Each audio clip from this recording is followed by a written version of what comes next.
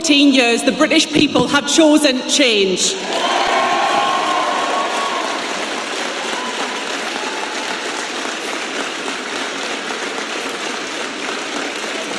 They have chosen Labour, and they have chosen the leadership of Keir Starmer.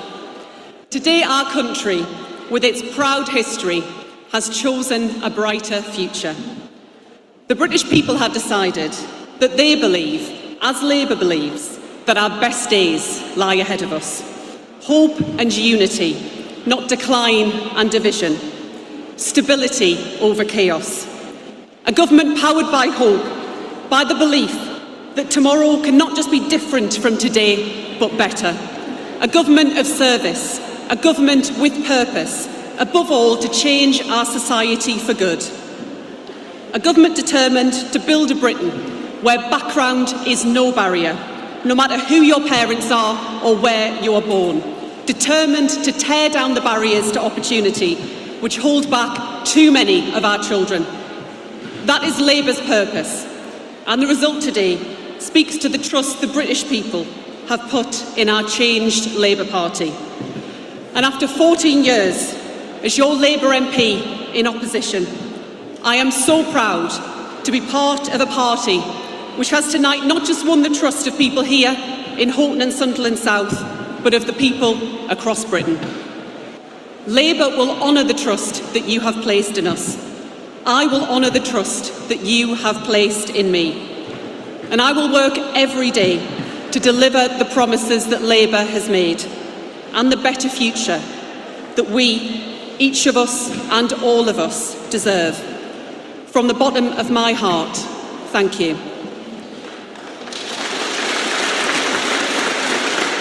Action from the panel in just a moment. Just want to... And lastly, I want to say thank you to all of the people who've worked hard to organise and secure today's election and counted the votes this evening. OK, let's just bring in Ben Spencer just to react to that result. Forgive me for interrupting you twice, Mr Spencer, Deputy Chair of the Conservative Party. Just looking at those numbers, you were in third place behind Reform and you had half the vote of Reform.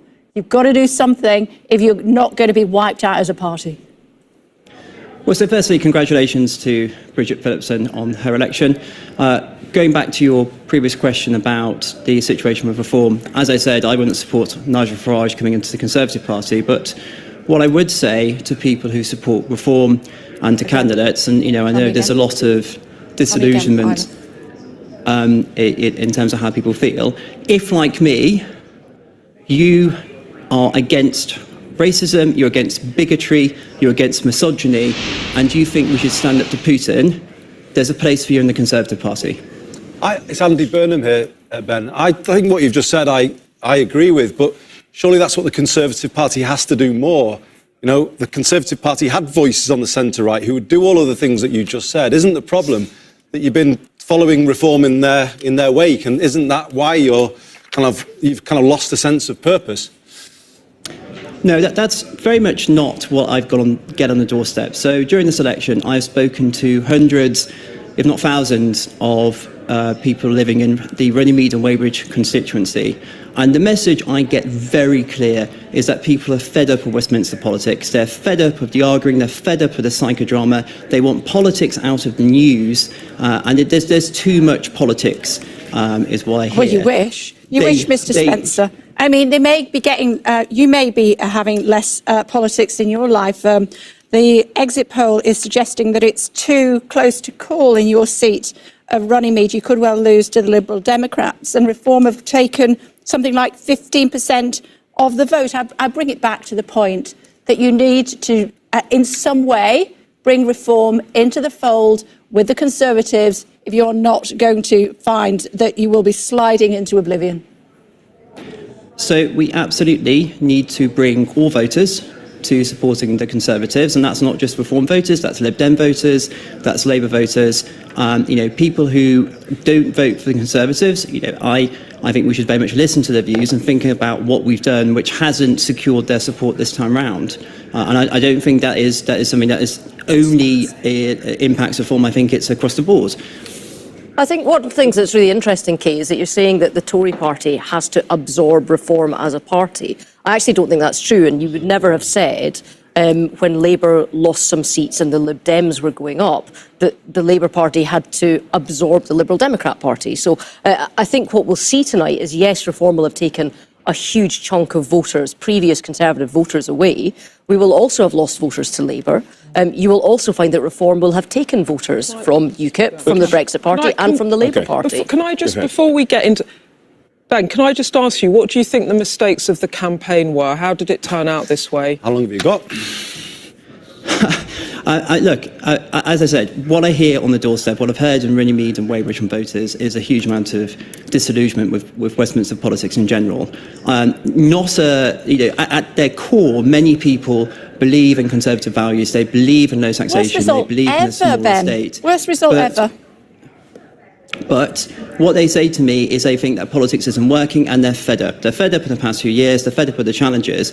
And one of the messages I've had, again, from a fair few people is, we know that we're in a difficult situation and we get it, and we understand that many of the challenges that are here today that we're facing, for example, all the situation with the previous high inflation, which we've now got down to normal, we recognise that is part of the impact of COVID, the weaponisation of energy prices, the war in Ukraine. But what we want to see is, a very much... we don't want to see the arguments in Westminster. We want to see a clear focus on that. And I think that's been the challenge. Bear with me, because Trevor does want to come in, but we've just crunched the numbers in Horton and Sunderland. 13-point swing from Conservative to Labour. Conservative vote down 19 points. Labour up 6.7. Reform up 13.4. Trevor? That is in the essence here, isn't it? That you first got to, if you wanted to deal with the problem you've got, you first got to recognise and acknowledge what it is. In the result that Kay's just quoted, essentially, your vote halved, Reform's votes doubled. Surely the first thing you've got to do is to acknowledge that fact and try to understand what happened. So, with respect, Ed, so the first thing we need to do is we need to see all the results come in so that we can judge the discussion in terms of what's happened, not based on one constituency, and the exit poll. Each constituency is a different electoral context with lots of contextual factors which will be related to the campaigns that candidates are running, their reputation, their delivery for local people. In my constituency, I campaigned very hard on improving rail services, supporting our schools, getting better protection from flooding, enhancing access to NHS services, dealing with air and noise pollution and fighting against the ULEZ expansion. Every constituency will have different contextual factors. And so I hear what you're saying, you've got to look at the results and you've got to analyse that. And I suspect there's going to be plenty of analysis tonight and much more for the weeks to come. But what I do think it's reasonable to say, let's not just base it on one constituency out of 650. We need to look at the whole piece. I need clarification on something from that results, because you said that the Reform vote was up 13.4%. The Reform has never stood there before. So what are we using as the base? The Brexit Party base. Yeah. Now, in that constituency, UKIP also stood a candidate. So is that the combined vote of the Brexit and UKIP candidates in Horton and Sunderland South, or is that just Brexit and it's not the combined vote? Last time, Brexit Party took something like 6,000 votes. The UKIP had a few hundred. This time... They had 800 and something. They had 1,000, so it takes up to 7,000. So it's gone from 7,000 to 11,000 team's got 11,500. So it's more or less doubled. And the Conservative Party vote, which was 13,000 last time, is down to 5,000 something. It's gone from 7,000 to 11,000. So it's a rise, but it's not, I've got an answer from Myla, our psephologist. That means election expert. She says Reform is benchmarked to Brexit Party. So that's how they've done it. In UKIP, so they're not counting any of the UKIP seats in 2019. So we're going to just for the purposes of going actually forward. Also UKIP. No. So they're just using a straight transfer from what the Brexit Party had in 2019 compared to what the thing is, Ruth, we can get technical about it, but the basic point that I was trying to make is that if the Conservative Party wants to deal with what's in front of it, it's got to recognise and acknowledge and say, this is what has happened. Have we said no? Mr. Spencer is still there. We'll just one more word from you, sir, and then we will let you go. I know it's a long night ahead, and good on you for coming forward to talk to us, because we were struggling to find somebody from the Conservative Party to come and give us the first analysis of the results. Is it as bad as you thought it was going to be?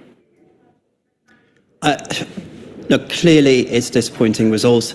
I look forward to seeing tomorrow what the final figures are going to be, and respect the verdict of the British public in terms of how who they want as their MPs.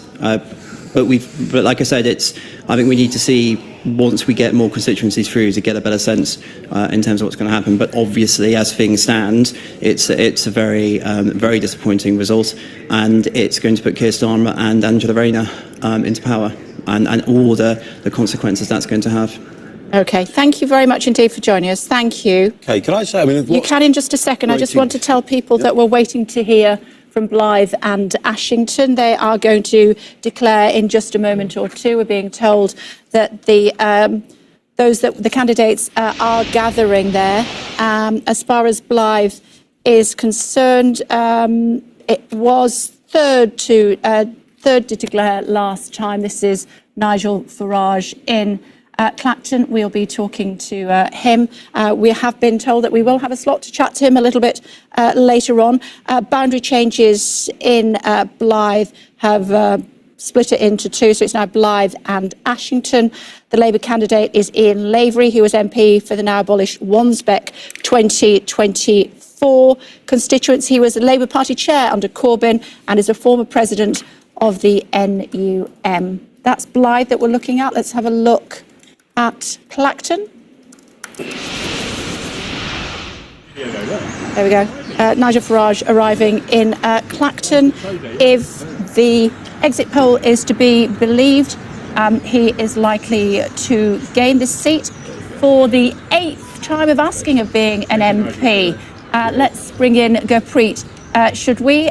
He is an MP and he wants to get into there. Yeah, and the counting, it's underway behind me here at the Clacton Leisure Centre, where Nigel Farage will be arriving in the next couple of hours. He's currently enjoying himself in the local Greek taverna, as you can see in those shots. He will no doubt be buoyed by this exit poll, which suggests he will win here. And if that does happen, it will be no small feat. It will involve overturning a Conservative majority of close to 25,000. But there has been a huge amount of enthusiasm for him here. I've been following him on his rallies in Clacton, very much the heart of the Reform UK campaign. It was, of course, the first and one of the only parts of the UK to elect a UKIP MP back in 2014 after Douglas Carswell defected from the Conservatives. That was a by-election. And if Nigel Farage does win here, it will be a huge moment for him. He has tried 7 times to become an MP. 7 times he has failed, despite the outsized influence he has had on British politics, becoming the face of Euroscepticism in Britain over the past 30 years. When I asked him yesterday what success would look like, he said this wasn't just about taking seats or taking votes from the Conservatives. It was about winning seats. It was about creating a bridgehead in Parliament. And if the exit polls are to be believed today, it looks like that might be achieved.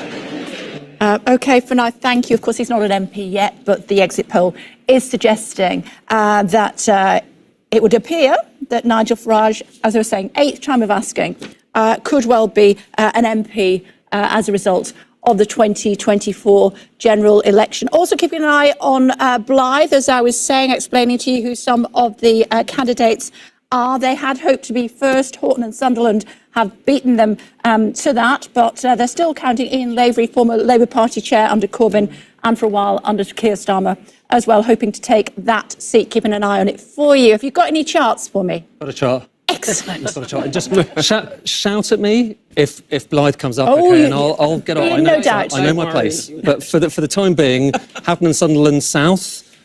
I said that we would check what the exit poll was saying and whether these numbers as they come in are in line with it. So that gives you a sense of, is that big number we've just been talking about likely to be the eventual result? Is it going to be close? Well, this is interesting. Exit poll here, okay, 46% Labour, Result, 47%.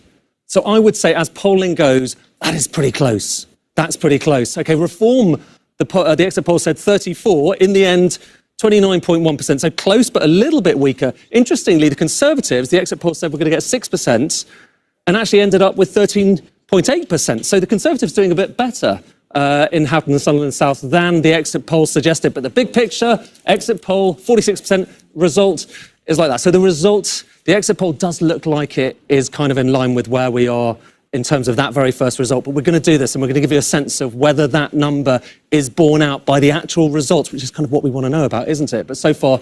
Stay on that graphic because Ruth's not happy. Well, first of all, I want to call you Mr. Swanky because you've got all the swanky kit that's there. You've got the swanky graphics, you have the swanky helicopter. It's absolutely amazing. It's a team job. What's really interesting about this is that it's understating, the exit poll seems to be understating the Conservative vote and overstating the Reform vote in here. Now, whether that's played out across the country... Not much, but yeah, the Tories, 6% versus... Now, in Scotland, we have something called shy Tory syndrome, whereas in our darkest days, a lot of people that voted for us wouldn't say that they voted for us. Well, that thought Blythe is declaring. Blythe is declaring. I'd like to invite the returning officer, the High Sheriff of the Northumberland, and candidates onto the stage for the declaration. OK, just moving on to the stage, as you can see, as I was explaining to you, Ian Lavery would hope to be the MP for this constituency. He was the former Labour Party chair under Jeremy Corbyn, and for a while, as I said, under Keir Starmer, Sir Keir Starmer as well, who we are yet to hear from, but I'm sure we will very shortly indeed. Oh, nice hat, madam. Love it. Mr. Bridgman, returning officer for the Blythe and Ashington parliamentary constituency, hereby give notice that the total number of votes given to each candidate was as follows. Ian Lavery, Labour Party, 20,030. Maureen Levy, the Conservative Party candidate, 6,121. Let's keep an eye on the Reform. Steve Leyland, the Green Party, 1,960. Mark Peart, Reform UK, 10,857. Like it's an easy win for Labour. Just Stephen let's finish it off with the Anthony Lib Dems. Salidas, Liberal Democrats, 1,433. Easy win there for you. Yeah, I'm really pleased for Ian. Ian really deserves 49% for Labour is the that exit result. poll projection. Yeah, it's a very strong result that for him, and I'm sure he will actually be delighted. And actually, that bodes well for us in the northeast. So really pleased to see that. Obviously, Reform coming second again. Yeah. But then we just had what Ruth was saying before, that the exit poll may be overstating Reform and understating the Tories. So we need to see that result now, don't we, in relation to the exit poll? But what's interesting here is this is Reform being in second place, and this could be a story of the night. This could actually be a big story coming into the next election in 5 years' time, of it if it's no longer two-party races. But it's voting reform needed. Potentially, if you're going to bang that drum, then you crack on. I'm not entirely sure that it will, but I think that could be interesting. Poll for you, Ruth, if Of course. I may. And then 27% is what the exit poll was predicting for Reform, and it's bang on. Oh, okay. Oh, wow. Right, okay. But the Tories were predicted to get 10%, and they've got 50% more. So the shy Tory syndrome may be a feature of this evening, but it's about whether that matters in seats where they're never going to win. Is a bit more irrelevant. Where it matters is in seats where it is in the balance. So if you look at kind of vote efficiency, is this shy syndrome, if that's what we're going to call it, and I'm going to start that for tonight and we'll see if it kicks off. If that happens in the seats where there maybe is only 3 or 4% in it, could we then see that Tory number creep up a bit? Yeah, I think we've actually, the brilliant Isla and her team are going to be keeping track of Reform's second places, because that is, of course, Nigel Farage's strategy. He more or less said it to us when, I think he said it to Beth, he said it to me, that actually he wants to get a platform for 2029. If they can get enough second places, that's what they're about. Now, looking at the share here, which is they've got 26.9%. Brexit Party in 2019, share was 8%. Yeah. They've tripled it. There's a broader story as well, just to broaden it out a little bit, though, because bear in mind, go back to 2019, the big theme of that election was the Conservative Party is now the party of the north of England. You know, they were the force Levelling now, up and, all that. you know, levelling up, and you know, all of the promises that were made. What we've got here are two results where they've come a poor third from having done well in seats across the north. And you know, this, I would say, this is a devastating result for them from that position. And I think what the results are reflecting, just quickly if I can make this point, is the con that they perpetrated on the north of England in saying that they would level up and then not doing it. They didn't come back to you. But then you need to be also just how people feel. I'm sorry, Andy. I think that's nonsense. The vote in 2019 was about Brexit. With respect to you, don't understand how people feel up there. You cannot. Your party can't come up to our place and say, "We'll give you a northern powerhouse 10 years ago," and then come to Manchester for their conference and don't even talk to me or anyone else and just rip up HS2. Don't even get going on HS2, trust me. You can't do that to the north of England and not expect a consequence. Yeah, hold that thought. Let me bring in Steve Reid, if I may. Hi, Steve, for the Labour Party. Betrayal of the north of England. Hi, Steve. Your reaction when you saw this exit poll at just on 10 o'clock? Oh, thank you so much. Okay, let's just try and get that microphone up. Could we please? Steve Reid, can you hear me now? I can hear you. Can you hear me? I can. Shadow Environment, Food and Rural Affairs Secretary up until now. Talk to me about what position you might fancy in the new government. Well, you know, we've got to wait and see what happens with the real votes. We've had 2 of those in. The rest of it is just an exit poll. But those 2 votes we've had showed big, solid wins for Labour. So that is starting to authenticate the direction of travel that we saw in that exit poll. So that's very encouraging and very positive. But we've still got a long night ahead of us before we know what the result will be. Yeah, I was asking you your reaction. Did you punch the air like Andy did when you saw the exit poll result?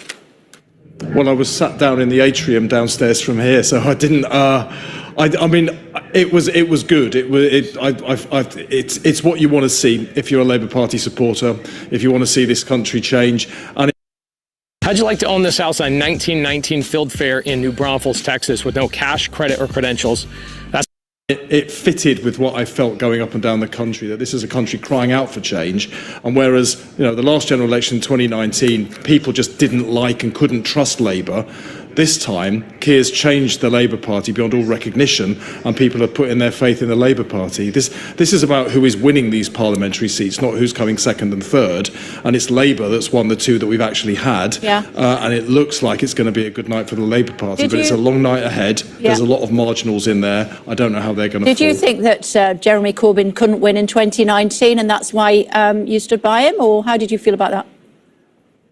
Well, I didn't think Jeremy Corbyn was going to win in 2019. I knew the Labour Party needed to be changed from top to bottom. I also knew that Keir Starmer was the man to do that, which is why I backed him from the very first. But he's done it. To have gone from our worst result in 85 years to what you are projecting tonight, and even if that's not absolutely right, what a turnaround.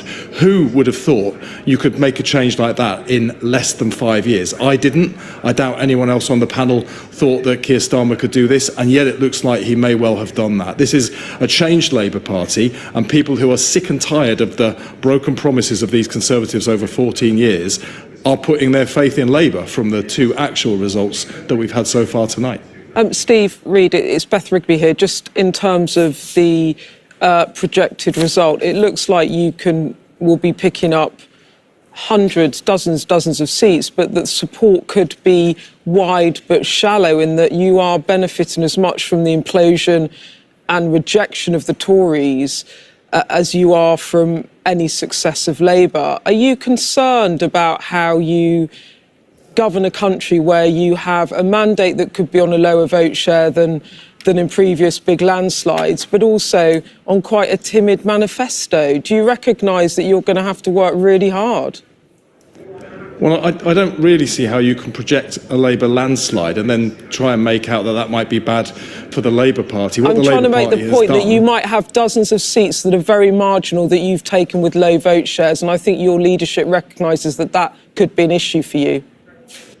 I think the point is that I wouldn't have thought we would have been in a position to form a government when we lost the last one with our worst result for 85 years. The turnaround has been amazing, and it has happened because of how Keir has changed the Labour Party from top to bottom. Instead of fighting ourselves internally, something the Tories are still doing, we turned out and put the country first, and the country is backing us because of that. Now, there are a lot of marginal seats out there, but in many cases, some of them will be seats that have never voted anything other than Conservative. I've been door knocking in some of those seats. It's a big thing for people to shift from the party they voted for their entire lives to a different party. So I'm not surprised there are marginals. But if Labour is winning those seats, that is because enough people in those seats want to see Keir Starmer lead a Labour Party, a changed Labour Party, so he can go out and change the country. And Keir's been very clear about how he will do that. No over-promising. The first steps that he outlined are simply the first steps in a journey that could take 10 years to undo the damage of 14 years of catastrophic failure from the Conservative Party. So I think he's quite right to outline it in that way. Well, I just wanted to say, Steve, obviously I've been in your position in a shadow cabinet. I know how hard it is. But what I've observed is a really disciplined Labour campaign, probably the most I can remember. You've got to go back to the campaign of the 90s. So it's not a question really. I just wanted to say, proud of you all. Well done. And I also think, all of this, I don't know whether you agree with me, this sort of scaremongering about a supermajority in recent days. It's embarrassing really that you've got ministers conceding and scaremongering about the size of their defeat. Would you agree with me now that we have got an opportunity here to make change real, because there's not going to be things stuck in Parliament and the psychodrama that the Tories have put us through in the last few years? Isn't this result a real mandate for change, and presumably you're ready to get cracking? It is a mandate for change. You're dead right there, Andy. And I mean, the Tories were talking about anything other than their record, because their record is indefensible.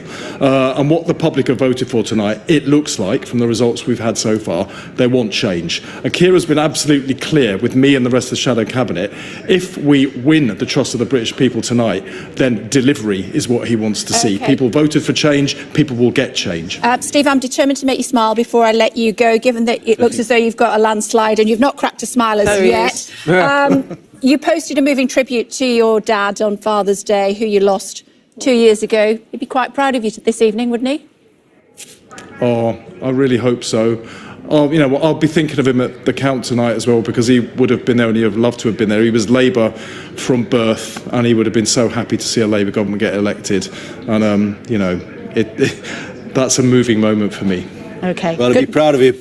Well done, Steve. Thank you. Thank you, Steve Reid. Thanks very much indeed. Ed, standing by, Ed? OK, I mean, you saw the exit poll numbers. You were discussing them just a moment ago, looking obviously very good for the Labour Party, looking very good for Keir Starmer. We just had a number through, didn't we, in Blyth and Ashington. And I want to do what I did with the last result that we saw, comparing the exit poll, which are the numbers here. And again, it's just vote share that we're looking at here. Exit poll, 49% Labour. What was the actual result? 49.6%. Basically bang on when it comes to these things. Reform, the exit poll said 27%. The actual result, 26.9. I mean, one decimal place, who's counting? But this is interesting as well. Look, Conservatives, and we were talking about this a second ago, weren't we, Ruth?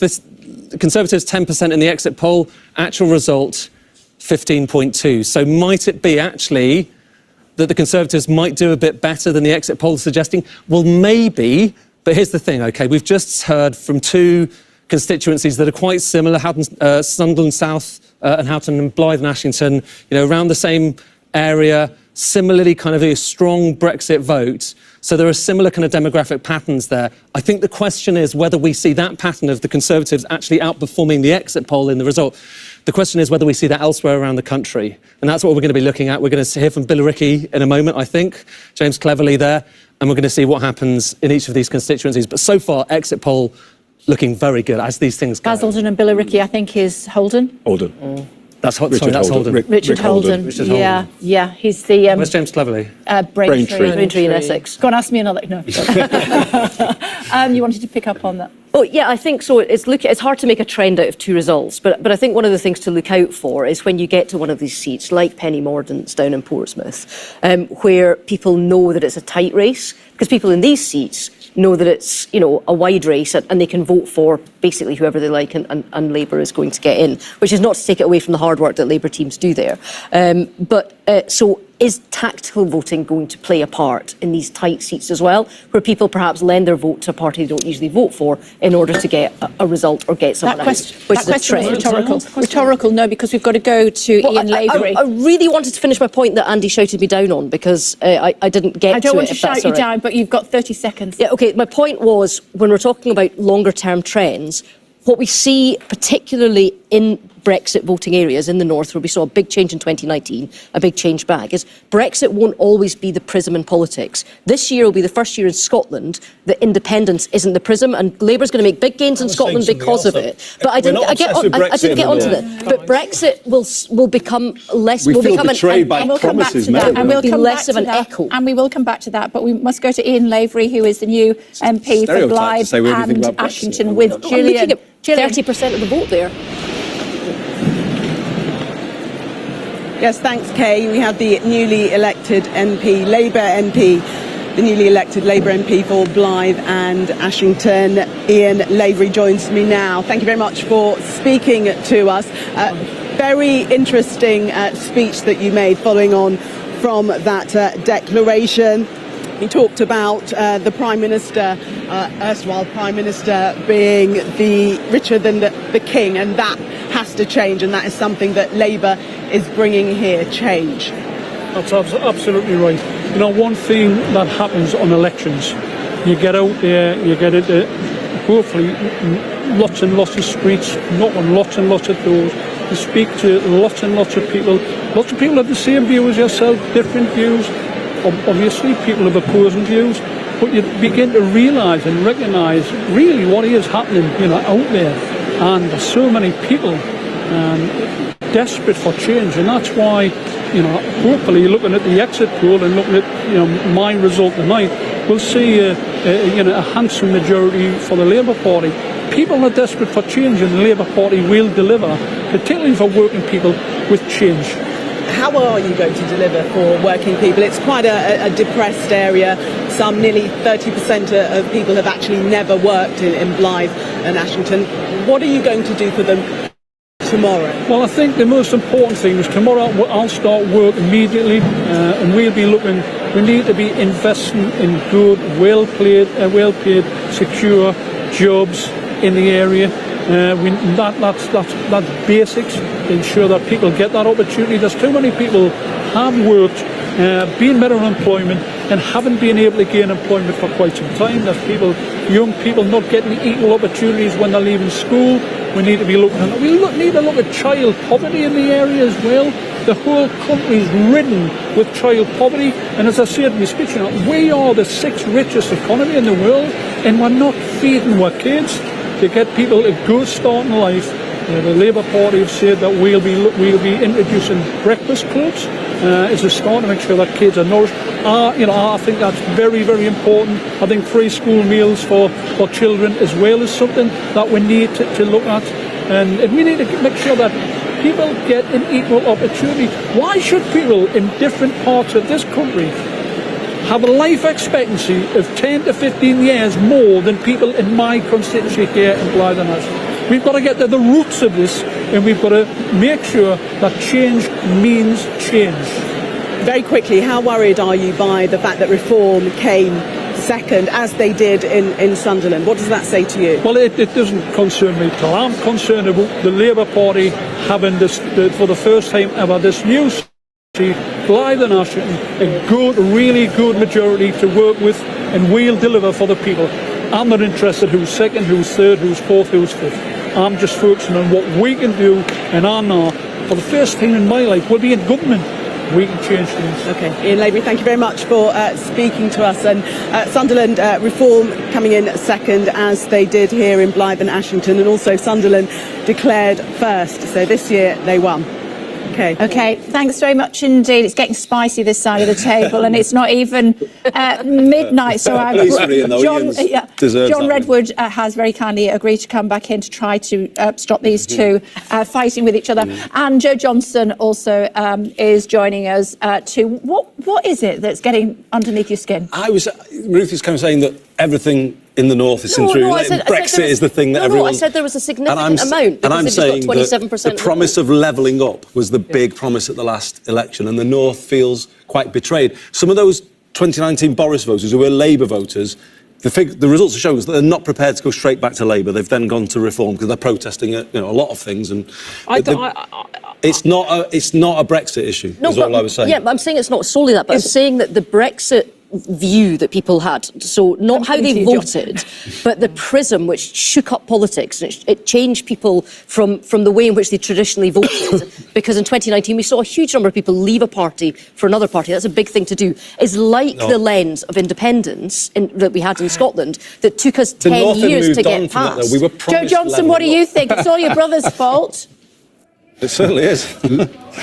Look, I think it's hard to imagine a worse outcome than the one delivered by this campaign, to be honest. I mean, I'm stunned by Reform's arrival as a major force in the land. I don't think that would have happened. Look at it. Reform is getting 80% more votes than the Conservatives in Blyth, more than twice as many in Sunderland. This is a dramatic development. It's quite possible to imagine that Reform will be coming second across vast swathes of constituencies in the Red Wall, in the northwest and northeast and the Midlands. Beth? Joe Johnson, it's Beth Rigby here. In terms of the exit poll, your old seat, Orpington, which has been Tory since 1970, is too close to call at the moment. Firstly, what's your reaction to that? And secondly, do you think that the Conservative Party, with these results, with the rise of Reform, is it facing an existential threat here, Joe? Well, Orpington has always been a marginal in tough Tory times. My predecessor, John Horam, hung on to it with a majority of 269 in 2001, I believe.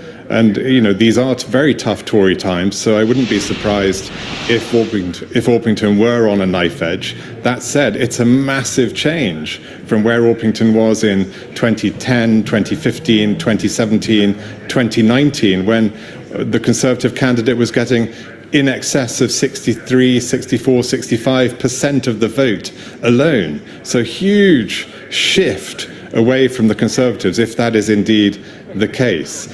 As for the future of the Conservative Party, these elections do raise really important issues as to whether it's a sensible thing for the Conservatives to try and be Reform light and expect that to be a winning political strategy. It doesn't look to be on the evidence of what we're seeing today. Yeah, it does look as though Orpington, according to the exit poll, if it was to follow those lines, it would stay Conservative. Only Joss, Hornchurch as well, and Ruislip, the only three seats to stay Conservative in London, huge swathes of the capital, where the Conservative Party will have no influence anymore.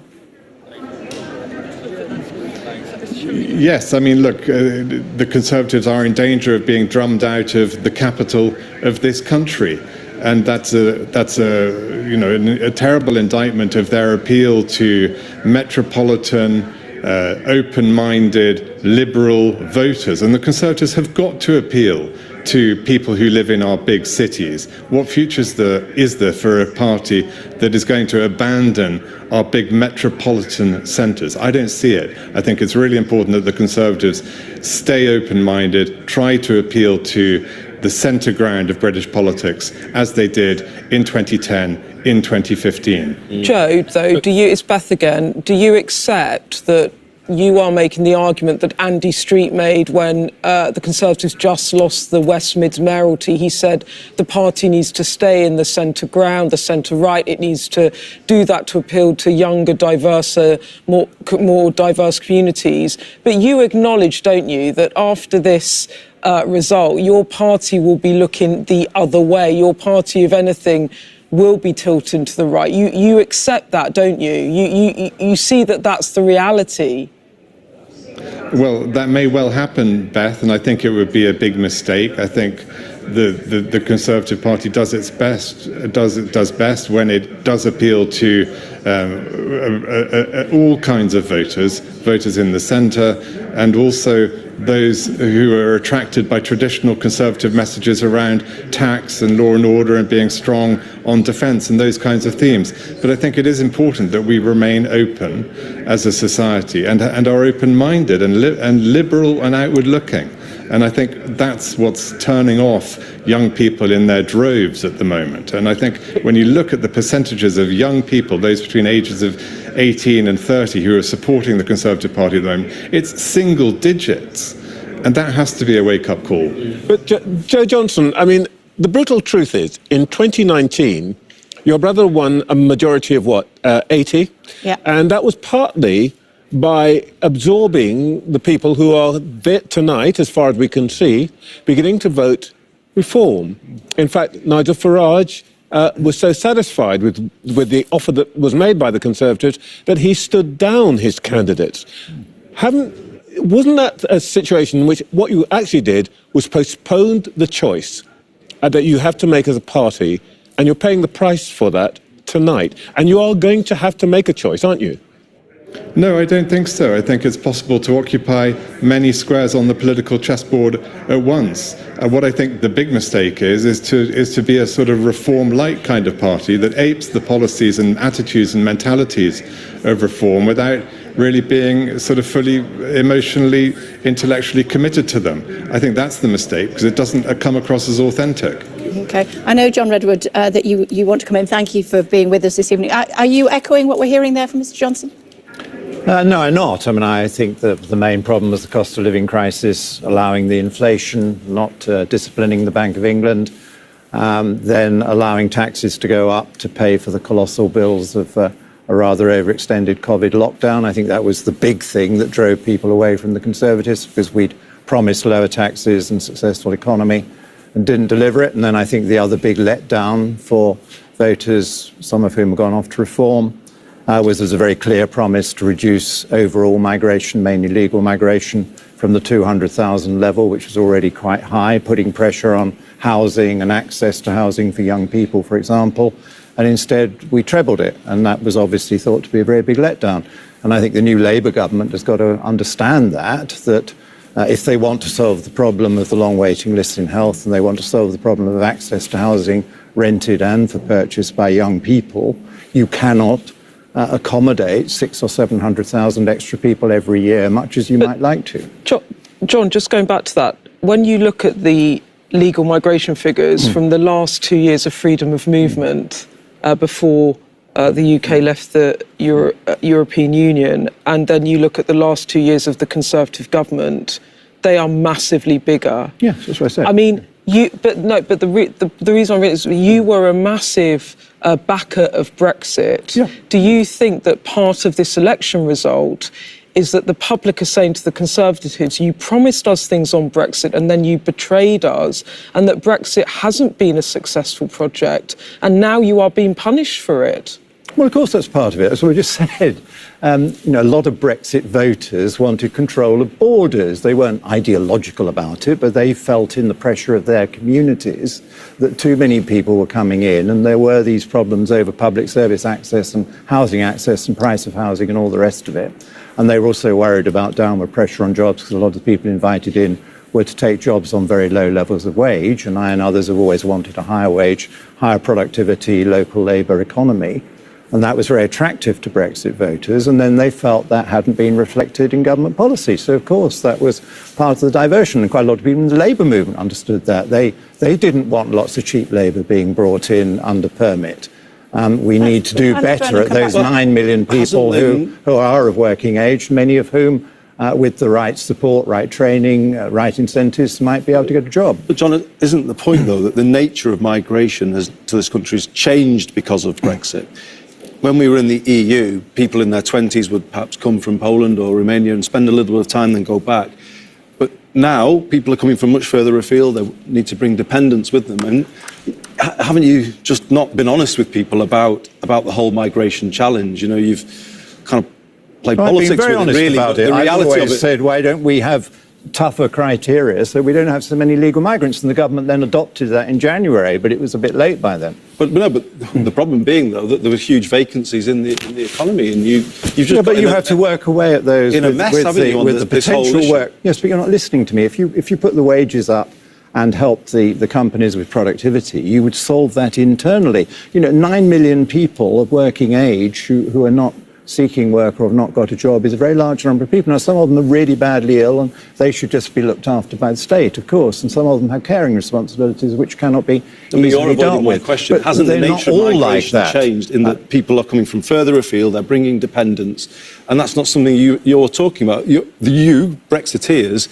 have brought about this huge increase in net migration. You try and blame everybody else. I didn't bring about any of that. But it was your decision. I was always a voice for having tougher controls on migration, and the government has moved towards that early this year. I think it would have been better if we'd had a later election and they'd have shown more progress and shown the public that the workforce would Why isn't the truth now, we solved the problem with drivers, for example. I thought Joe Johnson was speaking really clearly, and what I was saying before should be more in touch with the centre ground. That was the Conservative Party that I used to see in Parliament. I think, isn't the reality, the big mistake, you were talking about mistake, Joe, before, I look back at it and think, all of your failure to back Theresa May and her deal, that was your big mistake. Because that has led then to a lot of the chaos. I think your views on the Conservative Party don't understand the nature of the Conservative Party, or don't understand the nature of the rupture with the public mood. Well, you clearly don't understand it. Look at the state of you tonight. If you understand it so well, why are you in this mess tonight? Well, because they made a series of mistakes, which some of us were chronicling at the time, and it was very sad. Liz Truss, I've not heard you mention her mistakes. You seem to back her agenda. She made some massive mistakes. But she was your low regulation, low tax. She did not accept the advice on the budget I suggested, which had a far smaller deficit than the one she actually ran with. John, can I ask you a question? Include Joe as well, please. How do you... Oh, sorry, Joe. Sorry. How do you see parallels between what's happened to the Conservative Party in this election, between what happened to the Conservative Party in 1997 and the divisions within the party in the major years?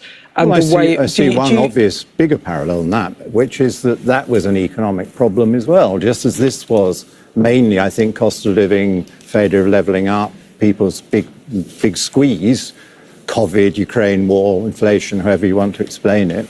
The major collapse was because he wrongly put us into the European exchange rate mechanism, something I urged him not to do, and he ignored the advice. And the ERM was deeply damaging and created a recession. And that once we'd had the recession, we were finished. It was also about huge divisions in the party over Well, that Europe. became the story which Labour put out later. But actually, if you look at the polling, the polling cracked. Over it. No, the polling cracked when it was obvious that the economic policy was a disaster. Okay. And Joe Johnson, do you want to come in on that? Joe, do you think that Conservatives are being punished now for Brexit? Yeah, look, I mean, Brexit was the flagship policy of the Conservative Party, and it has to own the fact that it's been executed in a completely shambolic way, with no clear plan, no strategy for how to make a success of it. And by and large, the British public, when asked Let's bring in whether Brexit was a good idea, Sunderland thinks it Central, was a please. Sunderland Central. Okay, here we go. For Sunderland Central. I, Patrick Melia, Acting Returning Officer, hereby give notice that the total number of votes for each candidate for the Sunderland Central constituency is as follows. Lewis Malcolm Atkinson, 16,852.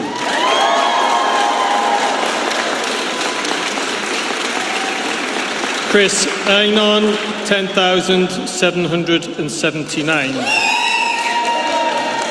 Rachel Sarah Featherstone, 2,993.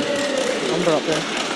Niall Dane Hodson, 3,602. Greg Peacock, 5,731. Yeah.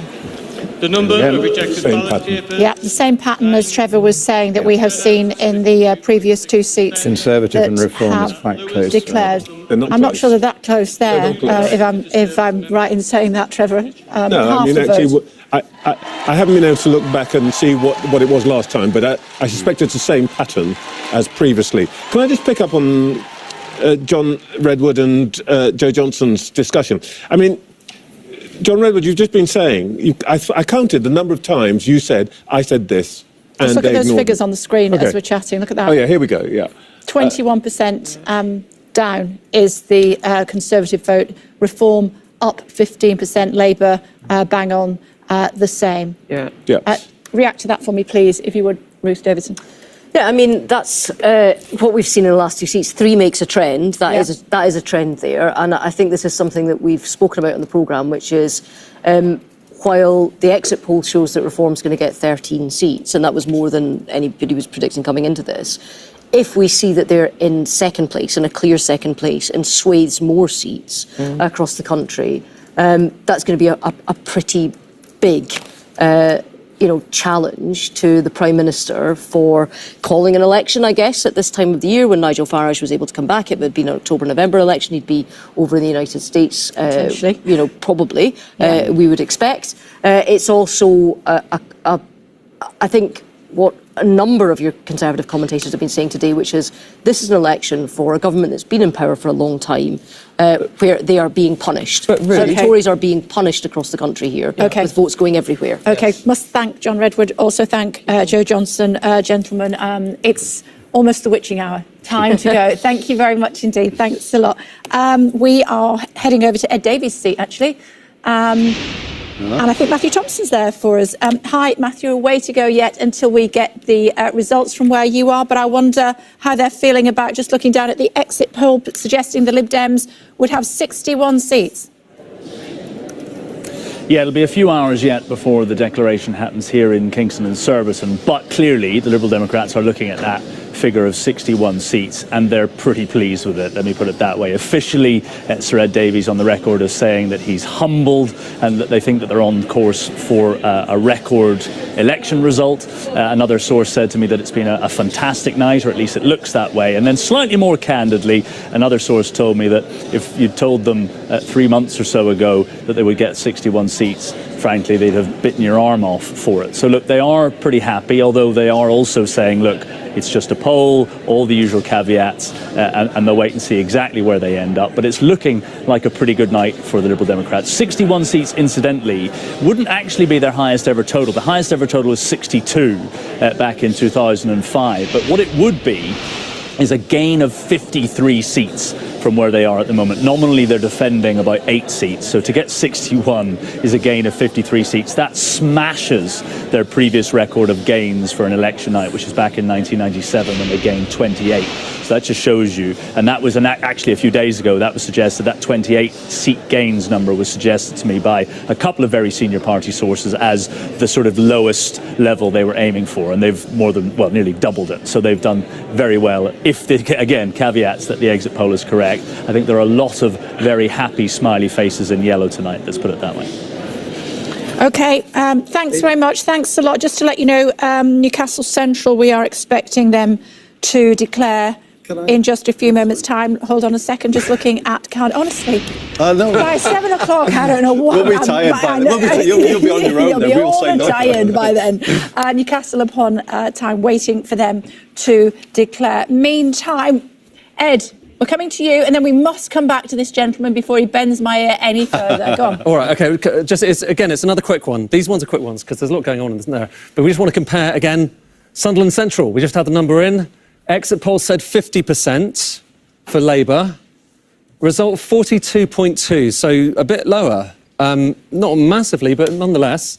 Reform basically bang on, 28, 27%. So Reform in second place, but more or less in line with the exit poll. But again, look at the Conservatives. Exit polls said they were going to get 8% in Sunderland Central. In the event, they got 14.3%. So each of these results, these numbers are looking pretty good. Certainly, we'll take an average and we'll give you a sense of how that average is working out. But one consistent thing, only 3 declarations so far, is the Conservatives doing a wee bit better than expected. Lib Dem's actually doing a little bit better as well. But back to a chart I just showed a moment ago. The question is this: what does it portend for this trend here? The exit polls suggesting the Conservatives are going to have the lowest number of seats going back decades, not just 1950s, 1920s, all the way back to the 1830s. So does the fact that some of those numbers are coming a bit better than expected, does it mean this line is a little bit higher? And how much of a solace is that for the Conservative Party? We'll have to see, because so far, those results that we've seen, that one that I showed you a moment ago from Sunderland Central, this is only, well, look at the map here. We've only had 3 results from 3 areas that are geographically quite similar, but also have similar kind of demographic features. So areas in the northeast that voted very much for Brexit, areas in the northeast that have relatively high deprivation levels, areas that were traditionally seen as part of the Red Wall. What's happening to them now? We know that the numbers are more or less in line with the exit poll, but the question is whether that is also kind of reflected across the rest of the UK. So that is the question we're going to be asking. I'm just going to put this chart back here, because I know you've got a new guest, and I don't know if your guest might want to talk about this chart. Well, I don't know. We'll see. Because your guest likes charts, Steve Baker. Steve Baker, of course. What do you make of this one, can I ask? Well, I mean, it's devastating, isn't it? It's devastating, and an extremely difficult night for Conservative Party, for Conservative MPs, staffers who are going to lose their jobs. And for those of us who believe that Conservative government's best, we think this is a very difficult time for the country, but obviously Labour are entitled to another view. Is that an existential crisis for the Conservative Party? Mm-hmm. No. Lowest seats, since the Corn Laws, potentially? No, I don't think so. I think it's worth bearing in mind that it wasn't so long ago that Labour MPs were splitting out of the Labour Party and trying to form their own grouping through the independent group. And people like Keir Starmer stayed within the Labour Party and decided to save it, and indeed they did save it. So I think we live in tumultuous times thanks to social media and so on. Yeah, and it's not the end. I mean, Labour, even in 2019, worst performance since 1935, they picked up 202 seats. On these figures, you are nearly losing 2/3 of your seats. I mean, it is. How can that not be an existential threat to the party? Well, it is clearly a devastating result for us tonight. There's absolutely no doubt about it whatsoever. But if you're saying existential in the sense of not coming back from it, no, I would reject that. Okay. What do you put it down to? I think that it's a combination of events, human frailty, and overwhelmingly social media and WhatsApp. Social media and WhatsApp has so massively accelerated the public debate that the moment that something kicks off, it's so easy for an agitator that affects every party, though, not just. Oh, well, and good luck then, because you're the first Labour politician, Andy, as I would expect, with great respect for you, to spot that Labour's going to have this problem. Well, we already do. I'm already in a position where we're running something, so we all have to deal with it. But to blame it's like uniquely aimed at you, I don't think that is true. We've been in power during a period where suddenly all MPs are on WhatsApp. And I think if you have this enormous majority, you're going to find a lot of Labour MPs who feel they don't have any influence and are treated like... Isn't it more, if we're off, and I'm not saying this to rub people's nose in it, but I think objectively, with the 3 prime ministers we've had, this has been the worst government of our lifetimes. Would you agree with that? I got into politics because I felt that our settlement within the EU was illegitimate, because a Labour government put through the Lisbon Treaty, which was the constitution for Europe, precisely to avoid getting a democratic mandate. I got into politics because of the Iraq War and Labour's complicity in extraordinary rendition, which is torture. And because you guys rode an enormous... You guys rode an enormous credit boom which tripled the money supply and led us into the devastating global financial crisis. So when you ask me, is it the worst government in history? No. 1997's Labour government. Can I jump in the middle between you two? Yes. I'm going to stop you here. And I think that there is an element of truth in that the scrutiny and the way in which information is given has completely changed. Even since I started in politics, or 12 years ago, it's completely changed, and social media has changed it, but it's changed it for everybody. But I think the problem is, Steve, that as a government, we haven't delivered enough for people. We lost our credibility for competence because we've had 5 prime ministers who seem to have taken a kind of anti-papal view. Of just Sir Robert Buckland's okay. Here we Let's see what's happening. Of course, Heidi Alexander up against him, former Labour MP. Let's see. Declaration of the election of a Member of Parliament for Swindon South. I, Sam Mowbray, being the acting returning officer at the above election, do hereby give notice that the number of votes recorded for each candidate at the said election is as follows. Heidi Alexander, Labour Party, 21,676. Robert James Buckland, the Conservative Party candidate, 12,070. Goodness me.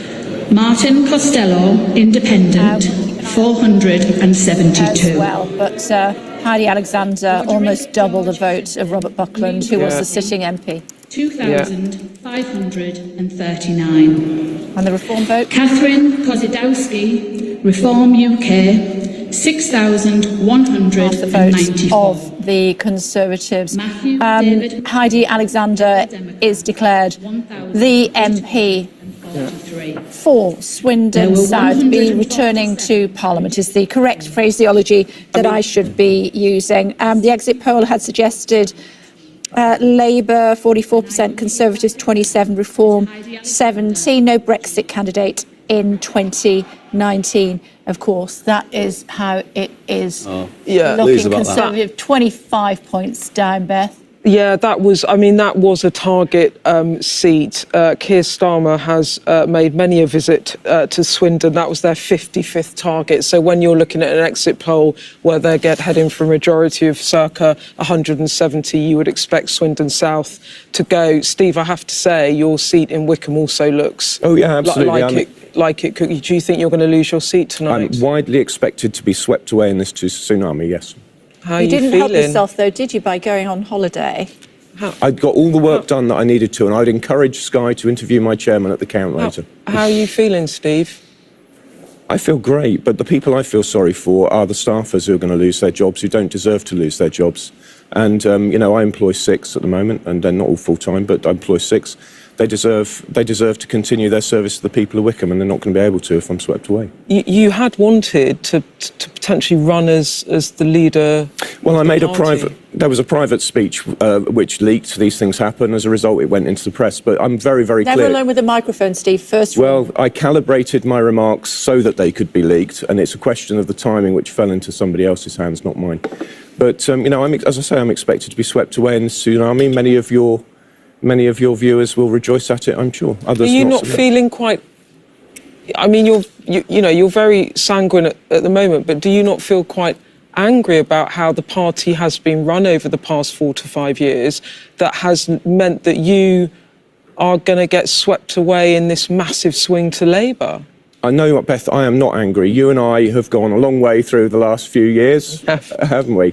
And, I've 14 years of this. I've been involved in the main issues of the day repeatedly. I'm in all the history books, and it's just a matter of fact. It's been a hell of a 14 years. If it's time for me to go and do something else for my life, I can assure you I did not ask anyone to vote Conservative for my sake. If I lose, it will be the best thing that could happen to me and my wife. You're being admirably clear-eyed about this, but can I just take you back to something that you said earlier on? Are you genuinely saying you think this is to do with social media? Are you saying there's nothing deeper going on here? Oh, there definitely is. I mean, Okay, I tweeted out. What is it? Earlier, I tweeted out a set of references, which I scheduled them because I knew I'd say it on the BBC, and I'm happy to say it here. What's going on, I believe, which is much more likely to explain the turmoil in North America and France as well as here, is we've spent 50 years as Western welfare states living far beyond our means and paying for it in the end with cheap credit. As I said to Andy moments ago, the money supply tripled when New Labour were in power, from 700 billion in 97 to 2.2 trillion in 2010, a great rush to destruction. And then since then, we've had a categorically different monetary environment, and that's what's wrong with the economy. The post-Bretton Woods social order is blowing up. We can't afford to live like this. Yeah, I get the economics point, but I'm asking. Well, do you know what, Trevor? To hear you say that, why are you getting being punished tonight. Trevor, to hear you say that makes me so happy, because this was the substance of my maiden speech. I've done the documentary, I've done the book. You don't have to make a speech again. Just if after 14 years, if after 14 years I can say live on TV what I've just said and you just accept it and move on, thank God, because we might actually avoid the default of the welfare state, which is otherwise coming. I'm sorry, this isn't about Bretton Woods. This is about whether people that are living in Methil or Sunderland or Surrey or anywhere across the country feel like they're better off now than they were before, feel like they had a government that was actually competent, that actually did what it said it was going to do, that actually delivered, that had a plan, that we were able to espouse as a party, Steve, what the last 14 years have been about. And every single leader that's come in has, to a greater or lesser degree, wanted to give themselves some clear blue water to their predecessor, has undone what they've done. We didn't give our candidates a clear story to go to the electorate with. We didn't say what the Conservative Party was anymore, what we stood for. We should have spoken more about our values and spoken a lot more about how we can deliver. We were all over the place. We ran a shambolic campaign from start to finish. We couldn't settle on what the campaign was even supposed to be. You know, in many ways, this kicking could have been a lot worse than we're seeing tonight, and it is bad. And I'm sorry that you've lost your seat, and I feel so bad for everybody. I haven't lost my seat yet. We'll find out. No, but if it happens. You know as well as I do that Conservative economic policy is limited government, low taxes, balanced budgets and sound money. None of those things have we had for a very long time. So whatever our problems may be, they're not to do with having Conservative economic policy. Just a second, Andy, because I do want to ask him about the spectre at the feast, and that is Nigel Farage. Should he be accepted into the Conservative Party? No, I've already said no. Look, I represent, or have represented for 14 years, an extremely diverse constituency. About a third of the British Muslims in Wickham typically vote for me. So when Nigel Farage recently went out and said some comments, in fact, you took him up on some comments as well. He said it to me. Indeed, he did. He said those comments he made to you. Let's not repeat them, please. I called him out on. And, we can't have within the Conservative Party somebody whose treatment of sensitive issues is so clumsy and offensive to people. It's just not acceptable. Steve, when you look, though, at what's happening with the Reform vote, you can see the trend where the Reform Party is coming in second and the Conservative Party is being pushed into third. Yeah. You know all too well, you've managed your party, you've been an operator, you know all too well that the pressure for the next leadership race will be that there is a need to win back Reform voters, and it will tack to the right and it will point that in that direction. Do you not think? I think that there's a great deal of sense in what your analysis, because of course there is. The challenge for the next leader will be how to deliver a centre-right party and policy platform which appeals to the obvious coalition of voters who are there for the taking. What's happened here is that I don't think there's been a huge appetite for Keir Starmer's Labour. That's not what people have told me on the doorsteps. I don't think that's actually what's seen in the polls. People have just got fed up with us. But I think the rise of Reform really shows us that there is a coalition to be built here on the centre-right. Steve, I mean, credit to you for coming on, by the way, and facing it in the way that you are. But, can I just really get to the heart of it from your point of view? You were a big architect of Brexit. Do you have no regrets about how that's played out? Do you not think you should have backed Theresa May's deal? No. Well, people feel worse off because of because of the disastrous Brexit that you've done. Well, I've talked a bit about the monetary stuff and what's the underlying long-term trends, and I'd encourage anybody to look at the links I've tweeted out. If I'd backed Theresa May's Brexit deal, the Tory party would have split catastrophically, and we would have had this kind of wipeout. The country might be better, though. Well, we would have had this. I bet you the country would be in a better place. You've asked me a question, I'm answering it. If we'd had that kind of wipeout in front of Jeremy Corbyn and John McDonnell, and I bet you wouldn't like a Jeremy Corbyn and John McDonnell government, they would have wrecked this country catastrophically. It would have been probably irrecoverable in all of our lifetimes. Can I ask you a really personal question? Because you've had one of the more interesting journeys of any MP on any party, I think, from the kind of Brexit hard man to talking about... Yeah, that was a mistake, but yeah. Well, but talking about some of the ways in which your views have changed, the way in which you hold yourself now, the way in which you've had to practice mindfulness and other things because of... I don't think I don't practice mindfulness. Who said that? Sorry, I'm you've talked a lot about the pressures I've that you've talked had. once about the pressures, and that was to help other people. And, you know, I've had several people shake me by the hand and say I saved their life by doing it. So I'm very glad I did. And that's why... But I don't practice mindfulness. I don't bang on about it. Sorry. OK. But in terms of some of the journey that you've had...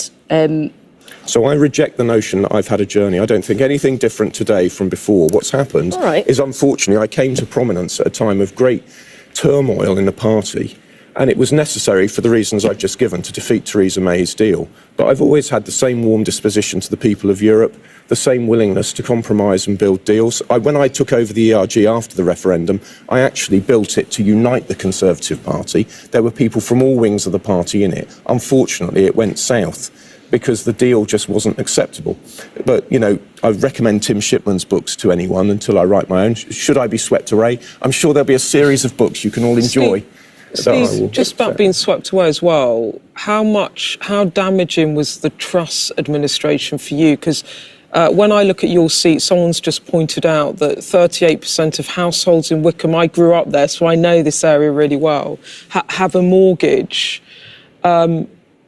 Did it hurt you, Liz Truss? Did you feel a step change in your constituency over the budget, the mini budget, interest rates, mortgages?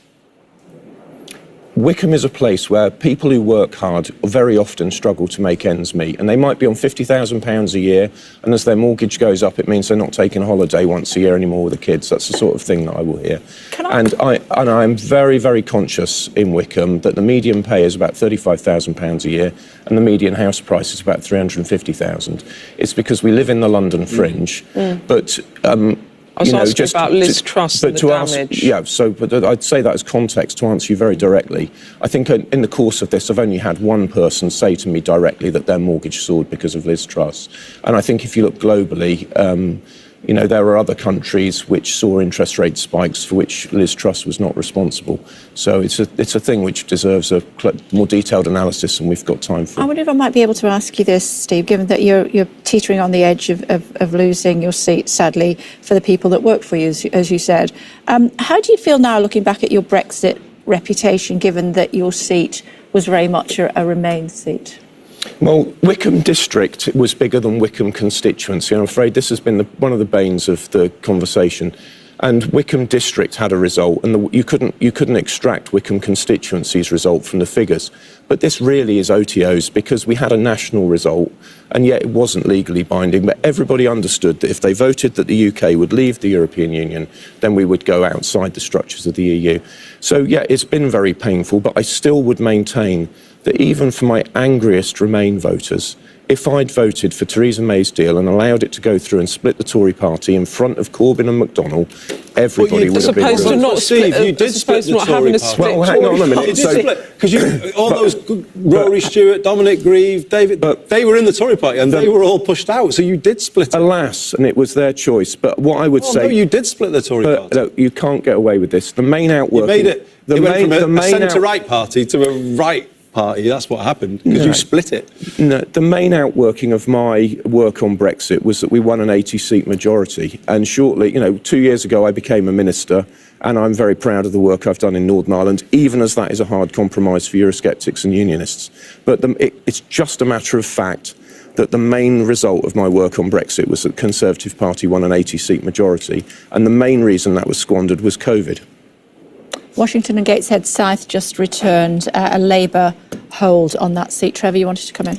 If I can take you back to tonight, Swindon Sorry, South. Trevor, one thought. Reform second in Washington and Gateshead South, again, picking up 15%. Same pattern again, as you said. Trevor, I interrupted you. Go on. No, it's. I think it's a confirmation that something definite is happening in this kind of seat.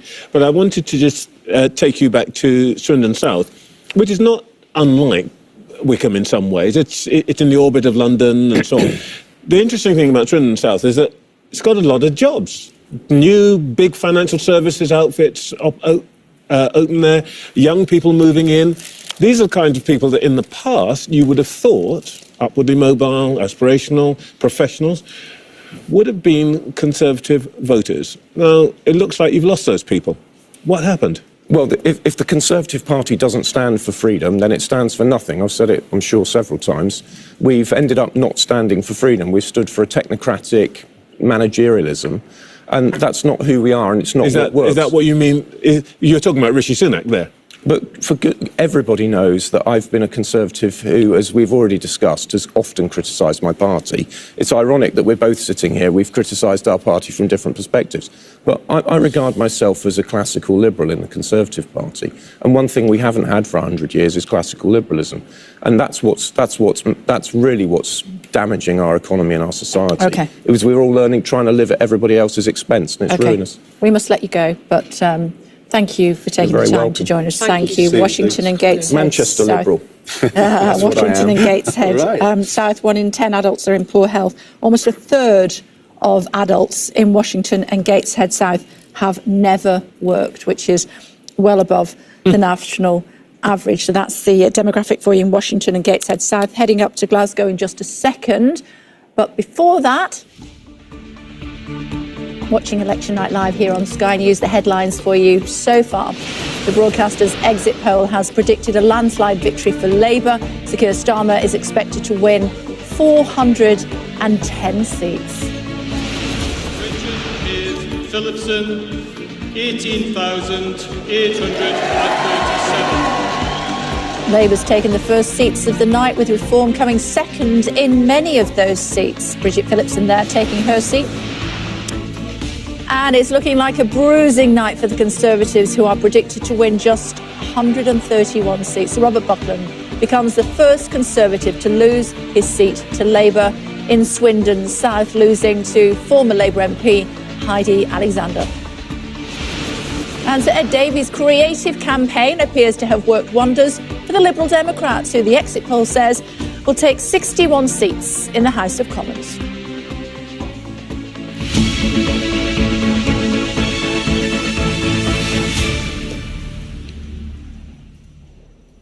Bad night for the Conservatives, equally bad nights, I might say, for the SNP, predicted to win just 10 seats. Connor standing by for us in Glasgow this morning. Hello to you, Connor. 10 seats is the prediction.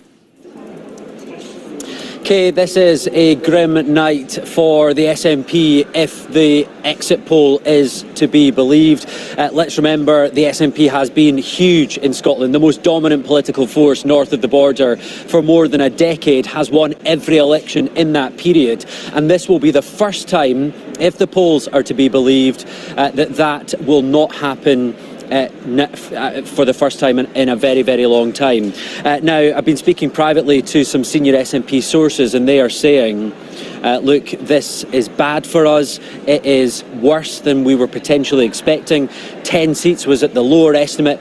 Potentially around 20 would have been a good night. What's going on here? What are the voters thinking? Well, clearly the SNP's been in power for close to 2 decades here in Scotland. It's still mired in that police investigation examining its funding and its finances that has had the arrest of its former leader, Nicola Sturgeon. She was released without charge as well. And clearly it is not really pushing the case forward for independence. It's been in a really tricky position, not able to further that cause, because both Labour and the Conservatives at Westminster have said no, they will not enter any more negotiations on that. Now, I think what's interesting from the SNP camp tonight is the narrative coming out. They're trying to push this away and say, look, this was the SNP supporters swinging behind other parties, swinging behind Labour, because they were the only party who were going to be able to kick the Tories out of Downing Street. Interesting, because given their manifesto said, page 1, line 1, that independence would be front and centre. So rather than the SNP recognising actually that the independence question is maybe heading for the back burner just now, they are flipping that on its head and saying actually this was an election about getting rid of the Conservatives. How will that hold, and will that be the position of John Swinney going forward? Look, this is a really bad night for the SNP, but here in Glasgow the polls are suggesting it could be a flip from all SNP seats, 6 seats, flipping that on its head with Labour taking control of this city once again. It's a huge night across the UK but the Scotland story should not be underestimated. This is potentially an abysmal night for the SNP, a once dominant political force. And what does this mean for the question of Scottish independence? Another final thought from me, a senior source from within John Swinney's inner circle has said, look, we may only be getting 10 seats potentially here in Scotland, but we'll revert back to this so-called mandate from the 2021 Scottish elections at Holyrood, where the SNP was the biggest party. So already there's a bit of manoeuvring around the question of independence and where that debate will go next. OK, thanks very much. And Rutherglen likely to be the first seat to declare north of the border. I know we're going to go to Ed in just a second, but I know, Ruth, you want to come in. SNP could lose seats to Tories as well as Labour, and the exit poll suggesting Labour could become the largest party in Scotland for the first time since 2010. Yeah, I mean, I think from the poll, and we'd certainly seen particularly the way the votes stack up across the Central Belt, which is where most of the seats are, that even if there had been a tie in terms of vote share between the SNP and Labour, you would see Labour getting a lot more seats, so they would move into being the biggest party. It looks from this as if they've actually got quite a sizable vote share increase. I would just give one caveat, though. One of the authors of the exit poll that happens is the psephologist Sir John Curtis. He is saying that there is some uncertainty about the poll forecast for Scotland and some of the numbers that are in it. So we might just have to take that with a little bit of a pinch of salt. Okay. And members of the party in Scotland, the Conservative Party in Scotland, spokespeople have said that it is quote unquote, and this is a direct quote, bollocks that the party in Scotland is going to put on a number of seats, doubling their seats in Scotland.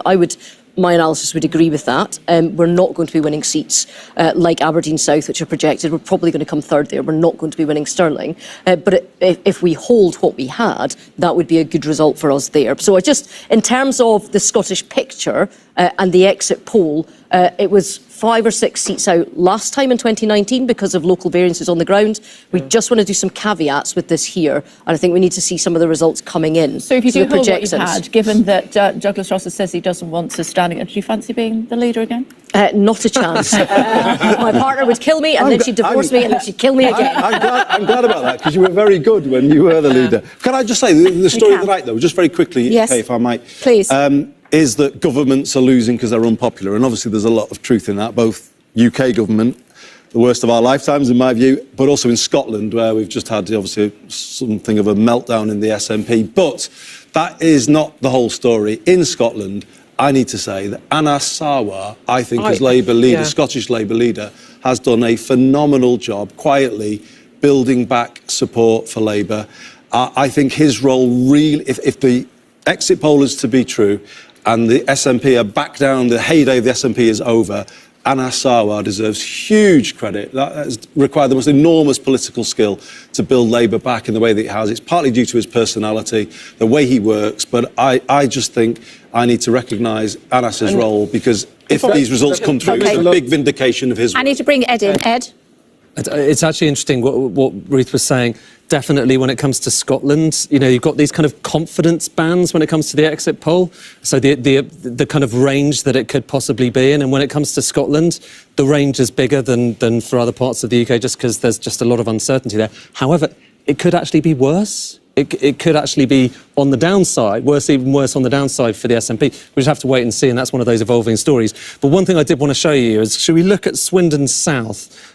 Just down there, so Swindon South, because we had a result there that was really interesting. Obviously, you see Heidi Alexander kind of coming back into Parliament, Robert Buckland out. But if we look at the backstory here, we've been doing this with all of these constituencies so far, comparing the exit poll with the eventual results, and so far it's looked pretty good. There's what the exit poll suggested would happen in Swindon South, 44% Labour, in the event 48%, so a bit better. Conservatives 27, in the event, well, 26.9, so again, that's kind of bang on. And Reform a little bit weaker in Swindon South. 17% was the expectation. It turns out to have been about 14%. But broadly speaking, take all of these results together, and actually the exit poll's looking pretty good, to be honest with you. And what's significant about Swindon South, okay, same constituency, is it's a very different demographic story to the story that we're seeing there in the northeast that we were talking about a moment ago. And so the fact that we're seeing that reflected elsewhere, the fact that we're seeing that the exit poll looks pretty accurate elsewhere, again, it makes you a bit more confident that those numbers we were talking about, those landslide numbers you probably heard about at the start of the programme, that they look pretty good, as does this. This is a really striking chart, okay? This is showing you swings at general elections, okay? And what we have here is a kind of broad swing. Actually, I shouldn't say that's not quite the exit poll. This is the swing that we have implied by the results that we have so far, about 12.5% or so. And just look at how high that swing is. As I say, it's not the exit poll, this is the result swings, but one presumes it's kind of in the same kind of ballpark. About 12.6%, which would be basically unprecedented in the post-war period. There is nothing else in terms of the swing. Even this is the famous Blair swing of 1997, is not as big as what we are potentially witnessing right now. As I say, that's from the results that we've got so far, but we know those results are kind of not that far off, not that inconsistent with the story that we heard about from the exit poll. So already, you're seeing it, Kay, in the actual numbers as opposed to the exit poll projections. I'm hearing Labour not potentially doing quite as well in Wales as they are in other parts of the country. That's exactly true. Yeah. So you see some of that kind of reversion. So seats that were previously Labour that then went Conservative in 2019 are kind of going back, but the effect is not as marked in Wales. And that's definitely what the exit poll says. Bring in Dan Whitehead, who's standing by in Cardiff for us. Dan, hi. Yeah, evening, Kay. Really interesting hearing from Ed there about that impact in Wales. We're yet to get any results here, but it is looking like, looking at the exit polls, that red wall that went blue in 2019 is going to go back red, especially in North Wales. One interesting point, the Welsh Secretary, David T.C. Davis, we've just been huddled around on the phone with him. He is the candidate for Monmouthshire. And my colleague Thomas Evans has just been on the phone. Central declaring Newcastle Central. I hereby give notice that the total number of votes for each candidate for the Newcastle upon Tyne, Central and West Ward is as follows. Ali Afe, Liberal Democrat, 1,946. Francis Lazok, the Conservative Party, 4,228. Ashton Hector Muncaster, Reform UK, 7,815. Chi Onwurah, Labour Party, 18,875. Like Reform second again, Andy Burnham. Green Party candidate. Yes, Labour winning. That is certainly the story in the north of England, and this is where Ruth and I have had a little bit of a discussion. I think what it reflects is people who perhaps were Labour voters, voted for Boris in 2019, feel very disillusioned with everything, I think, and I think a lot of people who are voting for a reform in the north of England are doing so for that reason. They kind of feel like they don't maybe have a political home at the moment, and obviously Labour's job is to win those voters back, which I believe we can do. I think the opportunity that we've got now is to do real levelling up. We didn't see it in this Parliament, but with the government absolutely committed to growth. Well, it is, but look at that. It's a good win. It's a 10,000 plus majority. That is a good win. Yeah. Just on reform, we've got a real opportunity with the government committed to growth to bring that growth to all parts of the country, particularly the North East, which, to be honest with you, is the most neglected part of the country. And this is, again, the point that Ruth and I were talking about. It's that, I think, that people feel really angry about. The North East doesn't have the infrastructure. It doesn't get the fair treatment. You've got the highest levels of poverty in the North East of England. I think they feel more aggrieved at the government we've just had than anywhere else in the country. Yvonne Ridley, I'll come to you in a second. Yvonne Ridley, Gaza question there. Independent. This is coming through from Labour sources that their data is suggesting Reform will not win as many seats as the exit polls suggest. They're saying they'll get less than 13 seats. So that's from Labour sources who obviously are crunching their own numbers. That might be right, but the thing about this is that Chi Onwurah last time had a 57% share. This time it's 46%. Reform is up from about 6-7% up to 18%. I mean, the point here is that this is a North East pattern. I think I have a feeling it's quite specific. Yeah. The point is that people are leaving the Tories, but they're not coming to Labour. They're going to Reform. I think that's a very clear certainly pattern, these early stages. and that should tell us something. Okay. Mick Lynch is here. Good evening. Everybody would recognise you, of course. We saw you in the wide shot. Even in a wide shot, they'd know who you were, Mick. It's great to see you. Thanks for taking the time. You sat down. We said, how's it going? You said, well, it's looking better. Well, it's looking better than the Tories winning. I'm just determined to see the Tories crushed tonight. That's what I want to stay up for. There's particular favourites that I want to see go down. I've got no shame in saying that. Have you got a list? I've got a long list, yeah. Go on. Well, it Mark starts Harper with will Grant be one of them, Shapps, yeah. Mark Harper and a few others, because I think they've done the country a disservice and they need to go. And I think that's what the public's going to do.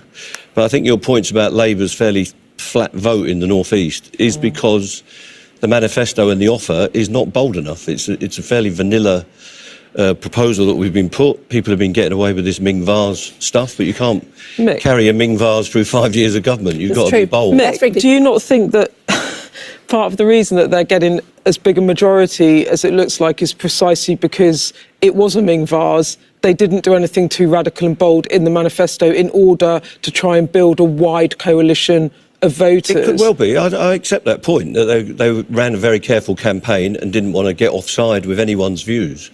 So if you don't displease as many groups as possible, you may end up garnering a few votes. But in traditional Labour heartlands, they're not harvesting 60, 70% of the vote, which you'd think you'd be getting if people were really behind your programme. Now, that doesn't mean they won't be able to do anything. I'm hoping they will do. They're making good offers on the future of the railways, for instance. But on big issues in working class areas, council housing is what we need. They keep going with this term, social housing. I want people like Andy to be able to build tens of thousands of council houses under direct council control.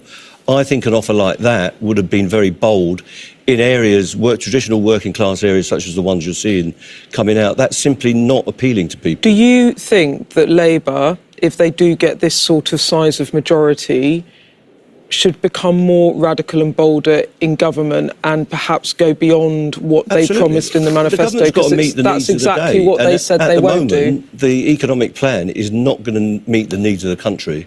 So if you go to any part of the country, there is an infrastructure need. Andy's talked about it a lot. Our railways need restructuring. Our health service needs investment. The fiscal plan that they've got will not equal the task that's in front of them. Now, Attlee had this problem. We were in a much more perilous position, and he was bold. He wasn't from the left of the party, he was from the right of the party, but he carried through a very bold and vigorous programme.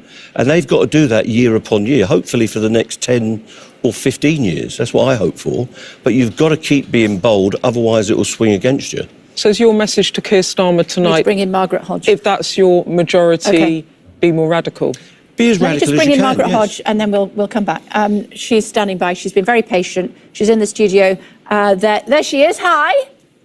Hi, sorry I couldn't be with you, but I'm listening to the conversation. It's good of you to join us. Thank you very much indeed. What's your view? What's your analysis of what we've seen so far this evening? Well, let me just say something about the what's emerging on the results, because we are seeing a lower turnout, and we're seeing a bit, Labour is doing brilliantly, and I'm obviously really excited about that, but we are seeing a lower turnout and a little bit to reform, and I think it'll get me to Mick's point, because I think what that reflects is how there really is no trust in politics. We've known about that for some time.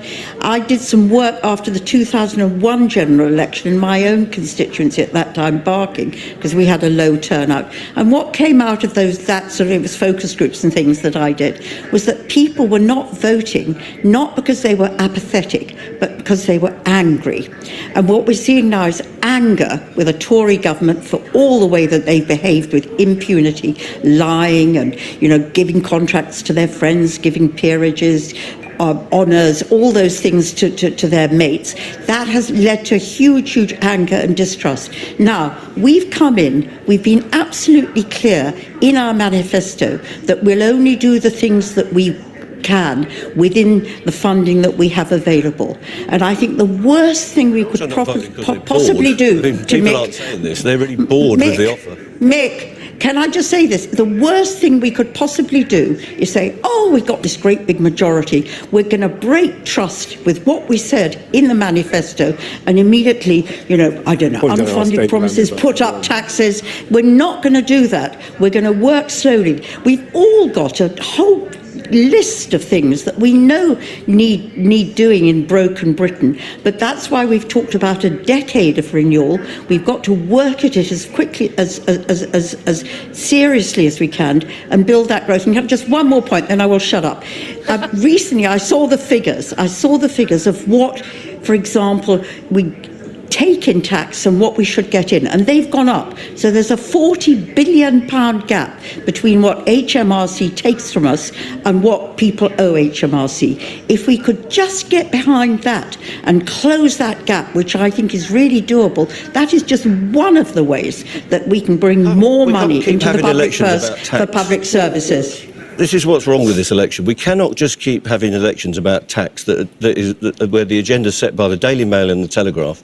The Labour Party of all parties must set a vision. And what the people in Sunderland couldn't do in this election is make a list of what Labour is going to do in working class communities on the council estates. So if you look at the rolling back of the Green Revolution, they could have described that as a way of renewing our inner cities, renewing the council estates, getting people cheaper energy bills by refurbishing the housing stock. That's the kind of message that working people want to hear. And they cannot list, most people I've met will not be able to list what the Labour Party is actually going to do for the working class people of this country. Margaret? Can I come to two things? First of all, if we put in more, it would either be in higher taxes, higher borrowing, or unfunded promises. And let me just give you the vision. Let me just tell you what just in those first steps, think of a child. A baby's born. We've said we're going to have 100,000 more places in nursery.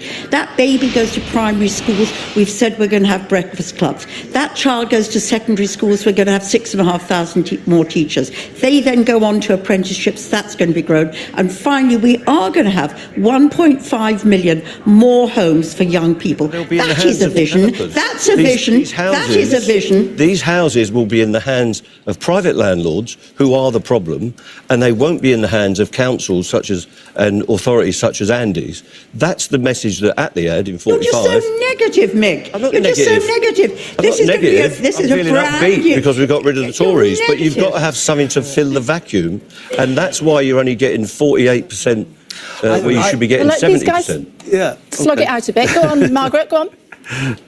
Well, I just think, who has said that the 1.5 million houses that we've promised to build will not be affordable? I completely agree with Mick. Well, they're not affordable. You look at any development, they're selling. Hang on a minute. We don't know how many. We don't know how many will be. Owner. The council should be the landlord, not these developers. Actually, housing associations or council, as long as it's social landlords, at a price people, no, they haven't. Yes, they at prices people. Ask anyone who's got to buy a house association flat. Mick, can I just say this to you? If you're a person in housing need, what you want is a decent home at a price you can afford. If that is provided by a housing association or by a local authority, that doesn't matter. What matters is you get a decent home at a price you can afford. And for you, you're putting... No, you can't. This is the fundamental. Very much Housing associations are fascinated to hear a party that is going to literally have a landslide, and you're arguing about what you want it to look like. Well, that's what politics is about, isn't it? Arguing about the future and working out what you're going to do. If you just go into a bland, vanilla election campaign, you'll get working class communities that are not coming out. We won. And that's what's happening. We're winning. Arguments on the right for arguments on the left. I think there's something in the middle here, though, because Margaret is saying 1.5 million homes, which is the commitment, Margaret, isn't it? And I support that. But that is to build homes at the level we've not built since the 1970s. And the reason why we were building 300,000 homes here in the 1970s is because we had a huge council house building programme. So I'm going to come in and say, I think I'm in the middle of the two of you here. I actually think this will be a radical housing policy, to be honest with you, because I'll be knocking on Angela Rayner's door, Mick, and saying straight away, in Greater Manchester, we will get you up to the rate of building homes, but a big number of them will have to be But council Andy, a homes. politician like you will come up with clever answers, like make the pension funds, the occupational pension funds, come forward with innovative bonds that are backed by the government, that doesn't have to go on the government borrowing requirement. Nobody is coming forward with bold plans like that we are going to restructure our towns and cities in favour of working people, rather than putting them in the All hands I'm saying, because of I think commercial it's developers. implicit in the huge ambition that they're setting in the manifesto around housing. And Angela's talked of an ending homelessness unit in the Cabinet Office. We're really ready to get stuck into all of that. So the truth is in the middle of both of you. It's exciting. Somebody who's keen to get stuck in even more than all of the rest of you is Rachel Reeves. She could well be the Chancellor by tomorrow morning at number 11 Downing Street. There she is. Can't take the smile off her face. Good evening. Thoughts when you saw the exit poll drop? Good evening, Kay. Well, if the results unfold in the way that the exit polls suggest, then Labour are on course for an historic victory. But it's still early hours yet, and we'll see how the results unfold as the next few hours go by. It might be short-lived, the celebration, though, because by all accounts, there's no money. I'm under no illusions about the scale of the challenge that I will face, that Labour will face if we get the opportunity to form the government tomorrow. The severity of the inheritance from the Conservatives is truly awful. But we will get to work in starting to rebuild our economy, returning stability to the economy, and improving our health service and our schools after 14 years of chaos, division and decline. We will get started in that work of rebuilding our country for the better, turning a page on what has gone before and starting a new chapter for Britain. Rachel Reeves, it's Beth Rigby here. Just before you came on, there was a lively discussion between Mick Lynch and Margaret Hodge about whether a big majority, should this poll be correct, means that you, as perhaps the first female Chancellor this country has ever had, will be under far more pressure to be more radical than perhaps you would have been had you had a much smaller majority. Do you, one, recognise that this will be a live issue and problem for the Labour Party, and two, what's your reaction? What do you want to say to people that think you should go faster, further, bolder? If we win tonight, it will be on the manifesto that we fought this election on, to bring stability back to our economy, to bring investment back to our economy and start reforming our economy, reforming the planning system, the New Deal for working people. But I think everybody recognises the huge scale of the challenge that will face any incoming government after the damage done by the Conservatives. Debt at almost 100% of GDP, taxes at a 70-year high, the first parliament on record where living standards are lower at the end than they were at the beginning. We can't promise to turn everything around straight away, but we will get to work in starting to rebuild our economy, bringing growth back to our economy and starting to turn around public services that have been so neglected by this Conservative government. How much time do you think that the electorate will give you to try to start to turn the supertanker around? Well, let us get started. We still don't have all the results from the elections. Let's wait to see how that unfolds. But whoever forms the next government, whatever composition it takes, the scale is huge. But we are ready for it. Yeah, but my question remains the same, Rachel Reeves. I am ready for that challenge. Yeah, my question remains the same, Rachel Reeves, which is how long do you think you have? Well, look, we've said that we are looking for a decade of national renewal to reform our public services, to bring the growth back to our economy, to improve living standards. But we want to get started work straight away. Our first steps on bringing stability back to the economy, 40,000 additional appointments every single week in our National Health Service, recruiting 6,500 teachers into our state schools. Those are the first steps that we will take if we are privileged enough to form the next government as we start to turn our economy and our public services I think around. we're going to have to change that record. I think it's a foregone conclusion now, given what we've been looking at. Andy Burnham's here. Well, it's just to say, like I've said to other shadow cabinet colleagues, Rachel, if the exit poll's right, we're so proud of you. And I know I'm speaking for Labour, people across the country and those who voted for us today. And we thank everyone who has voted for the party. we're ready, as you know, to help. In Greater Manchester, we're growing faster than the UK economy. We look forward, if you're up for it, to signing a growth plan and really getting moving on building those new homes, bringing those jobs in.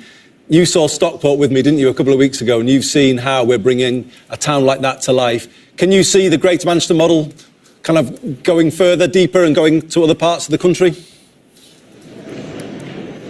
Well, it's great to see the work that you're doing, Andy, with the Mayoral Development Corporation in Stockport, building that new housing that we desperately need, the commitment from an incoming Labour government to build 1.5 million homes in the first term of a Labour government, but also the investment that you're putting into transport as well. So we want to work with our mayors, with you, Andy, also with Tracy Brabin here in West Yorkshire, and the other mayors right around the country, to make sure that we are starting to turn our economy round. And I want to work in partnership. I thought you were going to ask her for money for unity, not division. I nearly started bidding for money, but I think I'll leave that a couple of days. But I just think there's an interesting point, actually, that means election 24 is different than 97 if we are to see an incoming Labour government. In 97, there was no infrastructure in the regions.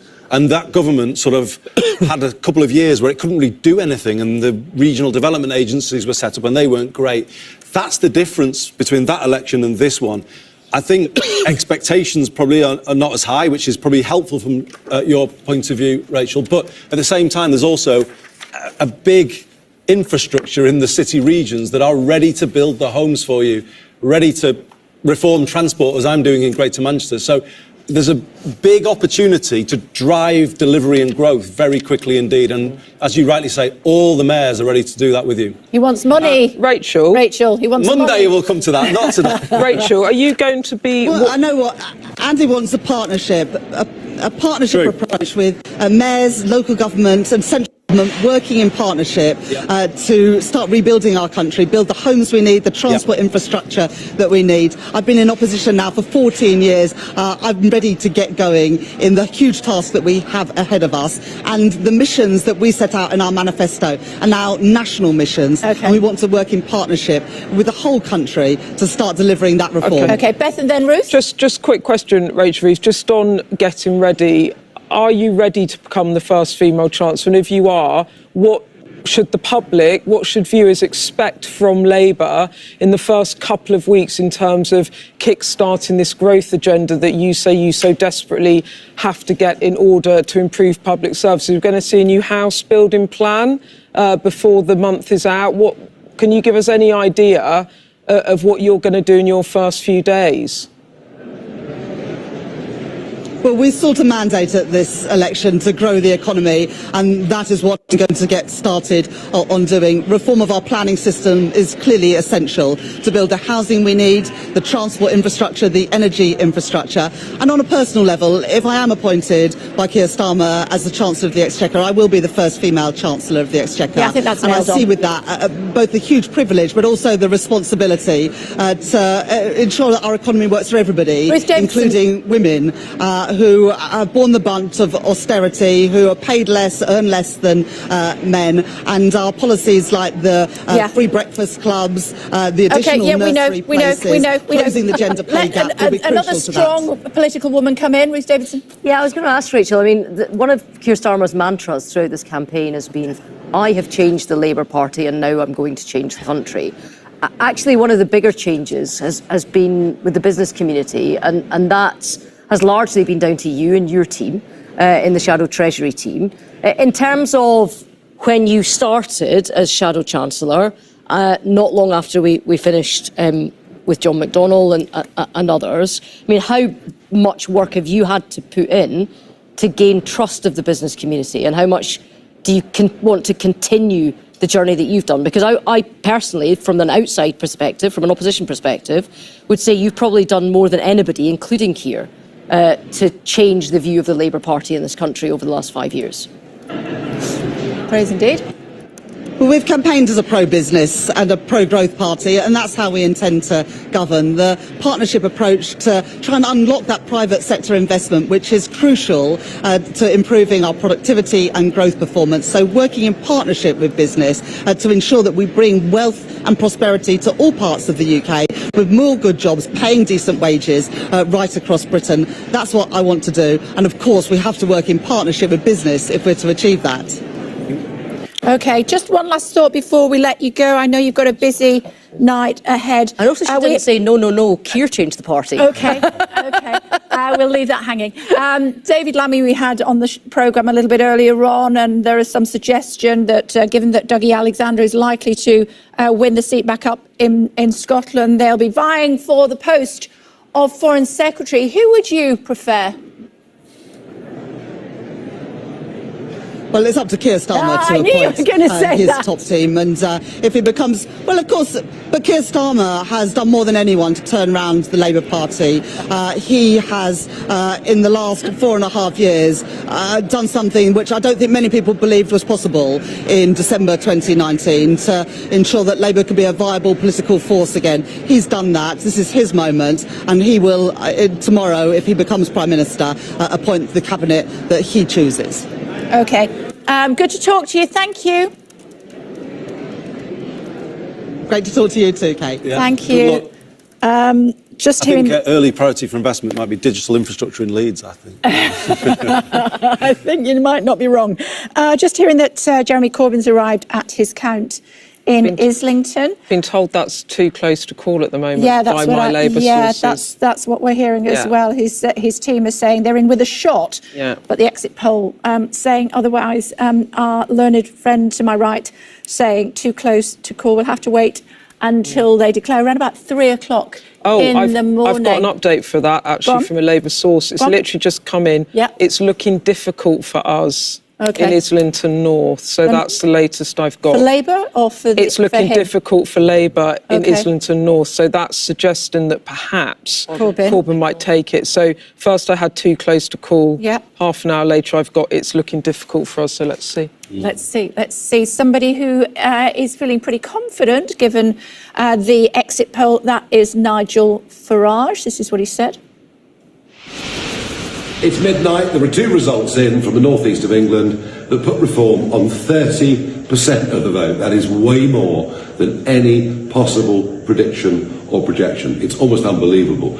And what does it mean? It means we're going to win seats, many seats, I think, right now across the country. But to watch the TV coverage, it's almost comical.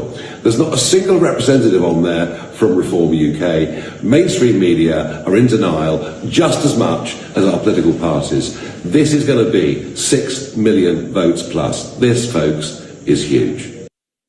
Just to clarify, Mr. Farage, if I may, and I'll be chatting to you later on and I will correct you then, you said no Reform people have been interviewed by the media this evening. I think you'll find that we did we not? We did, extensively. Yes, Mr. Bull was his name, Mr. Bull, I think his name was. Yes, Thank you. Forgive me. Thank you. Andrea Leadson's joined us. Hello. Hi, Kay. Goodness. Devastating night for the Conservatives, and obviously we need to regroup. We're going to have to rethink. We're going to have to do it quickly. I think there's a very clear message for us from lots of people who, certainly from where I've been around the country, well, it's that we've not been properly Conservative enough. And I don't actually think, in the end, we'll see huge enthusiasm for Labour. But I think a lot of people are very angry with the Conservatives. I think Reform have done very well out of it because they've been a protest. I think a lot of Conservatives have gone to Reform in lots of areas. And we're going to have to rethink. You know, it's fantastic that we live in this democracy. You know, just 5 years ago, everyone was saying, oh, Labour's going to have to wait 10 years before they even get a chance at government again. But here we are, just 5 years on, and the people have spoken. And it's great that they can do that. And there's a smooth transition of power, as there will be. What does not being Conservative enough mean? Coming to you in a second, Trevor. So, you know, There's lots of things. People feel we've not dealt with the issues that concern them. Migration, I think, has been a big issue, something that the Reform Party has benefited from a lot. People are worried about the sharing of scarce resources, the cost of living, the number of people they feel are arriving unfairly to this country. There's a lot of people who have concerns about frankly, the turnover of leadership in the Conservative Party. I think a lot of us will agree that that kind of turmoil is not helpful to government.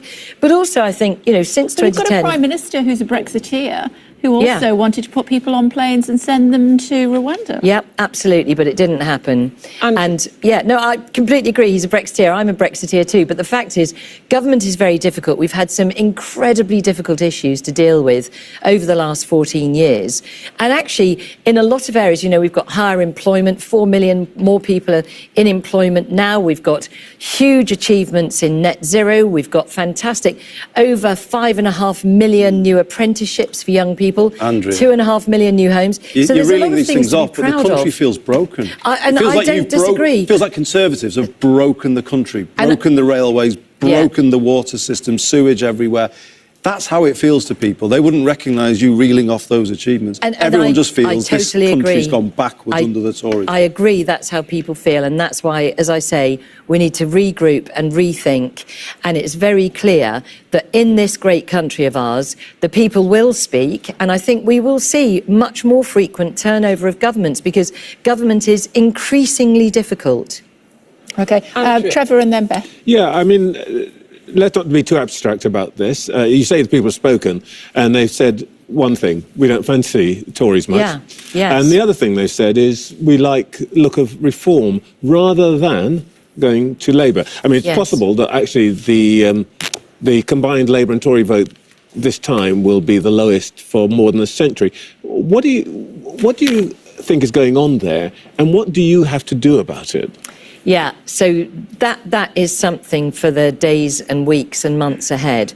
But it's absolutely right. It looks very early hours, but it does look as though Reform, that party of protest, has really touched a nerve with people who are sick of an incumbent government that they feel hasn't met their requirements. They don't have enthusiasm for Labour. I have huge concerns about Labour myself, but it does look as though the surge in Reform has been enough to significantly give Labour a huge majority. I think there's a lot of questions for Labour about what they're going to do with people's taxes, with the country. How are they going to make things better? And I think voters have felt the same. They've concluded the same. They don't see Labour having the answers. So they're voting for Reform as well. Can somebody else do it? 400 and... Hold on a second, Andy. Not to take away from Hold on a second, Andy. It's Just let me say Gateshead Central and Wickham are Labour hold, Beth. Can we just go back to the campaign and let's just go back to where the party is? Because on these projections, it's the worst performance. Devastating, yes. For 2 centuries plus. You were furious about the election being called when it was called, weren't you? Personally, I was. For very good reasons. As a health minister, I just launched this dental recovery plan, which is way better than Labour's offer. I was about to launch a progress update on the family hubs and Start for Life, an absolutely integral part of what I see as a way to really improve our society. So for me personally, I felt there were some things I was desperate to get out the door. So yes, I was angry, but equally, I do completely understand this is a very personal decision for any Prime Minister. The timing has to weigh up all sorts of different considerations. You wanted to put in a resignation letter, didn't you? Didn't you want to ask him to... I'm not going You're not going to say it on... Have a look at this, Gateshead Central. I mean, look at the 21% down, Nicholas Oliver, and look what's happening with Reform. This is Gateshead Central and Wickham. Labour's vote down a little bit as well. Tories are fourth there. Look at that. Tories are fourth in Gateshead Central and Wickham. More than just regrouping, you're going to have to give serious thought about what you're going to do about Reform. I totally agree. I mean, that is, for the days and weeks ahead, is to consider how is it that, in effect, we have led to people voting for what is a protest party. It's come out of nowhere. There've been all sorts of... It's a Brexit by any other name. Yeah, well, possibly, except that what we have seen is some pretty horrible comments and views expressed by some Reform candidates. We also had a Reform candidate just in the last couple of weeks reverting back to the Conservatives, saying that they wanted to back the Conservative. One, but nevertheless, the fact is that their vote was not a hard vote. It wasn't a very clear manifesto. There's all sorts of pledges that, a bit like the Lib Dems, people think, well, we can safely vote for them because they're never going to have to. Is it the wisest thing, though, you just said? I do agree with what you said, but shouldn't you, therefore, have sort of taken Reform on a bit more than you did? It felt to me, watching from the sidelines, that you were kind of frightened of them, and you wouldn't sort of call them out as Conservative MPs. Is that a fair point? I think it's a fair point. In hindsight, we should have gone after Reform much more in the early days. But genuinely, again, that's hindsight. And I think at the time, the plan was to really make the appeal on the grounds of what the Conservatives have to offer. And as you know, a lot of the campaign was about, we will cut your taxes, Labour will raise your taxes. So there were some very clear dividing lines between us and the traditional party of opposition. And so, yes, I think in hindsight, we will be thinking, wow, we should have gone after Reform voters much more than we did. I was going to ask whether it was that wise, looking at the trends, to come on and dismiss Reform in this way. But I want to ask you about a specific question about your own constituency. According to the exit poll, it looks like it will have gone. And one of the interesting things about your We should say former constituency, which is why you're sitting here. Yeah, is that it's 10th in the list of mortgage holders. I mean, a lot of people own their own homes. And I noticed one name that hasn't been mentioned tonight is Liz Truss. Now, to what extent did the Truss interregnum really lead to punishment for the Tories tonight? So, first of all, my hopes are very high for South Northamptonshire. It's a fabulous constituency. We've been very busy this weekend. We've got the British Grand Prix there just coming up. I was talking to some constituents and their friends in the pub just this evening, having just voted. And people there were saying, we're sticking with the Conservatives, but you do need to change. So that is very clear to me. I have high hopes. We had a great candidate there. But to your point about, is Liz Truss, has she been a big factor? I think undoubtedly yes. Yeah. I think actually what Labour have done very well is to somehow make out that the whole cost of living crisis, the impact of Putin's invasion of Ukraine and energy bills going through the roof, was all about Liz Truss's mini budget, which isn't true. And the Bank of England quite clearly, when I was on the Treasury Committee, made quite clear that that was a blip. The Liz Truss mini budget was a blip. But Labour have made absolutely fair enough. They made great political hay out of that. Lib Democrats, it looks as though they're projected to do very well this evening, potentially 61 seats according to the exit poll. We've just had some new images in of the man himself. A Liberal Democrat. A Liberal Democrat. And my goodness me, what a campaign he had. Yeah, he's lost a bit. He must have he's not. Why isn't he in a puddle? Run over. The night is yet young. I think he may have a new nickname in the House of Commons when he gets back, because we like giving people nicknames, don't we? When we're we do. I think people will refer to him from now on as the Honourable Member for Alton Towers. I've also been told, actually, from Lib Dem sources that they think they're going to take Esher, which is Dominic Raab's former seat, and also Harpenden, which has been Conservative for a century. Andrew, I wanted to ask you something about, you've talked about learning lessons and the future direction of the party. You obviously stood for leadership yourself. You also backed Penny Mordaunt and ran her leadership campaign. What do you want for the leadership of the party for the future? Do you think if Penny holds her seat, it should be her? Where do you think the party should go, Andrea? So, obviously, the night is yet young, literally and figuratively. There's a long way to go before those sorts of considerations. I mean, I'm a big fan of Penny, as you rightly say. She may not keep a seat. And that is one key question. I went to help her for a day, and she has a lot of support. There's a lot of people who are rooting for her, who are trying to make sure she does get over the line. I do think it will need to be someone from the centre-right. I think our country is a country of thoughtful and honourable people who are extremely tolerant until pushed. And clearly, in recent months and possibly years, they have been pushed. They have felt pushed. But centre-right is where we I'm being told I have to let you go. But the exit poll seems to be underestimating, doesn't it? There's a shy Tory thing going on, so maybe Penny Mordaunt might be. Yeah, I've got to let you know. Might be okay, but we'll see. Got to bring some cheer on the night. We'll find out. We'll find out. We'd love to talk to you for longer, but we have to let you go, I'm told. Thank you very much indeed. It's great to see you. All the best. Great to see you too. Thank you. 9 seats up for grabs in Birmingham. Undoubtedly, most of them will be Labour, given what we're looking at with the election, with the exit poll, I should say, but we'll have to wait and see. Gaza, a big issue there. Becky standing by. I know that you've got lots of questions as far as that is concerned, Trevor. Hi, Becky. 9 counts, I think, in Birmingham. Talk us through what's happening at the moment.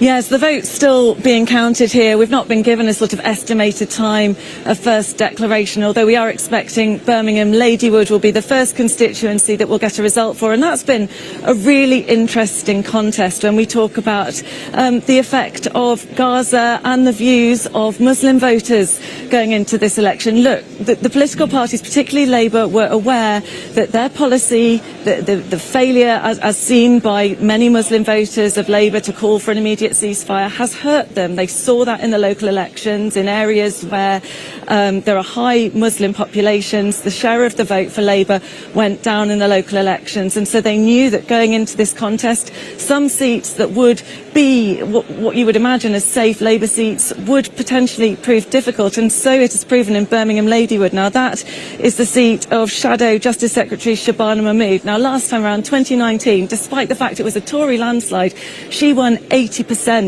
of the vote in Birmingham Ladywood. That should be a completely safe seat, but actually it was one of the seats, one of the 16 key seats seen as Labour to be ones to worry about because of this issue over Gaza, because of high Muslim populations, and one of the seats that they've ploughed a huge amount of resources into to try to keep that seat for Shabana Mahmood, a key ally of Keir Starmer. Now, I'm hearing from Labour sources they think she will have done it, but they think it's going to be close, and that's because we've had a man, Ahmed Yaqub, who's come in as an independent candidate. He's well known, he's a local lawyer in the area, he's got some problematic views, some people would say. He was recorded on a podcast seemingly joking about violence against women, something that he's apologised for, but he is well known and he has managed to garner support, very specifically campaigning on the issue of Gaza. So that's going to be a really interesting one to watch, and I think particularly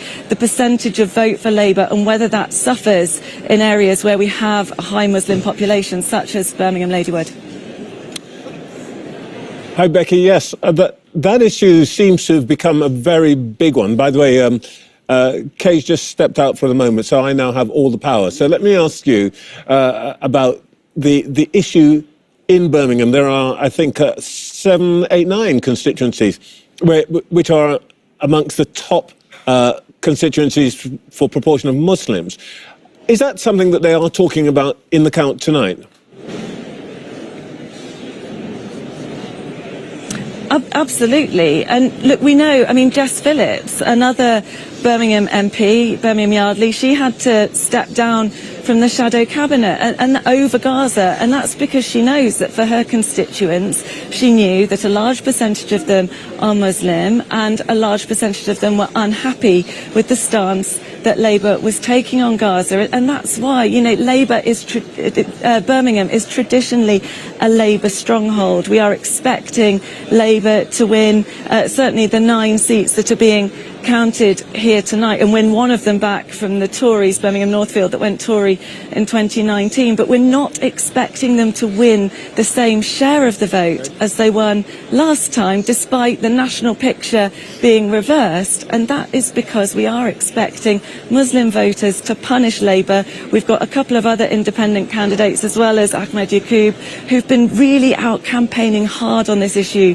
of Gaza, and we're expecting those candidates to take votes away from Labour. So although those seats will probably go Labour, they may win a smaller share of the votes than they did last time around in some of these Birmingham constituencies. Thanks, Becky. The boss is back. Yeah, I heard you. Yeah. You said you had all the power. I think Trevor will not be speaking for the rest of the week. I'm now frozen. Yeah. It's been great seeing you, Trevor. Bye, Trevor. Meantime, Ed is here. I've got the Percy pigs, by the way. Crack them open. I can hear. I know. It's worth looking at the map, isn't it? Because we've had this concentration of results so far in the northeast, of which Gateshead, I think, is the most recent. There it is there. But we've also had the result down in Swindon as well. So we are starting to kind of get a little bit more variety. But for the time being, we've only got a small number to go on. But so far, the exit poll really does. And those numbers, you're seeing them on your screen coming up, and you're kind of perhaps wondering, are those actually borne out by the results so far? The short answer is yes. The short answer is so far, they are definitely, the results we're seeing are within the realms of what the exit poll was suggesting. So, for instance, Gateshead Central, okay, the exit poll, this is all the exit polls projections, 51% for Labour, a little bit lower on the result, but I think, that's kind of within the realms of what you might expect, within the realms of error. 45% is the actual result. That's the actual result over there. Reform, 18% said the exit poll turned out to be 21.4, so a bit better. In some of these exit polls, actually, Reform doing a little bit worse than the exit poll, some of the results. Lib Dems more or less bang on. Conservatives a little bit better. And interestingly, if we look kind of around those different areas, you're seeing kind of some deviations in some of the patterns. So, for instance, in Gateshead, we can also look at some of the demographics here. And again, when we kind of take some of those facets, these are the kinds of things, basically, in the exit poll. These are the kinds of data points that a lot of the modellers were looking at to try and work out whether there's any patterns. Well, definitely, when it comes to the Leave vote, that is one of the things that's been borne out here. But final thing I just want to kind of underline, to have a look at this. This is just, again, showing you the exit poll numbers, but giving you a sense of what it would mean for the picture of the UK. And what we've done is we've taken all those hexes. Each of these represents a constituency across the UK. I know it's not geographically accurate, but it gives you a bit of a sense of where these constituencies are. And broadly speaking, look, that's what we're talking about if we're talking about Labour having 410 seats, so getting towards that Blair majority, well over the line that the Labour Party would need to get to, well over that line, and the Conservative Party really a shadow of its former self. If you see it there, there's the Conservative Party, 131 seats based on the exit poll. And as I say, these exit poll numbers are looking pretty accurate, and one way we can do that is by looking at the results versus what actually happened. And again, here's a little sneak preview of that. Okay, we've had a few constituencies so far. There's Newcastle, there's Washington, there's Swindon South, there's Sunderland Central, and this is just tracking the Reform vote in these constituencies versus what the exit poll was suggesting. And actually, in these constituencies so far, at least, Reform doing a wee bit worse than the exit poll suggested. Remember, the exit poll talking about 13 Reform MPs by the end of this process. And broadly speaking, they're not doing quite as well in the actual results. But like I say, it's early days, and we're talking really about a small number of constituencies. And as we get more constituencies, we'll update that. And I want to show you that as well later on for the Conservatives. We'll show it to you for the Labour Party as well, because the trends matter. The trends matter. I'm just being told by Isla that the Reform is second and the Conservatives under 20% in all of the North East constituencies so far. That's exactly it. And I mean, looking, for instance, so that was Gateshead. We'll bring Gateshead back up. These are the actual numbers. Just look at those numbers. I mean, what we are seeing is potentially a redrawing of that map, with the Conservatives down in fourth place and Reform there with 21.4% in second place. Can I tell you something else while I've got you? South Shields, same pattern. South Shields as well. I didn't load that on before. I know, because it's only just come in. That just come just now. So it's breaking news for you. South Shields, Labour winning, Labour hold, I should say. Reform second, the Conservatives into fourth place, very much like we see in both of them. Beaten by the Greens. Ed Davey is just arriving at his count. There you go. As we were saying earlier. I sort of expected him to jet ski in or like fall out of the sky or bungee jump in or have like a rocket trail or something. I'm a little bit disappointed in that, to be honest. I think it's fair to say he's had a good campaign. Clapton, apparently the turnout there just below 60%. So I've got but the turnout for Keir That's low Starmer, for Clapton. well, Keir Starmer, 54%. Low for both, I would say, but you'd think Farage with the big gatherings to have a turnout of lower than 60%. I wouldn't have predicted that. I'd have predicted much higher. One of the things that we keep getting in is you'll see us on our phones. It's not because we're rude or that we're not listening to each other. It's because we've got lots of information coming in all the time. And one of the rumours that is doing the rounds is that there's actually a bit of concern that Labour might be being run very close in Normanton, which is Yvette Cooper's seat. So that would be one of the former, she's the Shadow Home Secretary.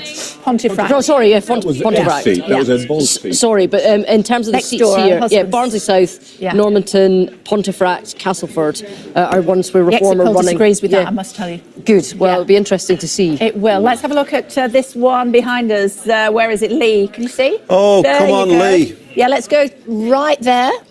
And Shingy, there it is. some good Shingy's news. right behind me. I can see you, Shingy. I'm waving. You can't see me. Hi, Kay. Well, Hiya. just an update in the sense of looking at the declaration here. So it's going to come a little later than expected. It'll be about 2 a.m. We're expecting 1:30 a.m. So we're about 30 minutes from the declaration here in Lee. It's interesting here because of that seismic shift we had in 2019 with the first ever Conservative MP being elected here, the first time Labour had lost here since 1922. Today the polls are projecting that Jo Platt, the MP who lost her seat that night, will win and win comfortably. We obviously know that she served as an election agent for Andy Burnham in one of his election wins, and that his majority the last time he won here was around 15,000 votes. They're looking at a strong majority again tonight if the polls are correct. And I also just wanted to reflect on why that was a seismic victory. This is a former mill town, a former mining town in and around that Red Wall area, which obviously collapsed last time, but it looks like it's being rebuilt at least in the northeast. Another national trend that I think is worth talking about is that Reform vote. So here we've been talking to the Reform candidate and his team. They sound quietly confident that they can sneak into second place and that the Conservatives will fall into third, which obviously suggests that they're having, just like they are across the country by the looks of it, having parts of their vote share sliced by Reform. This is, of course, a Brexit voting seat. They voted for Brexit here in 2016, so that's linked to that complex mix of factors. But a headline here is we're expecting Labour to win the seat, perhaps with Reform in an interesting subplot coming second here. About half an hour delay, Andy is being told. I used to declare around 2, so She used to for work me for that you. was normal. I predicted. She was one of your aides? Yeah, Jo's brilliant. And, the great thing is that she lost in 2019, but has dedicated herself to a community project of actually bringing an old mill back to life, and she's done it brilliantly. And I think that says something about her. Sometimes politicians are in and then they lose and they're out. She really deserves to win, Jo. She's a Anna great Turley, friend. another one, actually. Anna Turley You've trying got again to for respect Redcar. that, haven't you? When you've lost, but you stick around and you rebuild. So Anna as well, Jo, I think that's a really commendable thing. Yeah, we've seen just a few moments ago. Can I? You can, go on. I've just got this from a Lib Dem source saying that they now believe they've won 47 seats, beating their 1997 result. An astonishing night for the Liberal Democrats. But that undershoots the That exit poll, doesn't undershoots it by That's quite a lot, doesn't 61 it? is Yeah. what... Yeah, but I mean... so far. Yeah, so far. Yeah, Although projected so far, Yeah. is what you're saying. Anyway. Okay, we're keeping an eye on that, because look who's joined us, John McDonnell. Hello. Hello. If only you guys could have done this in 2019, then, you'd have been in a much better position from a standing start where Keir Starmer is now. Too right. Yep, but let's Well, rejoice. thanks for joining. Let's rejoice about getting rid of the Tories, shall we? Yeah. That's good enough for me at the moment. Yeah, well, it's great to see you, John. We just had an interesting conversation, Mick Lynch and Margaret Hodge. I'd like me. You'll have read the Harmonious, I'm sure, was it? Oh, extremely so. There's just a little bit of difference there. But I think the messages of the campaign sometimes haven't reflected some of what's in the manifesto. Do you look at our manifesto and see good things like renationalisation of railways, Yes, yeah. building of council homes? Yeah. I can see shades of the 2019-2017 manifesto in parts of it, definitely. Foundational document. True. You're trying to tempt me, aren't you?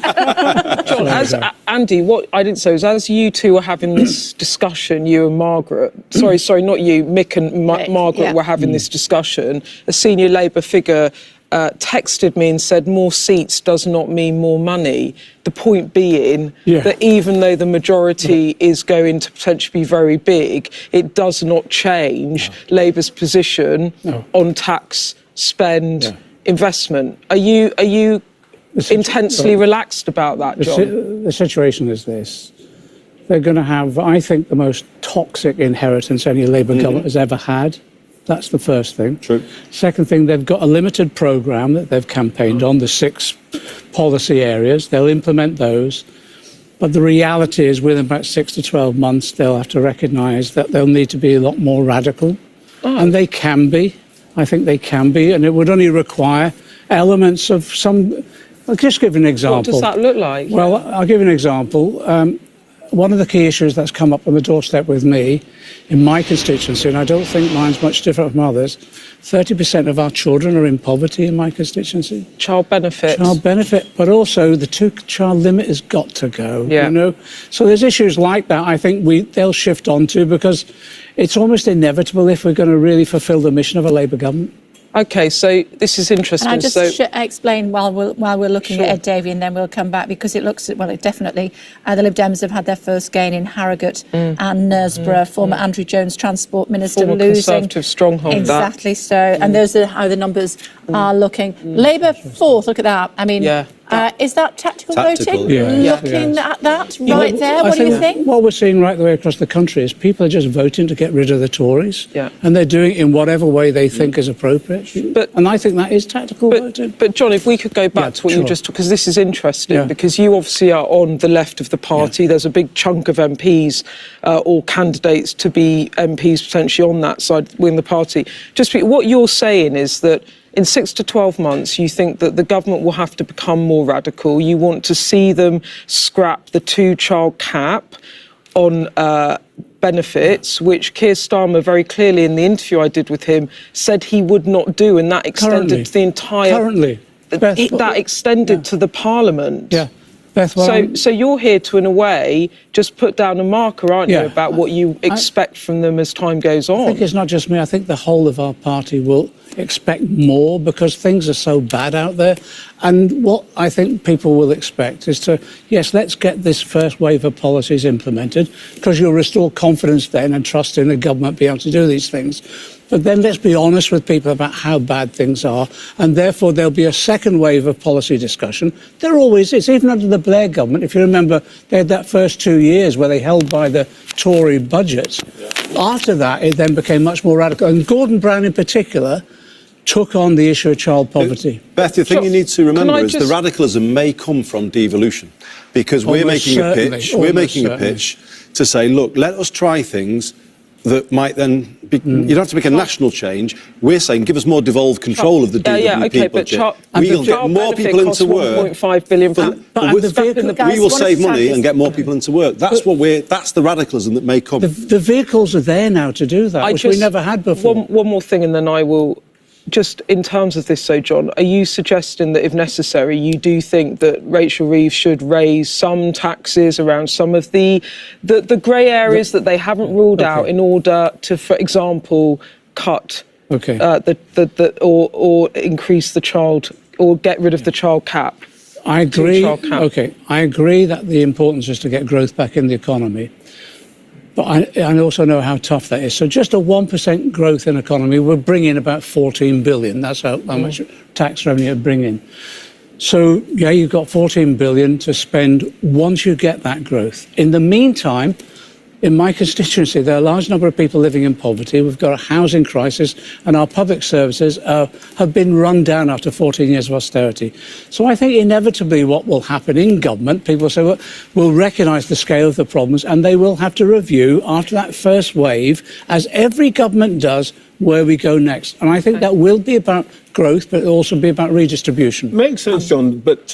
Guys, let me just interrupt. I do need to interject on occasion to say that Gillian Keegan looks as though potentially is going to lose her seat to the Liberal Democrats. And that's in Chichester. There'll be a lot of cheering in the schools of England, I would say. She'd had 60% of the vote in 2019.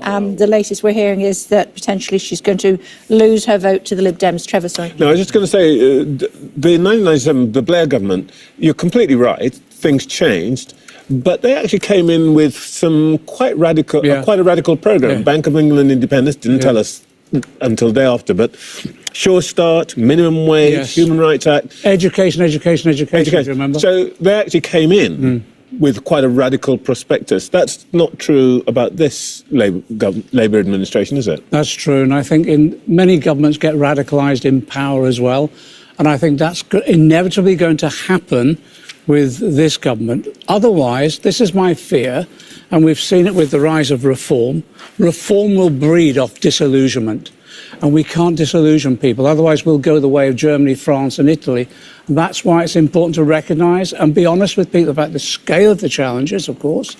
And saying to people, now let's prepare for the second wave of policy making this government will inevitably have to undertake, and that will have to be more How long are you going to give them before you start holding their feet to the fire? No, I think this is really interesting, Trevor, because I think John is an incredibly important voice that's going to be in there. If the size of the majority is as big as this, there's going to be a lot of pressure on Keir Starmer from all different wings of the party. Now, one of the problems our party had, particularly near the end, was part of it was cows. So the Brexiteers kept asking for more of the One Nation guys and the ERG, and the One Nation guys got timider and more timid and more timid and more timid.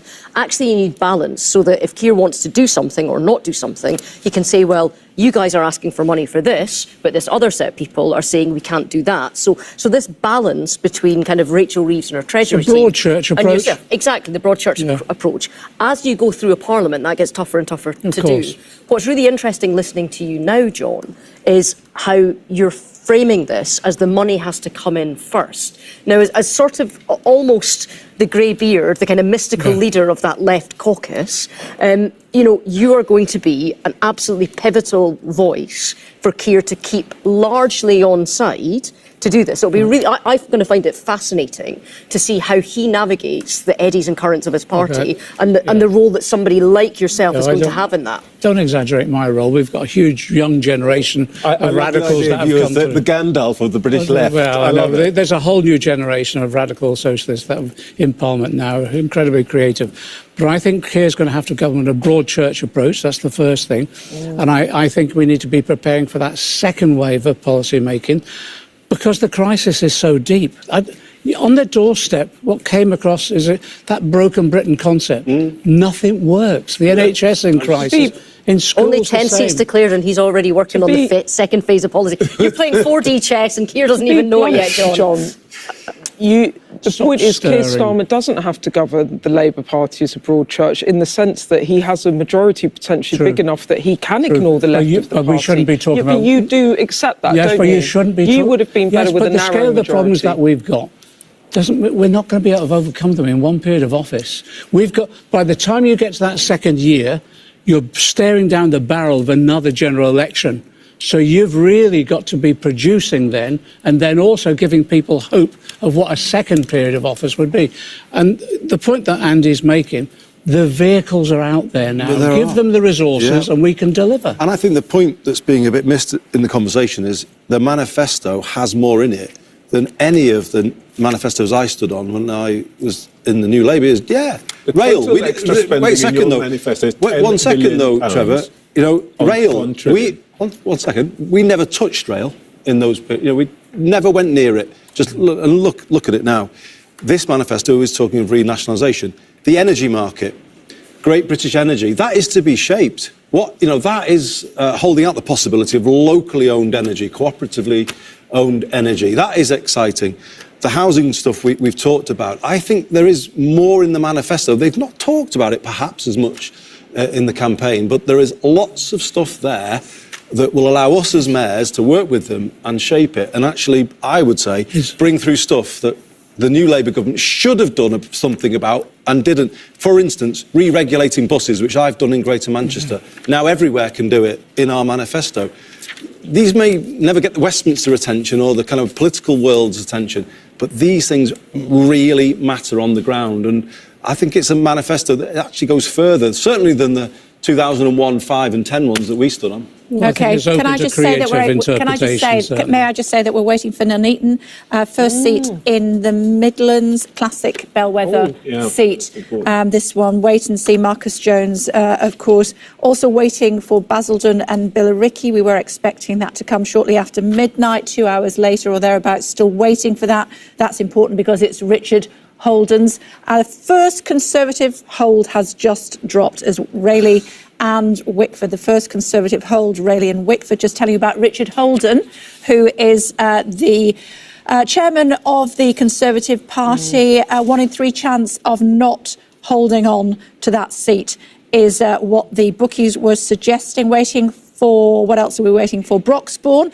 That is quite late as well.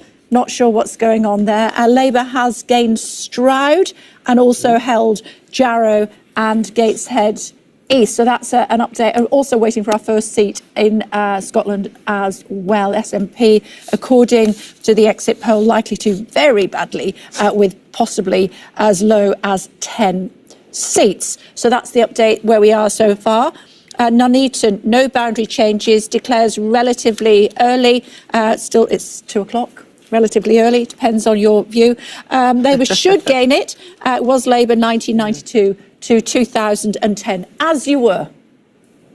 What was your point that you were making? That was ages ago. I've nodded off. But when you look at, I mean, in all honesty, when you saw the exit poll, and you realise that, you know, your party was going to be the party of government potentially for 2 terms. Did you look back at 2019 and think, you know, if we played it a little bit more middle of the road, then we could have been in government already? I was the person they always sent out for the exit polls, you know. So in 2017, I went along. And again, everyone thought we were going to be crushed then. And we came level with Theresa May, basically. I had a Tory minister beside me. I can't remember who it was, but his face completely drained. I thought I was going to have to do compression on him or something like that. So they're tough. Then in the 2019 one, it was just all Brexit. It was just a nightmare. No matter what we did, we couldn't change the dial in the discussion, so it was Brexit. And our party was divided over it, realistically. That was the problem with us, you know. But again, my view is this, and you might think I'm wrong. This is cumulative defeat by the Conservatives. First of all, austerity, biting, and Osborne and whatever. Then Boris Johnson comes along, and to be honest, he's a congenital liar. And those images of the Queen burying her husband and they're partying at Number 10. How do you feel when you see this guy, Jeremy Corbyn? He's my friend. He's my friend and always will be. And if he wins tonight, I'll be arguing for him to be restored to the Labour whip. That's what I'll hope to do. That's what they did with Nye Bevan and others who lost the whip. But to finish my point, I think the turning point for the Conservatives was the Liz Truss budget. If Sunak had been elected rather than Liz Truss, I think he would have most probably had more of a chance of a run-in and the losses wouldn't be as great. I still think they would have lost. But they lost economic credibility over Liz Truss, and that was it then. They were out. Is he going to win? From what I hear, it's really close. Labour sources saying to me that they think it's going to be difficult for them to. Yeah, it's a huge popular support. It's been there 40 years. I know. I live in the constituency next door, and there has been so many Corbyn stickers and posters and things that I see just wandering around. You had 1,000 people out. There's a real irony here. It was the first general election I reported on, and you will remember this, John. Jeremy Corbyn fought for Labour against a guy called Michael O'Halloran, that's right, who had left the Labour Party to join the SDP, and Corbyn came in for Labour, beating a defector from. So it'll be very interesting to see what happens tonight. Clearing their throat in Nuneaton, as you can see.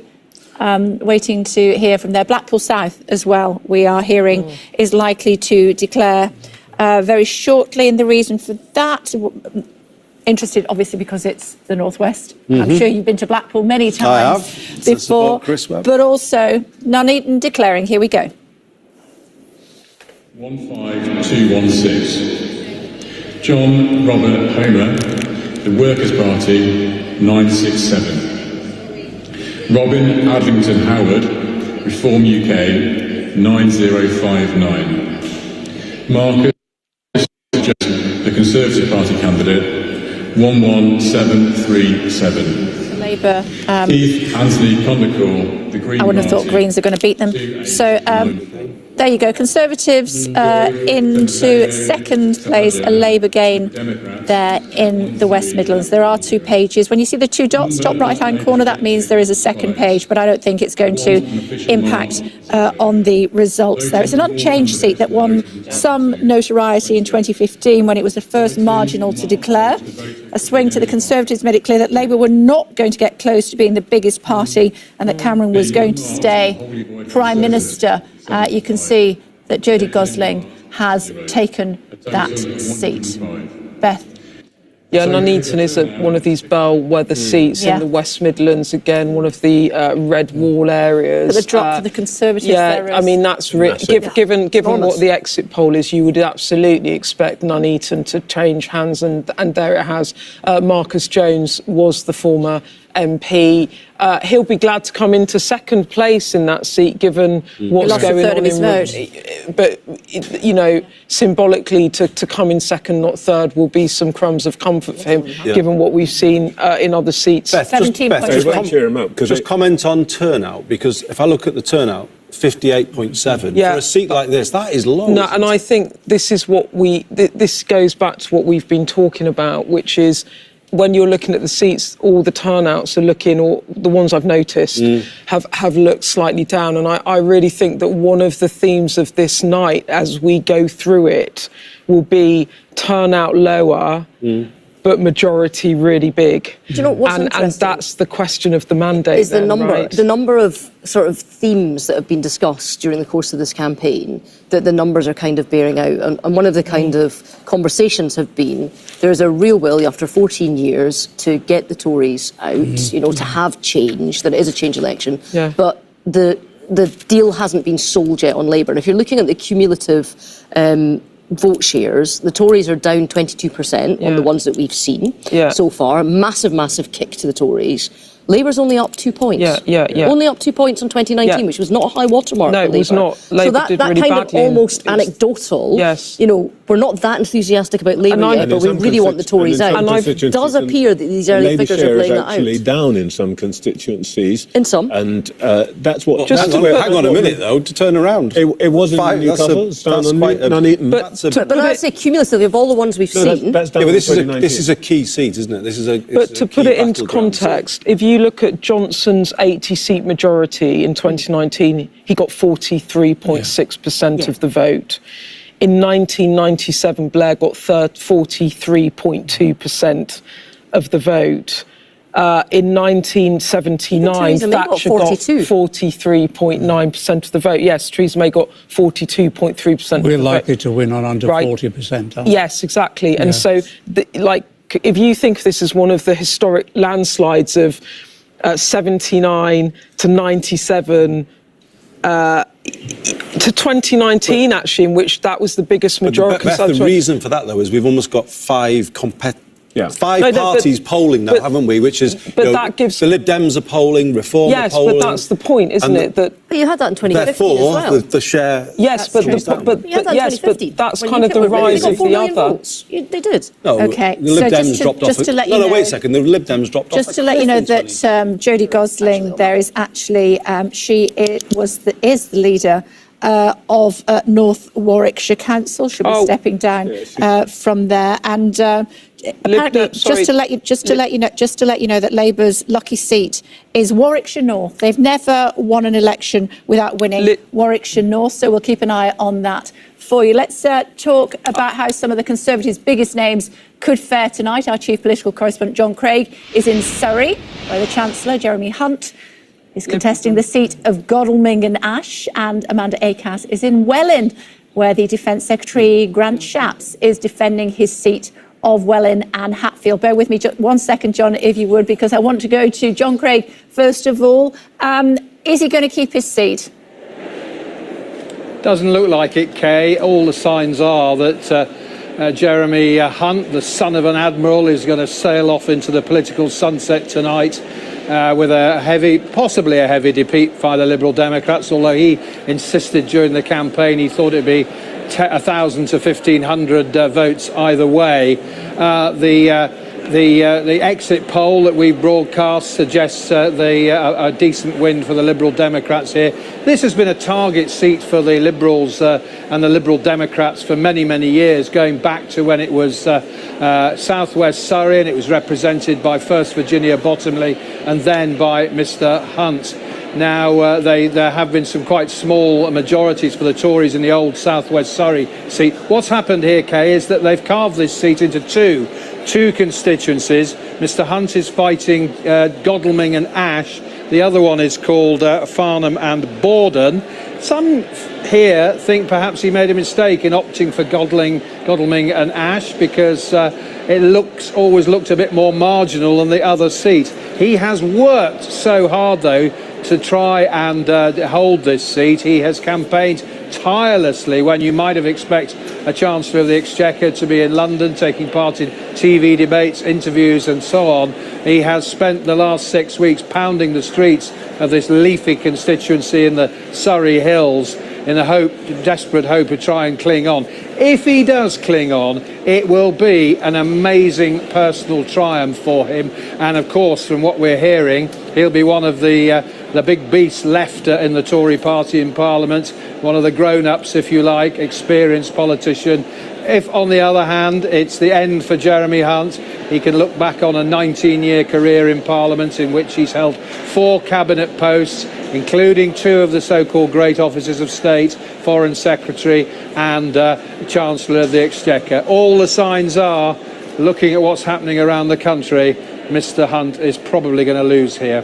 Yeah, just also seeing, while I've got you, before we move on to Amanda, a Liberal Democrat source saying schools out for summer for Gillian Keegan. Were confident of clinching a win in Chichester, making her the first cabinet minister of the night to lose her seat. Quoting a Lib Dem source here, this seat has been Conservative for 100 years. Winning here is an extraordinary achievement which has unseated the Education Secretary. Your response to that, John? Sorry, Kay, I didn't quite hear that. OK, basically, the Lib Dems are saying that Gillian Keegan's lost. Yes. Well, you're right, that's been a safe Tory seat. It was Andrew Tyree who chaired the Treasury Select Committee for many years, and that is a shock. She will not have been expecting that. The point about this seat is that, I mean, people have said, and in fact Mr Hunt has said, there might be another Portillo moment. Think about Michael Portillo's defeat in '97. That was a shock. Gillian Keegan is a shock. Mr Hunt himself has talked about the prospect of losing here. He told his children a few weeks ago, he told us, Daddy might not be Chancellor of the Exchequer, he might not be an MP. He knows he's in a tough battle here, and if Mr Hunt does lose, it won't be a great shock. Yes, I think Gillian Keegan going is a shock. I mean, this area also, like Chichester, has been Conservative since 1910. Classic blue wall. I mean, you drive around here and you can imagine it's the £5 million homes and so on. The majority of people either own their own home, they own cars and so on. We are talking one of the most affluent areas of the country. And if the Lib Dems do win here, that is a massive scalp for them. OK, thanks. Amanda Akehouse. Welwyn, looks as though the Defence Secretary Grant Shapps is likely to lose his seat. Yes, indeed. So he's held this seat for 19 years, and during that time he's served in the cabinet of every single Conservative Prime Minister except for Theresa May. Famously, last year he had 5 different cabinet posts, ending up as Defence Secretary. But certainly he's someone who is well known as a campaigner, former Tory party chair, well known for having a long spreadsheet of the views of different Tory MPs, which he used to help get Boris Johnson elected. And indeed, he's been tipped as a possible future Conservative leader himself. Certainly, even just a few weeks ago, there was lots of talks about him as one of the likely contenders. But certainly now, given the results of the exit poll in particular, that doesn't seem that likely. Only a 6% chance, according to that, of him holding onto this seat. And his majority is fairly narrow in the context of the pretty dire polling we've seen. So he's only got a majority of just under 11,000. Labour need just a swing of just over 10% to win here. Indeed, it seems very likely that that's what they managed to do. In fact, this is a seat, though, that they did hold back under the Blair years. OK, for now, thank you. Ed is here. Ed, is that your food, love? Yeah. What have you got? So I heard you've got a poke bowl coming. They asked me what I wanted. There's some pizza on offer, but this is, I think, some chicken goujons. So there you go. Can I just say 5 minutes until it's halfway through? We've been on here nearly 5 hours. And 5 hours to go. the decoration coming up momentarily. It's flown by. Lee, coming soon. Yeah, coming up in just a second. Great. Next few moments, Ed. It really does. Ed, we're hearing, and you'll want to know this, Trevor, Basildon and Billericay, it's been confirmed that is a recount. Now, the reason that we're interested in Basildon and Billericay is because it's Richard Holden's seat, and it was literally bolted on. He was guaranteed to get that seat. Parachuted in. Yeah. I've been fed up of saying parachuted. I was trying to think of another way of saying it, but we can go with that. And there is a recount. Close. I mean, we'll keep an eye on that one. Do you want charts? Yes, please. Love a chart, as you know. Can't believe you had to ask me. Look at the map first of all. Okay, look, just you can see how we are starting to get a little bit, because before I was telling you it was all about what was happening in the northeast, but now look, you can see Rayleigh and Wickford over there, and Harrogate as well. We're starting to get some stories telling us a bit of the other dynamics, the geographical dynamics, the demographic dynamics around the country.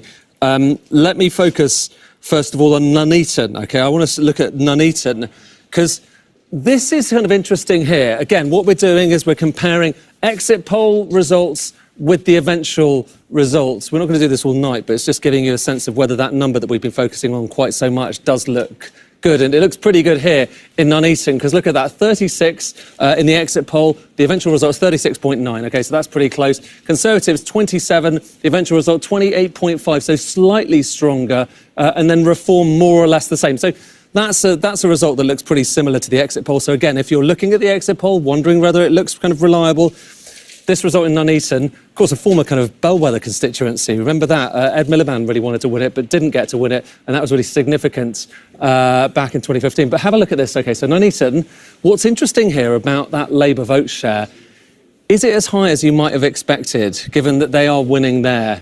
And that's the story here that we're starting to see evolving. Labour winning seats without necessarily having enormous majority shares of the vote. And why is that happening? It's partly because Reform is eating into that Conservative vote. Just look at those two numbers together. Reform really having an impact, even though it's in third place here in Nuneaton. So that's kind of interesting. Also, think about places like Harrogate. So obviously the Lib Dems there, picking up the Harrogate there from the Conservatives.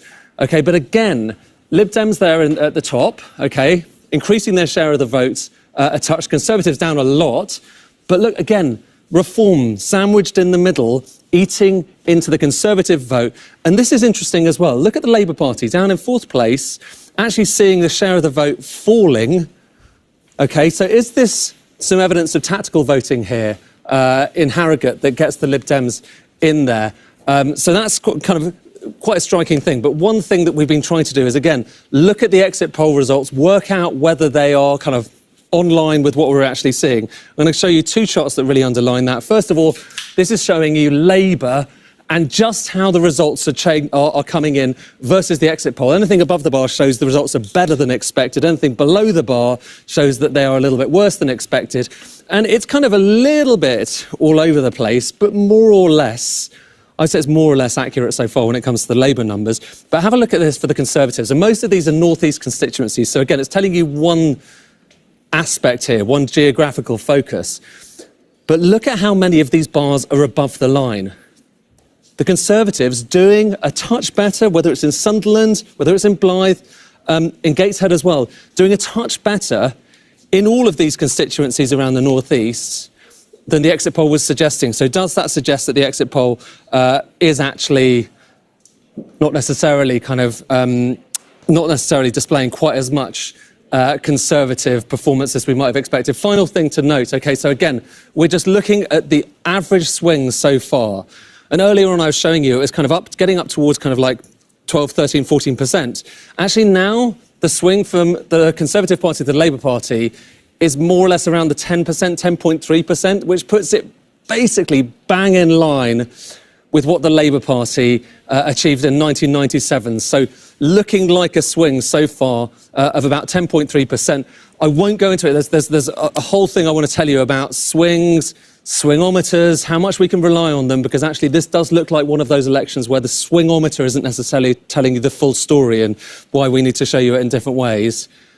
But I feel like have I used up my chart quotient? Maybe I haven't, because we're just looking at Leeds Western Podsey, which of course is Rachel Reeves' seat. Right. And Beth and I were talking, just talking about, in fact, yesterday, weren't we talking about how we remembered where all the seat names were? I don't know, do you have a way of remembering whose seat is what? I just spend a lot of time in a dark room Do you? with a spreadsheet. I do word association. But that's just for fun. I mean, So I'm not Rachel talking about Reeves, elections now. Pudsey the Bear. Yeah, that's good. Yeah, Pontefract Cakes. Pontefract Cakes is... Cooper. Thank you, you see, it works. Do you like taught it? me that one. I get it. Yeah. Cooper. Anyway, have a look. Talk me through those figures. So what have we got here? Leeds West, Rachel Reeves. Pudsey. Rachel Reeves, obviously, soon to Shadow Chancellor, soon. One suspects to be the first female Chancellor. What's interesting about this? Okay, so first of all, Conservative share down 25.1%. Reform up, though, 13.5%. But just have a look at this, okay? So you're not seeing a massive shift to the Labour Party. Obviously, this is kind of, in safe Labour territory. But you're not seeing a massive kind of shift across to the Labour Party. And that, again, is going to be the question. And there's quite some interesting charts I can show you about the efficiency of the Labour vote. Is Labour able to win a lot of seats, which it looks like they are heading towards winning a lot of seats, that's what the exit poll suggests, without necessarily increasing their share of the vote dramatically? Because so far, it's not going up dramatically. We've got Sadiq Khan waiting, but I just want Oh, sorry. Just Sadiq Khan's waiting. Anything particularly that we can see from London yet? Beth had a question. No, it's just, that's the whole point of the Labour strategy. It's been to not pile up. They've been trying to not pile up the vote in areas where they're already winning, and they've been trying to pile up votes in marginal seats. So that is not a surprise to me, because that's part of the strategy. But I'm going to shut up because there's a more important person that's about to come on. In fact, he's joining us now, the Mayor of London, Labour's Sadiq Khan. I'm sure you'll want to speak to our Manchester Mayor as well in just a moment or two. There you go. In fact, why don't you two just have a chat? Come on. Yeah, a little. How are you doing? Can I just give Andy a virtual hug? Well, you might not want to when you hear what I said about London earlier, Sadiq. There was a bit of a jibe going on about first, second and third cities, but I won't reopen it. Yeah, he said Manchester was the first city and you were second. Well, Andy's got a great sense of humour. How's London looking He has today? to, he's an Everton supporter. Can I just say, Andy, I've been knocking on doors in communities we've not engaged in for 20 years. Yeah. It's been quite remarkable. We're delivering leaflets on some streets, Andy, that we've not delivered in for 20 years with any confidence and hope.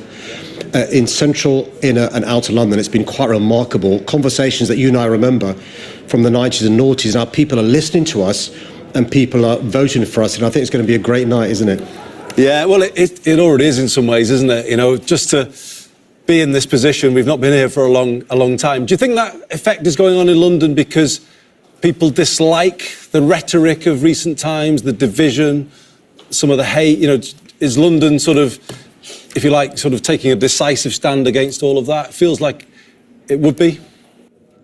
I tell you what's interesting is, and Trevor and Beth will recognise this as well. In 2015, 2017, 2019, people were unhappy with the Conservatives, but not enough to give us their vote. I think what Keir Starmer's done over the last 4.5 years is transformed our party So people feel comfortable giving us their vote now. But also, I think, Beth is spot on. What we've done in this campaign is actually not work those seats that are already Labour. Our ground campaign in Labour seats has been basically absent because we've been working in those seats. We've got to win to form a government. And when you hear figures of 410 Labour MPs potentially, a majority of 170, I think Keir Starmer's been vindicated for that campaign. But you're right, Andy, people are angry with this government. A lot of those people have voted for Labour in London, and I think across the country, some may have voted Reform. And I think our task over the next 5 years, Keir Starmer's task, the Labour Party's task, the government's task, is also to win over those people who currently vote Reform, to give them the confidence to vote Labour in 4 or 5 years' time. I agree. How do you solve a problem like Reform if you're Keir Starmer and indeed whoever might be the next leader of the Conservative Party? Well, what you'll see Keir do tomorrow outside number 10 Downing Street is speak to the nation, all the nation, not just those that voted Labour, but those that didn't vote Labour as well. He's going to try and heal our country and bring our country together. We had 14 years of communities, of generations, of people being pitted against one another, Remain, Brexit, North, South, old, young. What Keir will do is bring us all together because, frankly speaking, we've got to come together now because our country deserves more. You'll see a Prime Minister under-promising and over-delivering, and I think it's really important. Can I ask you a question? You can. Can I just say that we're waiting for Ed Davies' seat to declare momentarily, and Leon Atherton as well. Yeah, it's Ruth Davidson, Sadiq. Good to speak to you again. You and Andy have quite a bit in common, not just your mayoralty positions now, but that you were both in government, and then when the party went into opposition, when Jeremy Corbyn became leader, I know you supported him in that. Andy didn't. You ran himself. You chose to leave Parliament. You chose to not be MPs while the party was in opposition. Now that it looks like you're on the cusp of government again, is it something you would wish to return to?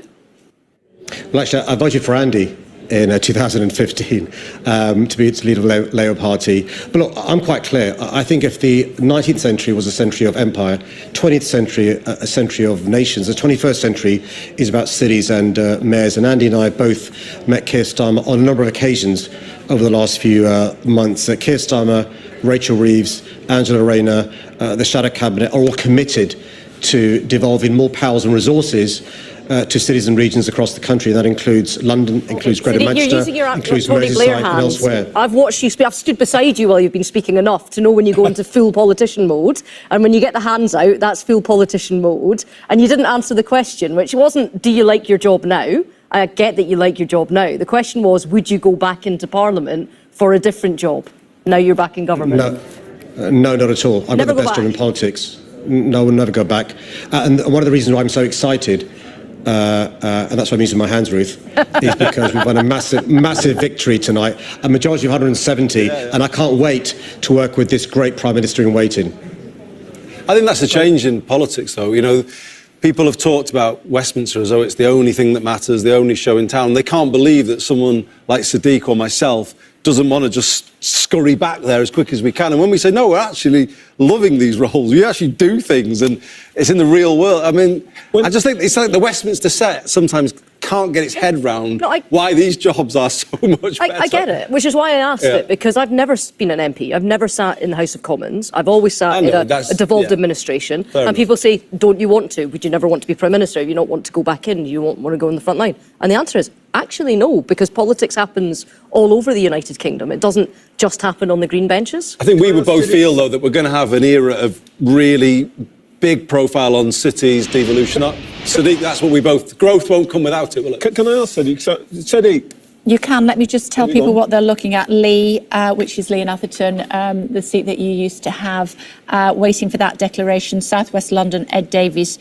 seat as well. Let me tell you that Labour has gained Blackpool South, you'll say, but it was already a Labour seat after that scandal with Scott Benton. Thank you very much indeed. There was a by-election, but for the purposes of saying who had the seat, we go back to 2019, the by-election subsequent to that. So we are saying Blackpool South has won that seat. Waiting for Lee, waiting for Ed Davey. And Vale of Glamorgan as well, first seat in Wales, waiting for that one to come through in just a second or two. You were saying? No, I think Trevor was trying to come in. Oh, sorry. I'm so sorry, Trevor. I know you want to shut me up, but anyway. Yeah, that's what happens when you try and say it's your programme. Trevor, so early in the night. Yeah, it was. It was a schoolboy error. Kay Burley is going to punish me all night for a momentary lapse of judgment. Yes, I we've am, all because been there. here's Lee. But I wanted to ask Yes, you- I am. Here we go. Here's Lee. I never got. That's not Lee. That's, Is it not? Sorry, here's a declaration. Is it not Lee? that's Vale of Glamorgan. That's Vale of Glamorgan, I'm told. This is the Oh, no, this is declaration Lee. of This is results Lee. of the poll for the Oh, here we election go. Parliament I for might get Lee out and my seat. Atherton on Thursday, the 4th of July 2024. I, James Winterbottom, being the Deputy Returning Officer at the above election, do hereby give notice that the number of votes recorded for each candidate at the said election is as follows. Buckley Craig Allen, the English Democrats, putting England first, 376. Jones Amelia, the Green Party, 1,653. Platt Joanne Marie, commonly known as Joe Platt, Labour and Cooperative Party, 19,971. Yo! Thomas Stuart David, Liberal Democrats, 1,597. Winstanley Michael William, the Conservative Party candidate, 6,483. Now that's the majority. Yeah. Second on the hit list, Ronnie wasn't it? George. It Yeah, was for Labour. fantastic, honestly. It just it makes me feel whole again that Lee has gone Labour. Honestly, it feels so good. You And have Jo to is, declare an interest. She worked for you. she did, and I got great affection for Jo. She's been, I say, brilliant for me. But she's worked hard, and there she is. She gets her reward. That is just Look at a that great reform result. vote again. Yeah, yes, I would have expected that. And as everyone has said, and I would say, I understand why people feel disillusioned. I understand why they've kind of voted in the way that they have. And as I think Sadiq was saying, there's a job to be done to bring people back, and we need to work at that. But that is a really good result. The Tories won this seat by a couple of thousand last time. Almost 20,000 Labour votes there. Jo Platt deserves every single one. Do you want to listen to her? Thank you to the people of Lee, and let's hear from Jo. Returning Officer, Electoral Services, Council staff and the police for their hard work in ensuring today's smooth operation. And I also extend my gratitude to the people of Lee, Atherton, Tyldesley, Goulburn, Loughton and Astley. After 14 years of Conservative failure, you've demanded change. We ran this election as a changed Labour Party. Thank you for putting your trust in us to change the country. This is a vote for a Labour Party that is focused on the priorities of working people. We will fight for economic security, cheaper bills, safer streets, the NHS back on its feet, secure borders and better opportunities for our children. I do want to acknowledge James, the outgoing MP.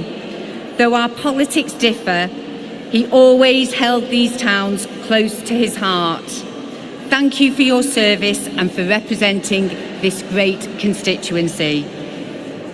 Losing this seat in 2019 was deeply painful.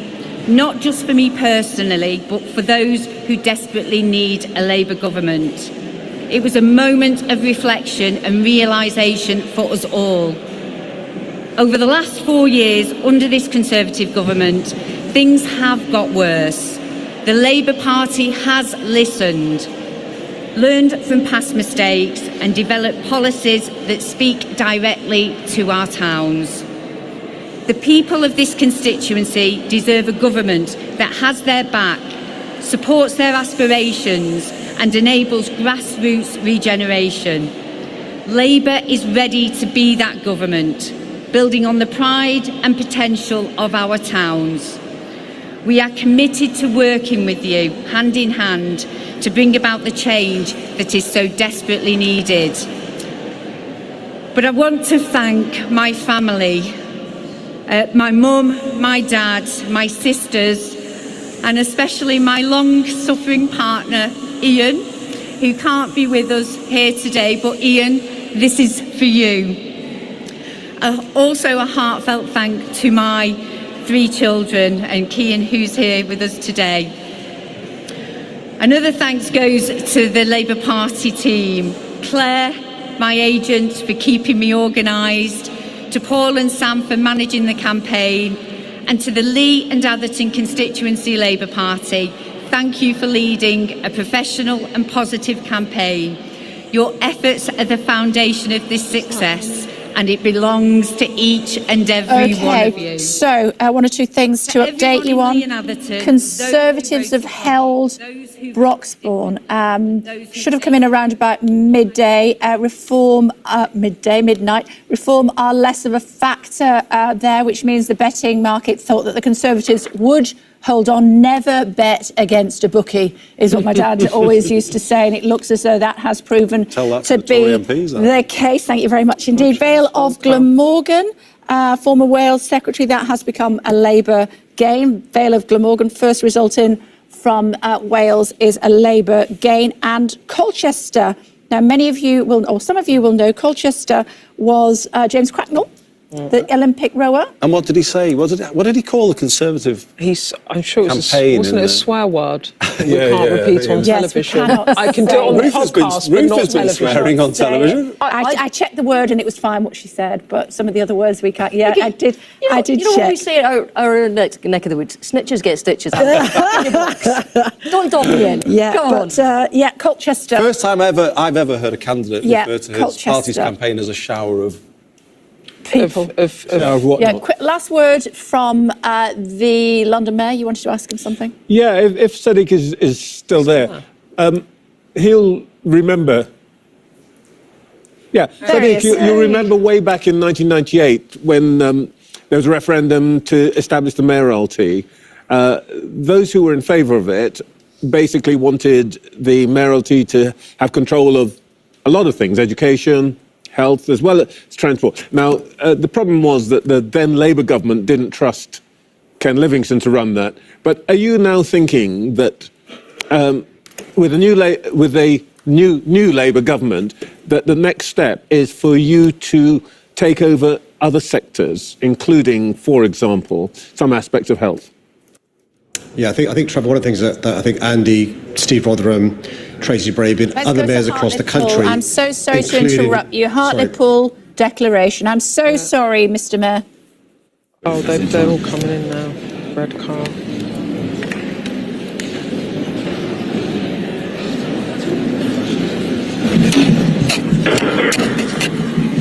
Okay, so this is the Hartlepool declaration coming out. Oh, great news there for Anna Turley. She's regained red car. The Prime Minister Boris Johnson saying that red car became blue car. I think you'll find it's gone back to red car. Here we go. The number of votes recorded for each candidate at the said election is as follows. Jonathan James Frederick Brash, Labour Party, 16,414, duly elected. Thomas William Dudley, commonly known as Tommy Dudley, Workers' Party of Britain, 248. Samantha Jane Lee, commonly known as Sam Lee, Independent, 895. Peter James Malone, Liberal Democrats, 572. Oh, there you go.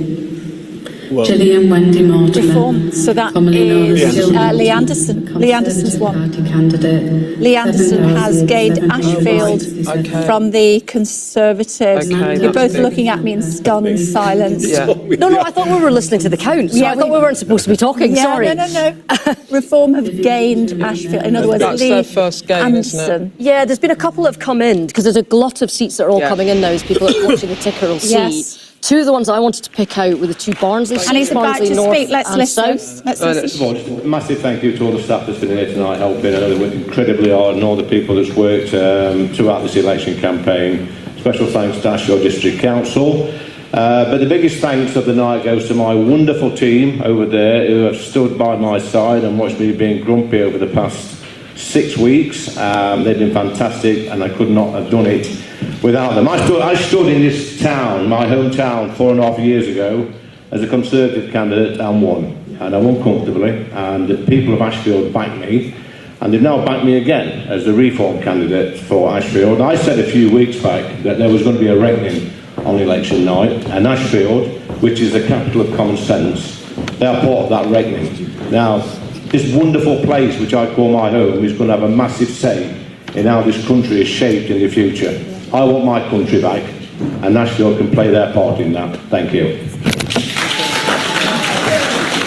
Oh, there you go. First time Reform have ever been able to say that they will have an MP in the House of Commons. Many thought that it was going to be that man, Nigel Farage, but no, it's Lee Anderson. You're shocked? I'm not necessarily shocked. There was a rumour, wasn't there, earlier that it wasn't going to happen. Well, the exit poll said it was going to be a Labour.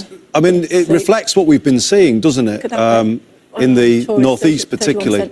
I think in areas that have been neglected in the past, but under all governments, clearly Reform are picking up a lot of support. So these are the areas that were promised that they would be levelled up, and as I say, I think there's a sort of a vote that is sort of coming through as a Reform vote, which I think reflects that anger at the political system. I think as well, this is a big moment, right? Yeah. Because for the Conservatives, they can see Reform coming in second, and now Lee Anderson, who defected from the Conservatives to Reform, he was a deputy party chair put in by Rishi Sunak.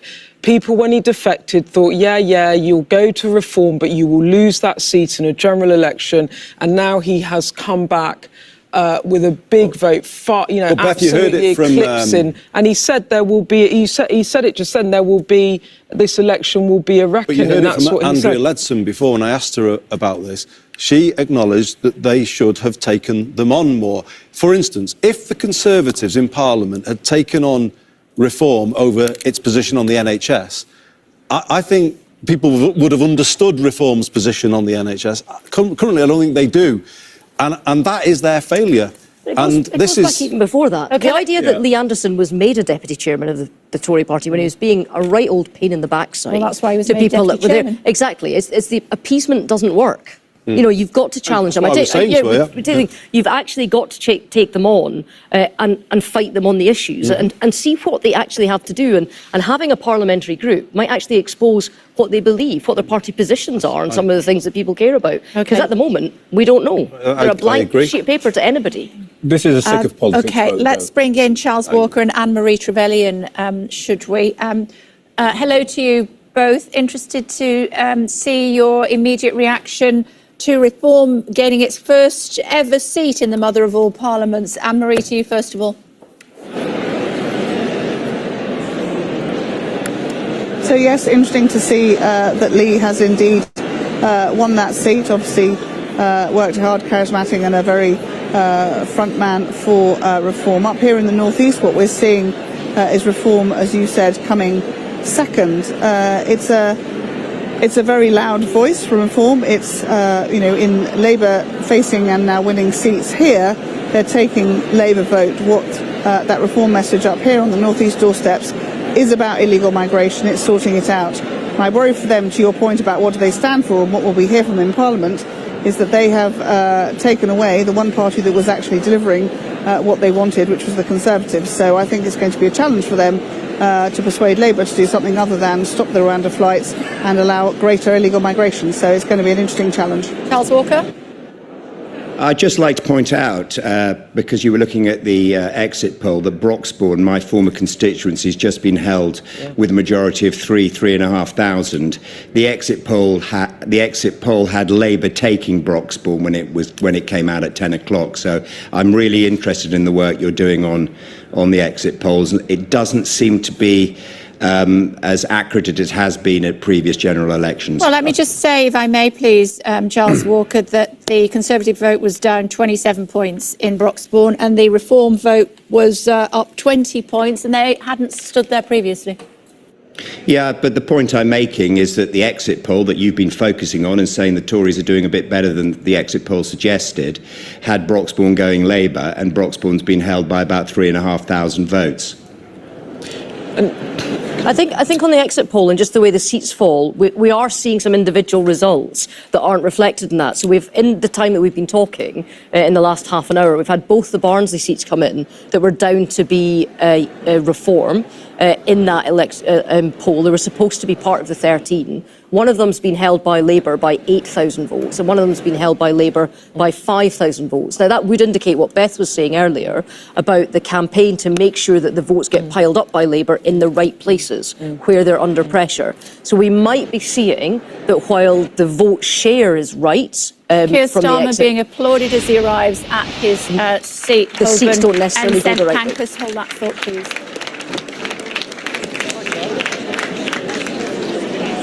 You can carry on, sorry. We just wanted to get the applause. I was just saying that while we've had, Ed's been showing us great graphics of how close to the mark the overall picture is, what everybody that's been involved in politics knows is that national pictures don't always relate to individual seats. And so that's 2 of the 13 that Reform are due to get tonight by the exit poll, that they've lost, one by 8,000 and one by 5,000. And that's a pretty big whack. Anne-Marie Trevelyan, I mean, when you saw this exit poll, your heart must have sunk, no?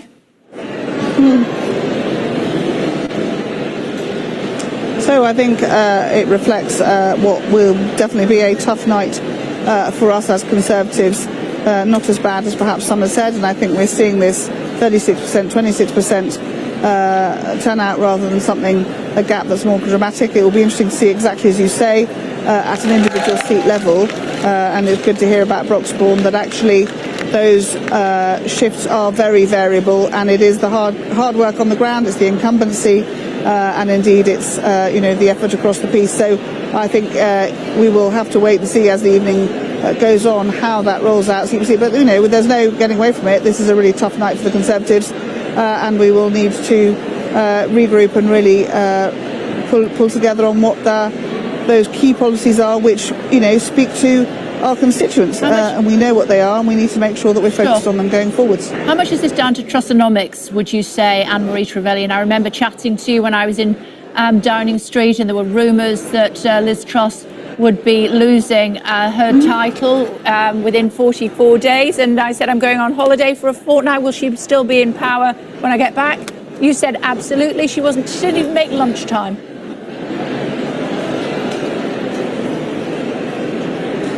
So I think, interestingly, on the doorsteps in my campaign, that wasn't what was raised. Issues around migration, cost of living, going forward for challenges, real anxiety about the risk of tax cuts. Small businesses in my patch very worried about what Labour might do in terms of squeezing them.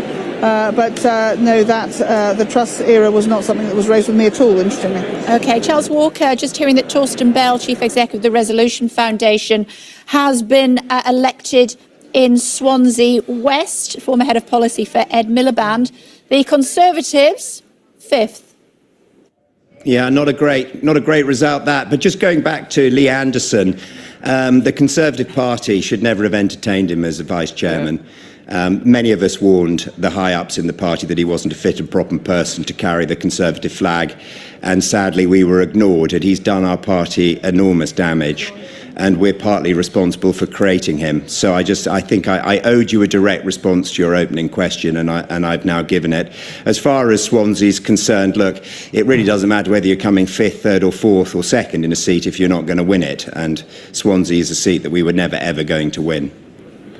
Charles, when you reflect on the campaign and the months running up to it, what do you think were the big mistakes? Because I know you felt very strongly about the divisions within the Conservative Party. I mean, look, no campaign runs like clockwork. The biggest mistake was having the polling day on July the 4th, not sometime in November, December. It is clear that Nigel Farage has ignited reform by his return to frontline politics, and that has done us enormous damage, and there's no hiding place from that. It's a great shame that we went early, and we didn't benefit from what I suspect will be interest rate cuts over the coming months, and the fact that Nigel Farage would have been busying himself in the US with Donald Trump. Are you angry with Rishi Sunak about that this has been a massive miscalculation? Are you angry with Rishi Sunak because of what's happened to many of your colleagues because of the decision? I'm not angry with Rishi Sunak. I'm enormously fond of the Prime Minister. I think that it was a strategic error to go early. Obviously, the bones of this defeat will be picked over in the coming weeks. And a post-mortem will be done. But, I'm so tired of being angry. Politics is too often about anger. I'm disappointed. I'm terribly disappointed for my colleagues who are going to lose their seats tonight. Okay. And by the way, if we'd had the general election in November, we still wouldn't have won it. Labour would still have won that general election, but I think we would have had a better result. Okay, we must leave it there. Thank you both very much indeed. Thank you so much. Thank you. Thank you. Labour has gained Rushcliffe, which was Ken Clarke's old seat, stepped down in 2019, waiting for a declaration in Basildon and Billericay. That was recount, so waiting for that. Meantime, let's bring in Mark Austin, who is at the count in Holborn and St Pancras, I should say, otherwise known as North London. There he is. We heard the applause as he came in. Mark, hi.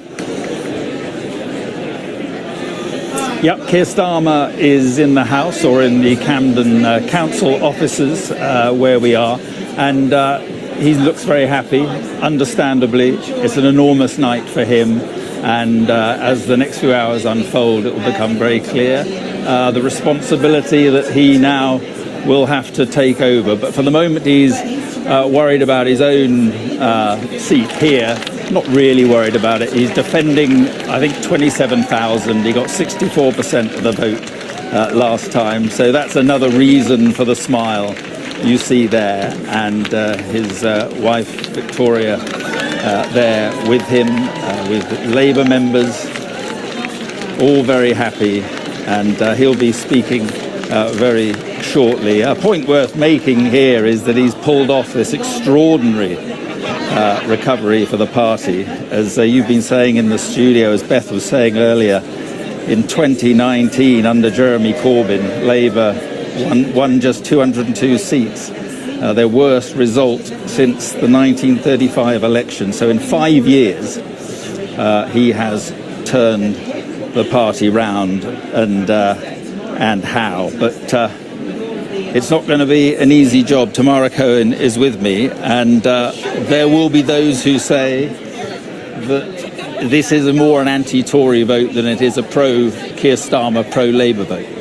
They will, but that is very much pushed back on by Labour and by the team around Keir Starmer, who we now are almost certain will be our Prime Minister in the morning, and has just arrived here with his wife Victoria, both of them very much looking on a high, and we will be hearing from him here in the next little while, first reaction as these results come in showing really big swings to Labour, and on course for a really stunning result, their first majority from opposition in 27 years. He's pulled it off, and even 3 years ago, we know he contemplated quitting. They lost a by-election in Hartlepool. All looked so bleak, even 2 years into his leadership. But now, having transformed the party, and I think he will be making that point specifically here to say that he transformed the party. It's not accidental. It wasn't just the Conservatives did a bad job. I think his allies are very keen to stress his role in turning things around, and many people thought that would be the work of many years. Is about to declare. Let's see what's going to happen with George Galloway. Results of the poll, the election of a Member of Parliament for Rochdale on Thursday, 4th July 2024. I, Steve Rumblow, being the acting returning officer at the above election, do hereby give notice that the number of votes recorded for each candidate at this election is as follows. Paul Simon Ellison, the Conservative Party, 4,273. George Galloway, Workers' Party, 11,508. Have you seen the numbers on there?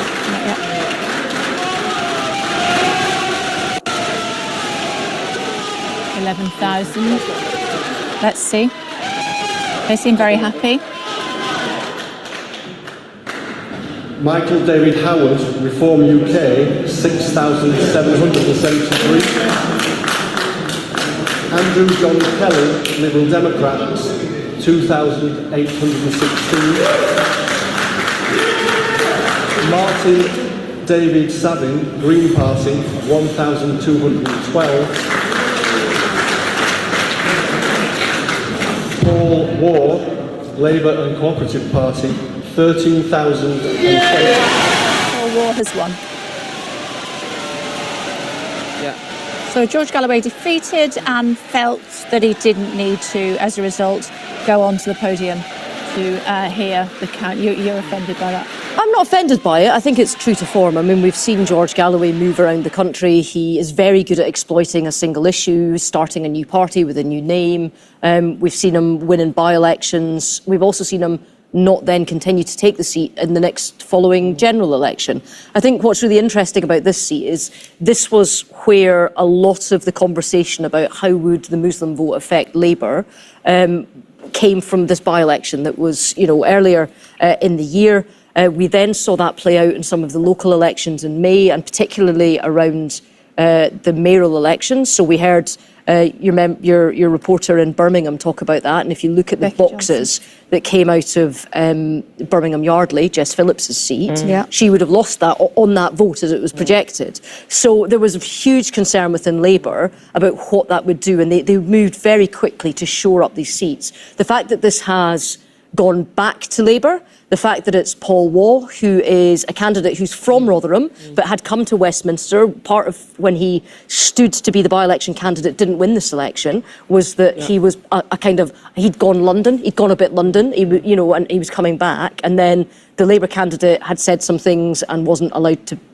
had their support withdrawn. He then became the candidate for the general. This is an urbane former journalist, not somebody that's taken a particularly strong view on Gaza. So the fact that he's won it and taken it back off of Galloway, I think, is quite significant and will ease a lot of fears within Labour for some of the other seats. Swinney is in Perth. Also, just have a look at these. Just bear with me, Ben. Okay, sorry. John Swinney just arriving in Perth. Yes, so that's a slightly redrawn seat.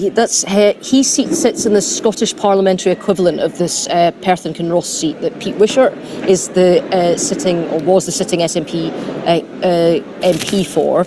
He is the longest serving MP in Scotland. He's held his seat since, I think it's maybe 92. He's been there a while. He had a strong challenger in Luke Graham, and with the boundary redraws, it was looking quite good for the Conservatives. All the indications that I'm getting is that Pete Wishart has held on. Okay. Just Beth? No, it's just on one of our pivotal seat moments. Wrexham has just been lost from the Conservatives. Labour have taken that. Now, that was the point where Conservatives were going to lose the overall majority when Wrexham goes. So that was just one of our pivotal seats. And we also have it that the Lib Dems are saying they think that they have taken Henley. That was on their 33rd on their target list. I think Boris Johnson stood in Henley once, did he? He most certainly did. Yeah. Back with us, Rochdale. Back here, and a big result in Greater Manchester, Rochdale, which was lost at a by-election. Paul Waugh, known to many people down here, a brilliant journalist, but a Rochdale lad. I've been with him in Rochdale. He's just well known there. What do you make of the fact that George Galloway was not on the stage to hear the result? Well, he's come in and he threatened to challenge me at the mayoral election. He claimed he'd save Rochdale Football Club. He claimed he'd open a new maternity unit. He claimed Rochdale was neglected. If you go to the centre of Rochdale, the place is being rebuilt. I've just put a new public transport system in there. He didn't understand the place. I mean, and everyone, you know what we're like in our part of the world. You know what we're like. Yeah, I do. You can spot a chancer a mile off, right? And I just think... Underestimate me, that'll be fun, as my dad always used to say. Well, it was extraordinary circumstance of the by-election, wasn't it? Because Labour's candidate was on the ballot paper and then had to stand down. So it's a really good result because he was only seeking to bring division to our communities. And we don't work like that in Greater Manchester. We're a place that kind of thrives on the fact that we are quite unified and we work together, different communities. So I'm glad to see the back of him from Greater Manchester. I think our communities will be relieved to see him gone. So well done, Paul, though. A great result. Absolutely. We're hearing that there's a recount in Chelsea and Fulham. That's Greg Hand's. Can I also just add another one in that's come in? Really quickly. The Conservatives have held Castle Point. They have. Which, might not seem that significant, but that's another one where reform were supposed to win. It's another one that was supposed to be part of that Reform 13. So if that's 4 now that was in that list that they've not But the taken. vote collapsed, the Tory Completely vote collapsed. I'm not saying this is a good night for the Conservatives. I think I used the word massacre at the start of the programme. Ed Davey's declaration, here we go. Let's see whether he comes in on a skateboard. I don't know what he's going to do. As I said, the honourable member for Alton Towers. I'm just not getting there. Ready?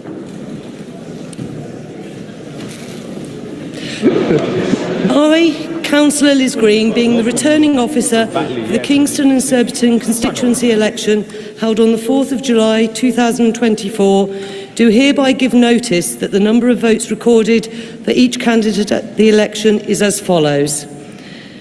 Ali Abdizai Abdullah, Workers' Party, 395. Jason Chinnery, the official Monster Raving Loony Party, 230. Thank you. Deberji Das, the Green Party, 3009. Edward Jonathan Davey, Liberal Democrats, 25,870.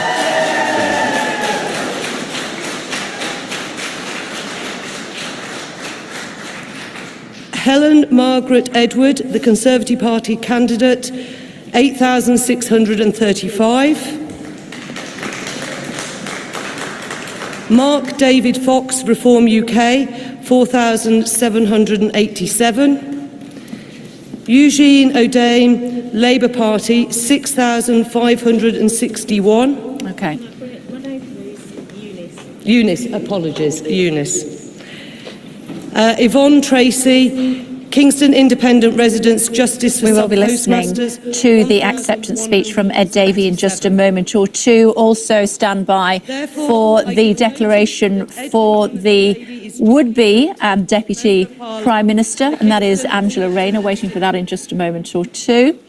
He looks happy, he looks relaxed, he looks relieved. He is being returned as the leader of the Liberal Dems, and 61 seats is the projection from the exit poll. Just while we're waiting for it to result. The come up turnout's there. pretty high as well. I want to do a big First shout Labour out. gain in Scotland.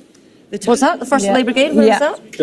Kilmarnock. Great. Yeah, that's in that central belt that we expect to go almost wholesale SNP to Labour. I want to do a shout out though to local government in England. I always forget, because in Scotland we don't do this, the number of jabos, hats and robes that you guys have. We don't have any of that in Yeah, Scotland. here we It's go. Brilliant. Here we go.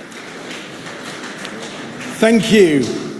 It has been a great privilege to serve Kingston and Surbiton and this great community over many years. And I'm humbled that you've given me the chance to serve you again. So let me start by saying a big thank you. And thank you to Sarah and all the returning officer team, and to all the staff and police who've worked so hard through the night. You are the unsung heroes of our democracy. It simply wouldn't work without you.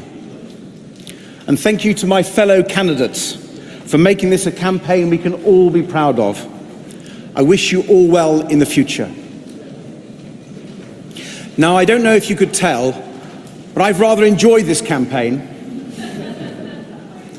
But what I've loved most hasn't been the paddleboarding or the bungee jumping. It's been speaking to people here in Kingston and Surbiton and across the United Kingdom about the challenges they face and their hopes for the future. People who are working hard, raising families, caring for loved ones, playing by the rules, but finding it harder and harder to make ends meet. People who've had to wait hours for an ambulance, weeks to see a GP, or months for urgent cancer treatment. People who are angry at the filthy sewage being pumped into their rivers, lakes, and onto their beaches. People who feel let down and taken for granted and are desperate for change.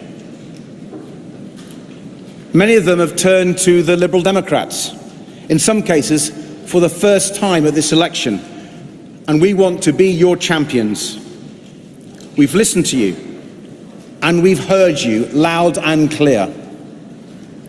We put your concerns. Let's listen to Angela Rayner.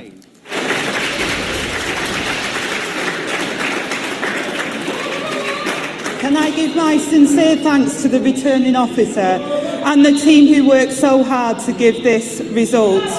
And I give the same thanks to the police who have kept us safe and all the other public servants who make our democracy work.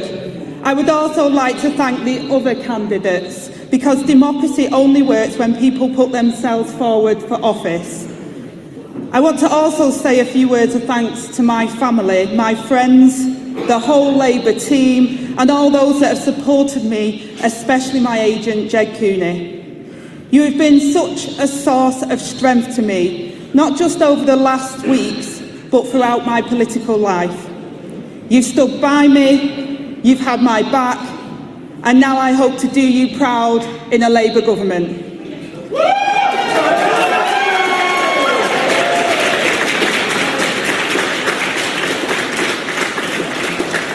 Finally, most of all, I'd like to thank the people of Ashton-under-Lyne who have elected and re-elected me as your Member of Parliament these past 9 years. From the first day you placed your trust in me, it's been a great privilege to represent you in Parliament. I'm proud to have support right across our community, but I'll never take it for granted. So let me say to all those parents doing the most important job there is, raising the next generation, to the small businesses who tirelessly toil every day in the engine room of our economy, to the working people who are the bedrock of our country, there is no greater honour than to serve you. Throughout my life, I have faced challenges, but I've also seen the power that comes from our community. The people on Bridgehall Estate who have always known me as our Ange, the teachers who have had faith in me, the carers who I worked alongside, and the trade unionists I stood alongside. From all of them, I learned that by working together and never taking no for an answer, we can make change and make a difference. As they helped me when I needed it, I am now humbled to have the opportunity to make the difference for others. Because to represent this constituency is a privilege, but it is also a duty, one that I intend to fulfil. It is a vote for change. It is a vote to an end to division and to bring our country together, to replace self-service with public service, to take what is broken and begin to rebuild it, and to restore the belief to those who have had hope taken away. It is with a real sense of pride that together we have changed the Labour Party to offer that unity of purpose, that vision of renewal that our country so desperately needs. Today is our chance to turn the page and start a new chapter, to tackle the cost of living crisis and to make work pay, to give working people the New Deal we deserve and to provide homes that we need, to rebuild the public services on which we rely and to ensure that every community across our country shares in our national success. I am proud of Ashton-under-Lyne. I am proud of Britain, a great country, a great people, and I am proud to serve you all. Thank you. For your flash photography, right-hand side of your screen there, Nigel Farage arriving at his count. Worth mentioning that Angela Rayner, of course, was a care worker, and she has talked about her experience. First woman, actually, to represent that seat in 180 years. You can see everybody keen to see Nigel Farage. And we'll now be going after the Labour vote. What's a good vote, Chef? for reform for tonight. What do you want vote share-wise? As many as possible. What do you think about Lee Anderson? I've no idea. You're the better people, not me. What do you think about Lee Anderson? Lee Anderson has won because he had the courage to jump to reform. There are many Conservative MPs who tonight will lose their seats because they lack that courage. And the really big message is this. Geographically now in most of the country, a vote for Conservatives actually splits our vote and is a vote for Labour. The argument they've used against us can never be used again. Would you like to be leader of the Conservative Party now, Mr. Rogers? The Conservative Party? What a ghastly What a terrible idea. Talking at once there, Mary Cray, I should just say, Coventry East, she has been re-elected, old friend of Angela Rayner. Steve Barclay used to be Health Secretary, DEFRA now. He has been one of the rare victories for the Conservative Party, waiting for the declaration for Keir Starmer. That will, when we hear his speech, it will be his acceptance speech, but also potentially one or two things that we will hear from him about how he plans to run the next 5 years for this country. That coming up in Holborn and St Pancras. Before that, Gurpreet standing by for us in Clacton. Gurpreet. Well, Nigel Farage has just made his way over here to the Clacton Leisure Centre. He spent the evening at the local Greek taverna as the exit polls dropped with his team. A few of them peeled over here early. I spoke to them. They were quietly confident, but they were staying calm. But they were quietly planning some of the raucous scenes later if Nigel Farage, as the exit polls suggest, does win here. It won't be an easy feat. It will require overturning a 25,000 Conservative majority. But I've spent the past few weeks with him on the campaign trail here in Clacton. And there is a lot of love for him in Clacton. At the rally on Wednesday, he implored voters to come out and vote for him. And it looks like they may have delivered him a victory. He will no doubt be buoyed by that exit poll, which suggests that he could win here. This is a man, of course, that's attempted 7 times to become an MP. 7 times he's failed despite his outsized influence on British politics. When I asked him yesterday what success would look like, he said that this wasn't just about eating into the Conservatives' vote share, about doing them damage. It was about winning seats, about building a bridgehead in Parliament. And if that exit poll is anything to go by, it looks like that may be achieved. Lee Anderson in Ashfield has already won as the first Reform MP. The polls suggest there could be 13. Crucially, not just winning from the Conservatives, but also gaining from Labour. However, I would caveat that some of the early results that have come in from Barnsley North, Barnsley South and Hartlepool, for example, suggest that it hasn't been smooth sailing for Reform UK, that they may as yet underperform those polls. But another interesting aspect of this is the seats in which they're coming in second. As many as 155 seats they could come in second. I think almost all of the seats that have been declared in the North East, they've come in second, chiefly behind Labour. So for now, while a lot of the framing around this has been what kind of impact or influence Reform UK's potential success could have on the Tories during their period in opposition, what's clear is that there's another aspect to this, which is what kind of impact Reform success could have to Labour in government. OK, for now, thank you. There's a recount in Basildon, and that is where Richard Holden, who was parachuted in, the Conservative chairman, is. There's been a recount there. I can see pictures of Labour and the Conservatives. It's a three-way marginal, potentially.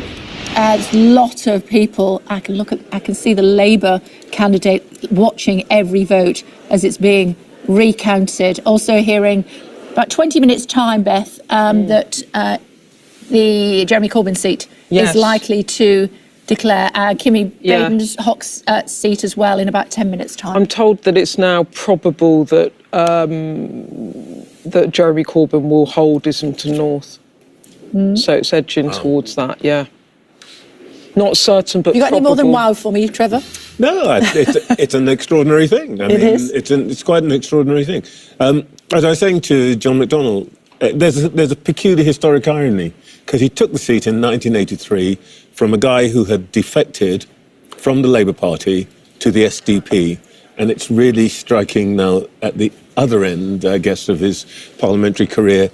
He's the guy who's been expelled from the Labour Party, but he's won. Yeah. It sounds like. Looking at pictures there of Nigel Farage waiting for his count.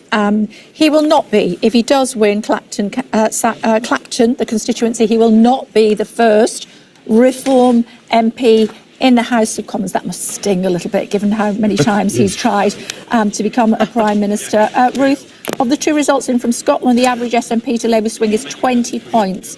Kilmarnock and Loudoun and Dumbartonshire West. Possible that the SNP will do even worse in the 10 seats that's predicted. Yeah, we did hear, I think I mentioned around maybe 1 o'clock this morning, that from the people that had written the exit poll, all the psephologists behind it, that the numbers were a bit softer in Scotland on how it projected, because it was looking at Tory gains there. They had the SNP down a lot at 10, but it looks as if that might be on the optimistic level for them if this is played out. However, and I would caveat this a lot, Scotland is not a homogenous group, and you can't really just put a national swing across it. What happens in the Central Belt is very different to pockets of the North East, very different to the Highlands and Islands, and that South of Scotland band as well, right at the bottom, those 3 seats that sit across the But bottom. Ruth, on the face of it, though, this is a big story of the night that huge. maybe we're not focusing on enough. This is Yeah. the collapse of the SNP, isn't it? Well, if you think about when the exit poll came out, you suddenly had the third party of the United Kingdom. Now, they only stood in 59 seats, 57 now because of the boundary changes, but they got their question at Prime Minister's Questions every week. They had that platform, they had the short money. Yeah, they're going to go gone. down to the fifth party in the country. Yeah. All of that is gone. All of that infrastructure is gone. The ability for them to come back is severely hampered. And we have seen big gains and swings in Scotland before, so we get kind of a bit immune to them. But some of the changes here, if they lose, as the exit polls say, 38 out of their 48 seats, that's enormous. I mean, it's almost as big as the 40 out of 41 that Labour lost in 2010. Actually, you reminded me of something that Andy was talking about kind of Anas Sarwar, the Scottish Labour leader. It's true, too, that when you talk to people around Starmer, they said that when he became leader, and they had at that time 1 MP in Scotland, he said, I want to govern for all of the nations, and was very... Here's Keir Starmer's declaration. All right, well, let's listen. Great. Oh, look, there's Cuddle Me Elmo on the stage. Did you see that? They're all there. Can you just move a little bit long, so I'm going to just step off for a minute. Lovely. The Lib Dems have gained Chelmsford from the Conservatives, and Bolsover has gone to Labour. Good news for Dennis there. He'll be pleased. Dennis Skinner, of course. I, Jenny Rowlands, being the acting returning officer at the election held in the Holborn and St Pancras constituency on the 4th of July 2024, do hereby give notice that the number of votes cast for each candidate in the election was as follows. Nick, the Incredible Flying Brick, the official monster raving loony party, 162. Charlie Clinton, Liberal Democrats, 2,236. Andrew Joseph Feinstein, 7,312. Wise Islam Independent, 636. Senthil Kumar Independent, 40. Mireen Malik, the Conservative Party candidate, 2,776. John Edmund Poynton, UK Independence Party, 75. David Roberts, Reform UK, 2,371. Tom Scripps, Socialist Equality Party, 61. Bobby Elmo Smith, 19. David Robert Stansel, Green Party, 4,030. Keir Starmer, Labour Party, 18,884. Confirmation for you that the new MP for Holborn and St Pancras is also likely to be the next Prime Minister, Keir Starmer. We'll be listening to what he has to say in just a moment or two. I can tell you that Harlow has been a Labour gain. A key Labour target in Essex and a bellwether since 1983 was Robert Halfon's. The Education Select Committee was his old seat. He was standing down. 223, and they were. And you can see 3 pages of people standing, waiting for their moment in the sun by standing with the would-be Prime Minister in Holborn and Do you know, St Pancras. I love the idea that we have, and I don't think it's same across all democracies in the world, that you've got incidents that happen, and the way our democracy works, you can have an elbow character standing on stage with the potentially future next Prime Minister and get 19 votes and has exactly the same rights as everybody else to do so.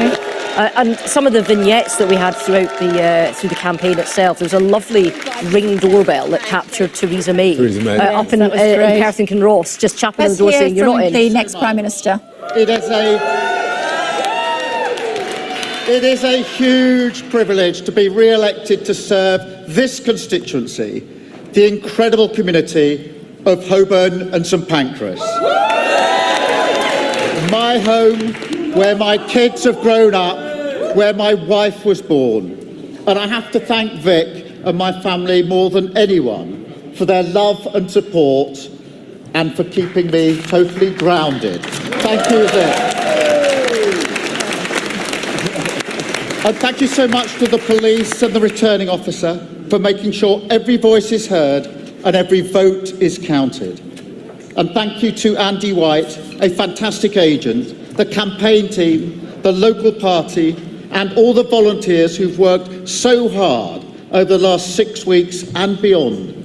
Every door knocked, every leaflet delivered, every conversation had, it makes a massive difference. And lastly, I'd like to pay tribute to my fellow candidates who put themselves forward for public service. Because in this room, right here, beats the heart of our democracy. Not in Westminster or Whitehall, but in town halls and community centres up and down the country, in polling stations and voting booths, and most of all, in the hands of the people who hold the power of the vote. It all starts here. And it starts with you.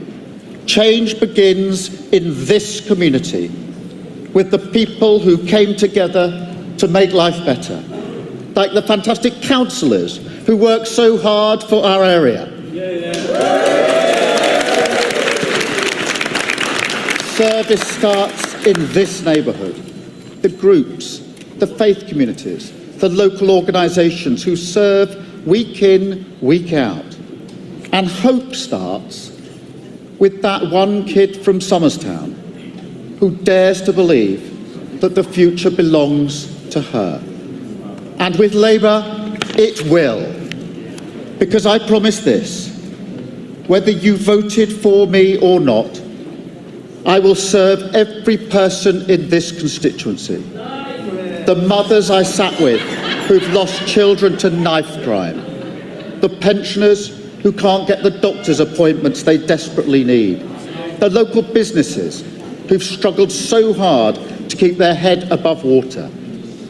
I will speak out for you, have your back, fight your corner every single day.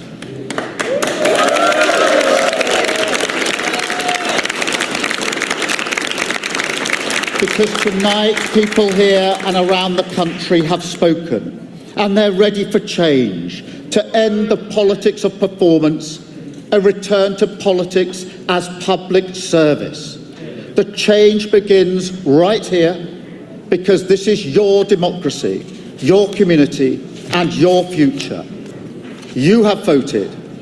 It is now time for us to deliver. Thank you very much.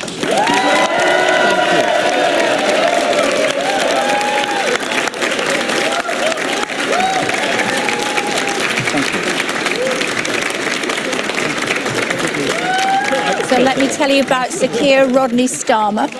He's been an MP since 2015. He's hoping to go one better, and it looks as though that is going to happen. He's been the leader since 2020. He was a leading member of the Corbyn Shadow Cabinet, knighted for services to law and criminal justice.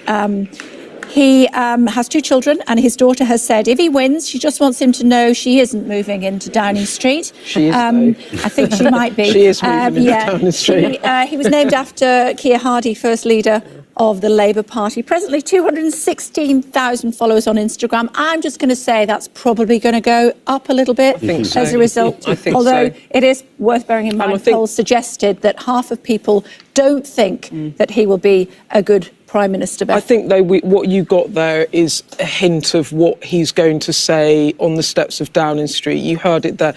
His whole campaign is about serving humbly, about putting politics back in the service of working people, about ending performative politics and having politics that is about public service. And that is what his whole rhetoric has been all through this campaign. And I think when you see him tomorrow on the steps of Downing Street, it will all be about this. Is it today? I don't know where I am anymore.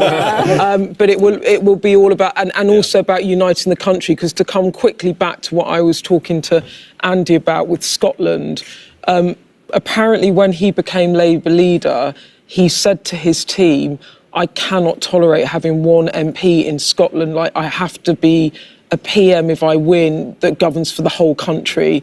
And so this whole aim to try and win big vote shares in all 3 nations, and they now think that they have achieved that they will be the biggest party in all 3 nations where they fielded candidates, is really important for Starmer. But the other flip side of this, Kay, is the vote share is looking like it is going to be pretty low. We don't have a number yet, but if the vote... the fact that his vote's down 17%.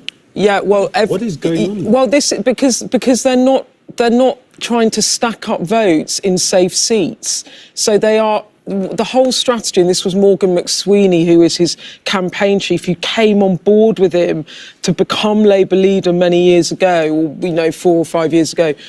They're not trying to stack up votes where they think they can win seats. So they've just redeployed resources to all of these target seats to try and win there. And it looks like the strategy is paying off. And that's why you're seeing big drops, I think, in seats where they're not trying to turn out the vote. Because what Corbyn managed to do was get quite a big vote share by turning out the vote, but not turning out the vote in the seats where you need people to switch from Conservative to Labour. And that was all of the strategy that McSweeney and his team tried to execute, which appears to be paying off. Okay, just to say, Worcester woman. Oh, who remembers Worcester? Sorry to interrupt. Who remembers Worcester woman? Sorry, Labour confident of winning Shapps and Mordaunt seats. I've just got that in. Okay, let's find out what's happening with Grant Shapps' seat. Declaration of results of poll, election of a Member of Parliament for Welwyn Hatfield on Thursday the 4th of July 2024. I, Annie Brewster, being the returning officer at the above election, do hereby give notice that the number of votes recorded for each candidate at the said election is as follows. Aaron Jack Oliver, Reform UK, 6,397. Butcher Sarah, the Green Party, 2,986. Under pressure from Labour, we should say. Lewin Andrew Allen, Labour Party, 19,877. Grant Shapps is in a lot of trouble. Spencer.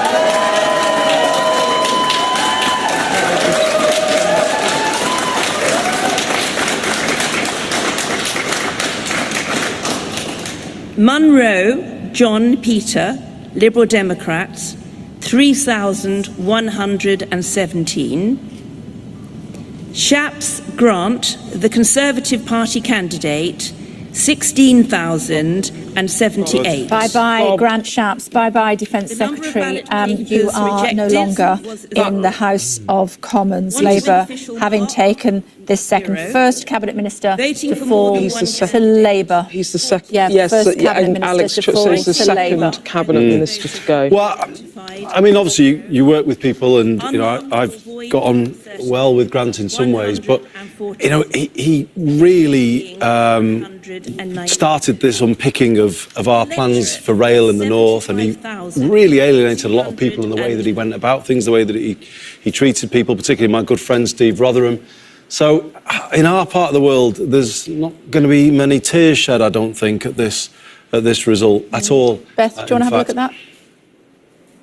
Well, I mean, this is a massive blow. Grant Shapps wanted to run as leader. He's the Defence Secretary. He's gone. Look at the vote, down nearly 20 percentage points. And he's the second Cabinet Minister to fall. Now, in 97, 7 Cabinet Ministers lost their seats, and I just wonder if it's going to tick past that tonight. Alex Chalk, who's the former Justice Secretary, also lost in Cheltenham to the Lib Dems. Let's see what happens with IDS. Ian Duncan Smith, another big beast in Chingford. I, Lindsay Roberts-Egan, Acting Returning Officer for the Chingford and Woodford Green constituency, declare that the total number of votes given to each candidate was as follows. Chris Brodie, Green Party, 1,334. Ian Duncan Smith, the Conservative Party candidate, 17,281. Josh Hadley, Liberal Democrats, 1,275. Paul Lugery, Reform UK, 3,653. Faiza Shaheen, Independent, 12,445.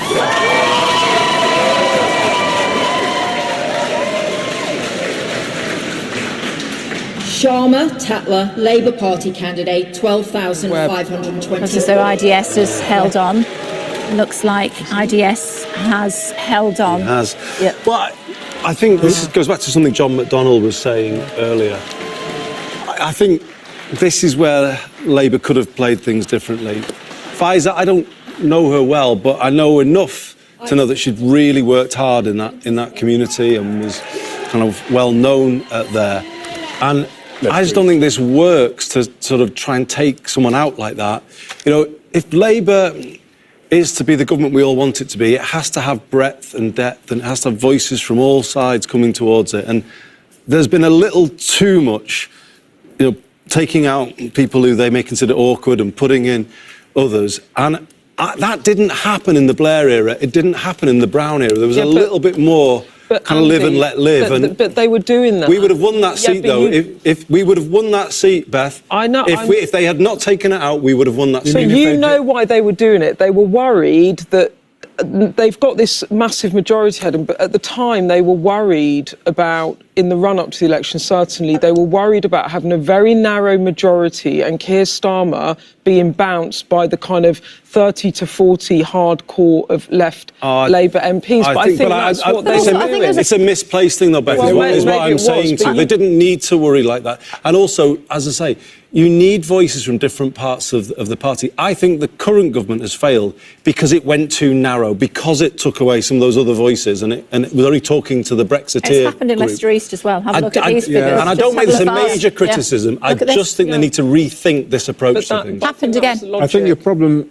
There you go. Same thing again. The problem here, Andy, is that I don't think the party's quite worked out what to do about the issue of Gaza and Muslim votes, because exactly that, what you've just been saying, is what happened in IDS's constituency, and that's exactly what's happened And here. other at the bottom, I should just say, is Keith I think Vaz. Claudia Webb And we've seen in some other constituencies, I haven't remarked on it, but we've seen in some other constituencies, and what seems like an unlikely fall in Labour votes, and actually I've been ticking it up, a lot of it are in constituencies which are in the top 20 of Muslim with Muslim constituents. So I think this is. I mean, it's not enough to have dented Labour very seriously, but it's a problem that the party's got stored up for. I think what's on page 2 of that one as well with Claudia Webb is you've also got Keith Vaz, the former Labour MP. That's what I was in saying. there too. Yeah.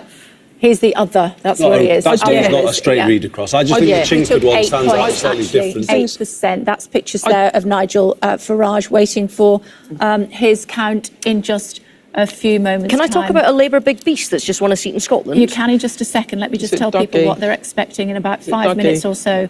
We are waiting to see the result from Clacton, and if, as is expected, Nigel Farage will take that seat, he will be the second candidate for Reform that has won this evening. The first one being Lee Anderson, who was previously Conservative MP. Before that, he represented Labour, of course. He is Reform, wasn't thought to be able to win. He did. Yes, you can. Yeah, so Paisley and Renfrewshire South, which was Douglas Alexander's old constituency, it was then won by Mhairi Black from the Labour Party to the SNP, has now gone back to Labour under Joanna Baxter. Now, a lot of people might not know who she is. She's the current chair of the NEC for the whole of the Labour Party. She's also on the Scottish Executive Board. She's a big trade unionist and has been very involved in Labour politics, both north and south of the border, for a long time. She will be, I would expect, at the first reshuffle or second, she'll come into government. She's one of these ones that are going to be fast-tracked for success, I would expect. I would agree. Joanna Baxter. Joanna Baxter. Dougie Alexander has won his seat. So does that mean that he's my new MP then? Yeah. Because I live in Lothian East, which was the old East Lothian seat. And it was the most marginal in Scotland. He will get lots of casework because it's in terms of the makeup of that seat, there's an awful lot of articulate people that will know exactly where to find his door. Let's put it that way. They won't want him to be Foreign Secretary then, will they? Well, they certainly will make sure that if he does that, he's going to come home and still take care of the washing and knitting as well. Okay. So he can, if he wants to play on the world stage, he's welcome to it. Yeah. But he's also got to see to the spuds at home. I'm glad to see him. Challenge. It's quite a challenge. Looking at pictures from Clacton on Sea, Nigel Farage just there in the background. Oh, Hexham's gone. Yes, we second safest Conservative seat. 100 years that's been a Tory seat in the North East. Safest. Anne-Marie Trevelyan in Northumberland North might be the only Tory left in the North East of England. Exactly that. Hexham, the second safest seat in the North East. Yeah, I feel for Guy Opperman. He's an absolute powerhouse of campaigning. That won't be for lack of effort that he's lost that. Swing was about 15 points thereabouts. Surprised? In terms of what I've seen coming in from the North East, not so much. It's one of those ones that is the fringe of Newcastle, that Hexham seat. But it's been Tory for a long time. He's the right sort of Tory for it, if you know what I mean. He's very down to earth, works hard, hyperactive, family man, very in touch with the seat. He's not, he doesn't stay away in Westminster. He always wants to be back in his constituency patch. That'll be a tough one for him to take.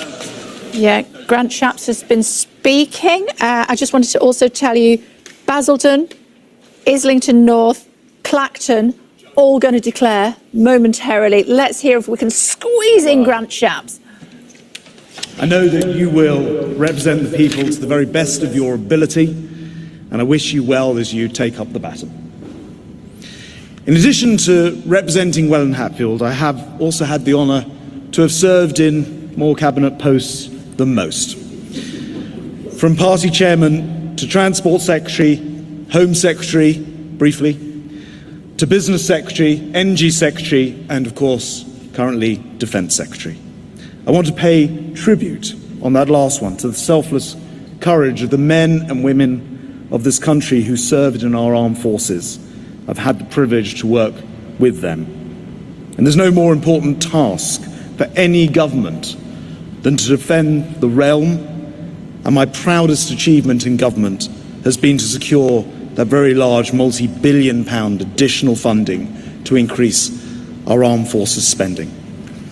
It's clear tonight that Britain will have a new government in the morning, and I am extremely concerned that unless it quickly commits to spend 2.5% of GDP on defence, our armed forces may suffer, and so will our friends in Ukraine. If there's something that I'm incredibly proud about in Britain today, it's our staunch and unwavering support for Ukraine and its democracy. And that must never waver. even.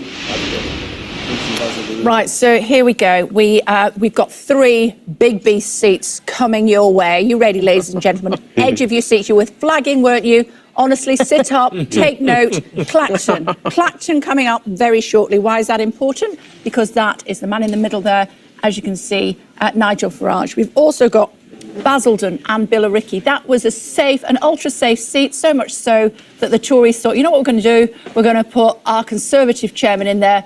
Is an absolute shoo-in.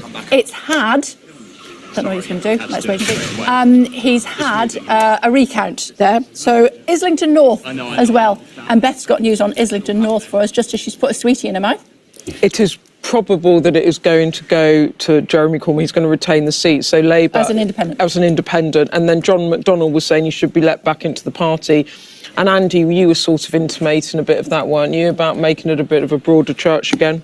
I just think that's what a government needs. You know, it needs voices from all around, and that's what sustains a government in power, when you've got breadth and depth in terms of the voices. But having said that, Beth, to pick up something you were saying before, I can't knock those who've put together this strategy, this general election strategy for Labour. I'm making some points at the margins, if you like.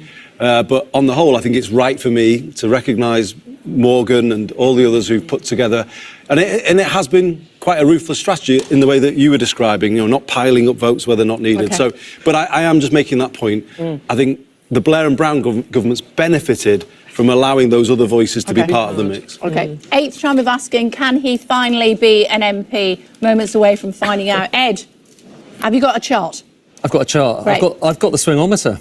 Ooh. I thought we weren't doing that. Let's just rejoice at that news. He's got a swingometer. But I've got bad news, because it's not really... Working. Swinging. not worth having.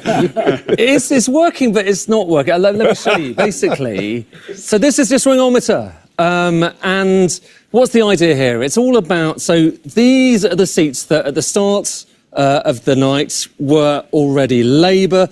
These were the seats that at the start of the night were Conservative. And the whole idea is basically, if across the country there is a uniform swing, so in all of the seats you're seeing the same movement from the Conservative to Labour or the other way, then this needle goes like that, and then gradually all of these seats are turned red, and then by the time the needle gets there, it's eaten up enough seats that you get into this majority territory. But here's the thing, OK, so if you look at the amount of swing that we're seeing across the country right now and activate the swingometer, look at what happens. OK, the swingometer, the needle goes up, up, up, up, up, and we're in hung parliament territory. So actually, the swingometer is basically telling a kind of duff story here. It's saying that Labour's not going to be able to win in these seats over here, but we know it is already. We know it is already. And why is that happening? It's because you're not seeing a uniform swing across the country. If you were seeing a uniform swing across the country, basically with all seats seeing exactly the same change, then you'd expect that seats, for instance, where the Conservatives didn't have much of a majority before, through to seats where the Conservatives had a big share of the vote, you'd expect all of them to be behaving the same way. But let me show you what's actually happening. Look, this is quite interesting. In seats where the Conservatives don't have that much of the share of the vote, they're actually gaining a little bit. So it's going from Labour to the Conservative Party. But the bigger the share of the vote the Conservatives have, the more they're losing. The more they're losing. And that really matters, because in areas where previously they could rely on quite a big share, they're losing way above where you would normally expect. And that is part of the explanation for how the Labour Party is heading, potentially, according to the exit poll, but also according to what we're looking at in these numbers, for a big majority. It's going way beyond where the swing would suggest. And in fact, it's going towards historic territory. If we just look again at where we are right now. So this is showing you the change in the share of the vote for all the parties going back through history, and it's showing you the biggest falls, essentially. So when you're going from a vote share, a big vote share, to a small vote share, this is basically showing you that. And the bigger the bars are, the worse you're doing. So that, for instance, that's the Lib Dems in 2015. You can see the Labour Party suffering there.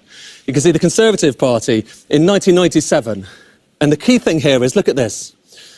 This is the biggest fall in the share of the vote that we have seen from any party going back to 1835.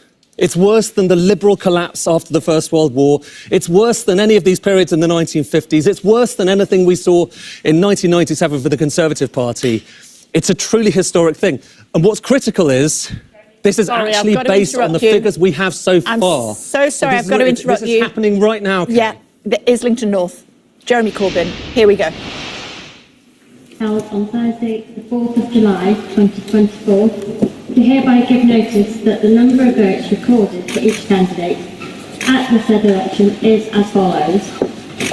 Vikas Agarwal, Liberal Democrats, 1,661. That's 1661. Jeremy Bernard Corbyn, commonly known as Jeremy Corbyn, Independent, 24,000.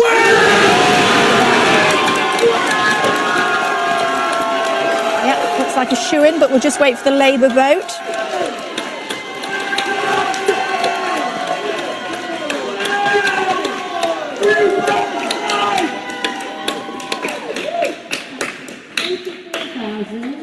$24,020. That's 24120. Karen Ann Harries, the Conservative Party candidate, 1,950. 1950. Paul Dominic Jostling, 32. Sheridan Virginia Cates, commonly known as Sheridan Cates, Green Party, 2,660.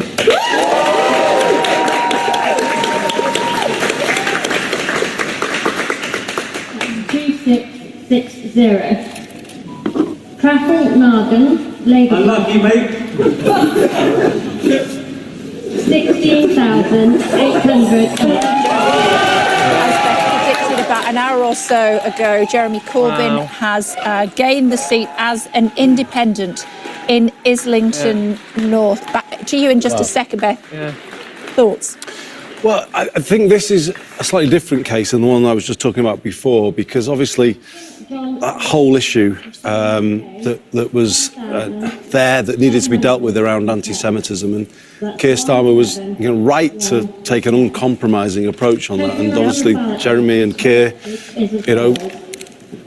ended up in different positions on that, and you can say that this had to be handled in a different way to draw that clear line. But that reflects, I think, if I'm honest, the person that Jeremy Corbyn is in terms of how he's regarded by his community. You can't get a vote like that without putting in the work, being well liked in your area, somebody that people want to support. I mean, that speaks for first First independent win since 2001. Jonathan Ashworth has lost his seat in Leicester South. Just coming in. Oh my goodness me! To an independent candidate, and I believe that was one of our Gaza seats. It was one of our Gaza seats. Let's pause. Listen to Jeremy Corbyn. Come back to that. Thank you very much for the declaration, and can I first of all thank you and the returning officer and all the staff that have arranged this election for the very hard work and very efficient way in which it's been run. It is a credit to Islington. Thank you very much for the great work that you've done in those respects. I also want to place on record my enormous thanks to the people of Islington North for electing me for the 11th time. Clacton's declaring. Bensilem Matthew, Liberal Democrats, 2016. Farage Nigel Paul, Reform UK, 21,225. Yeah, I think they were reading those, they were weighing them, I think. Jameson Craig, Climate Party, 48. Mac Tony, Independent, 317. Osborne Natasha, Green Party, 1,935. Owusa Nepal Jovan, Labour Party, 7,448. So you're thinking of a couple of agitators to have in the House of Commons. Tassos Heritage Party, 33. Listen to the Conservative vote. Andrew, UKIP, No to Illegal Immigration, 116. Watling Giles Francis, the Conservative Party candidate, 12,820. There we go. So I was saying, if you want a couple of agitators, you'd go for Corbyn and Farage, wouldn't you, Beth? I therefore do hereby... Yeah, I mean, so Corbyn is held on in Islington North as an independent. That was a hard-fought battle, but he had many people out campaigning. I live near there, and it was a very active campaign. And Farage wins Clacton on the 8th attempt. He finally becomes a member of Parliament, and this matters because he now has a democratic mandate. Here we go. At tendering. And I have to say, fellow candidates, it's been a well-run, well-fought and remarkably clean election battle. I think we'd all agree on that, and thank you for your services. I promise that I will do my absolute best as a Member of Parliament. I had 20 years as an MEP, but it's not quite the same link or same responsibility with constituents. I will do my absolute best to put Clacton on the map. I'll do my best to bring more tourists. I'll do my best to try and bring some private investment. It's over 30 years ago that I fought my first parliamentary by-election, and I fought lots of them over the years, and I've had big successes in European elections and perhaps less so under first past the post, which is a very demanding, very, very demanding problem for smaller parties. I will say this, it's 4 weeks and 3 days since I decided to come out of retirement and throw my hat in the ring. I think what Reform UK has achieved in those just few short weeks is truly extraordinary. Given that we had no money, no branch structure, virtually nothing across the country, we are going to come second in hundreds of constituencies. How many seats we're going to win, I don't know. But to have done this in such a short space of time says something very fundamental is happening. It's not just disappointment with the Conservative Party. There is a massive gap on the centre-right of British politics, and my job is to fill it. And that's exactly what I'm going to do. But it's not just what we do in Parliament as a national party that matters, it's what we do out round the country. Getting 5,000 people in that room in Birmingham last week, the energy, the optimism, the enthusiasm, the belief that Westminster is just completely out of touch with ordinary people says to me that my plan is to build a mass national movement over the course of the next few years and hopefully be big enough to challenge the general election properly in 2029. What is interesting is there's no enthusiasm for Labour, there's no enthusiasm for Starmer whatsoever. In fact, about half of the vote is simply an anti-Conservative vote. This Labour government will be in trouble very, very quickly. We will now be targeting Labour votes. We're coming for Labour, be in no doubt about that. I want to thank the team that have helped me do this over the last few weeks, my fellow candidates for behaving as impeccably as they have. Believe me, folks, this is just the first step of something that is going to stun all of you. Thank you very much. Coming for Labour is what Nigel Farage has to say. He does not like this first past the post system. Rather like you, Andy Burnham. Be careful what you wish for. Hartsmere is going to declare in just a moment. Hartsmere, of course, Deputy Prime Minister. Thank you. And what else? We've got Life in Horncastle. Sorry, gone. No, I don't agree with him on barely anything. But on that, I think he's got a point. I think we're seeing tonight that Britain is a 5-party political system now. You know, we've got Greens polling in large parts of the country, Lib Dems doing well, Reform now. That kind of second force on the right is established. The Tories, obviously, Labour. You know, how can you reflect that in a first past the post system? You can't. So I think the voices for reform will get louder from not just the left anymore, from the left and the right, it would seem. Declaration, I think this is Hartsmere, is it? Which would be Oliver Dowden. Undersigned being the acting returning officer for the Hartsmere constituency at the election held on Thursday, 4th of July, 2024, do hereby give notice that the number of votes cast for each candidate at the election is as follows. Name of candidate: Bolster Raymond, Independent. Number of votes 536. Dowden Oliver James, the Conservative Party candidate, 21,451. Good result. Let's see what else. Green Party, 2,267. Maternelle Emma Lillian, Liberal Democrat, 3,710. Selfus Darren Bruce, Reform UK, 6,584. Cather Joshua Daniel, Labour Party, 13,459. Looks as though the number of ballot papers rejected. he's safe. There you go. So there was some concern for Oliver Dowden's seat, but he has been returned quite easily. Promoted after Dominic Raab left the party. Long-standing ally of the Prime Minister, played the role as Miliband for Cameron every Wednesday before Prime Minister's questions. Kemi Badenoch has continued to move towards potentially being the next leader of the Conservative Party. She has remained, but she really took a thumping. Kemi Badenoch.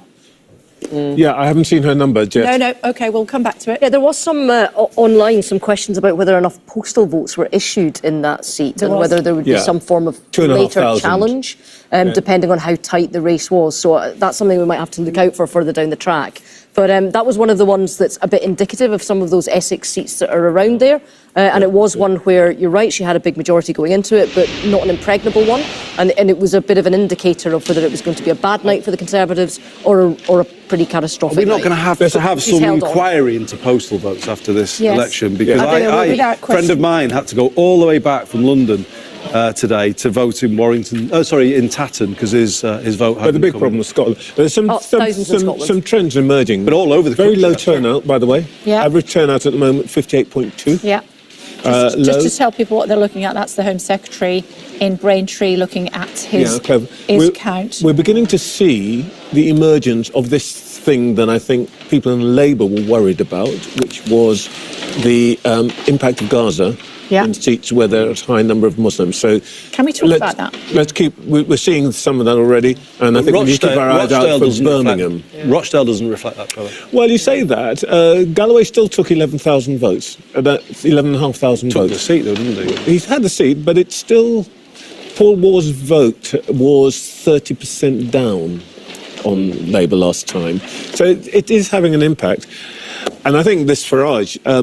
Lee Anderson said, we want our country back, which anybody who follows politics on the right, we know what that means. I want to talk us through Leicester South, Beth. And Beth and I were just debating whether or not this is the Portillo moment. Well, it was the kind of gas moment for me when I saw it come up, because that genuinely surprised me. I was shocked by that, in the sense that it is true that we had this seat on our watch list of 16 seats that could be vulnerable to the discontent around Gaza and the way that many communities believe that Labour has handled the issue. And you can see the result there. John Ashworth, he will be absolutely gutted. He will. Losing to an independent. But look, there was 2 independent candidates, and between them they racked up over, 19,000 votes. So Jonathan Ashworth has gone, and there's another number of seats, especially around Birmingham, which we're going to have to look at really closely now, right? As you all know, this is somebody who's given huge service to the Labour Party. He lives and breathes it. And actually, I don't know what you would say, Kay, but one of Labour's better performers in the media comes on, he answers questions properly. He's a very, very, very, very capable, talented politician, and it's a result that's going to be hard on him, because I would imagine, I wasn't in the room, but he would have been one of those arguing for a different position on Gaza within the shadow cabinet. And this is where politics sometimes is so reforms gained in Great Yarmouth, so that's a third seat. That's a Tory reform seat. gain in Great Brandon Yarmouth was Brandon Lewis's old seat. That is an also, whoa, okay. Another former chairman of the Conservative Okay, Party. so exactly. that's Great Yarmouth. There's also that's come in the first bit of good news for the SNP. They've been taking a bit of a thumping. Yeah. They're down, I think they've down 9 seats from last time. Their leader in Westminster, Stephen Flynn, has held his Aberdeen South seat. That was in the balance there for quite some time. So that'll be a big relief to the SNP, because to lose your Westminster leader is quite a significant moment. We saw it when Angus Robertson went in 2017. Big voices, isn't he? Yeah, he is one of their big voices and tipped as a future leader of the SNP. Yeah. Wow. I don't know what you and I are going to do now, Kate. We have Jonathan Ashworth gone and Grant Shapps gone. Well, Michael Fabricant's They're the people that both parties feel. Your programme has both of them. That's true.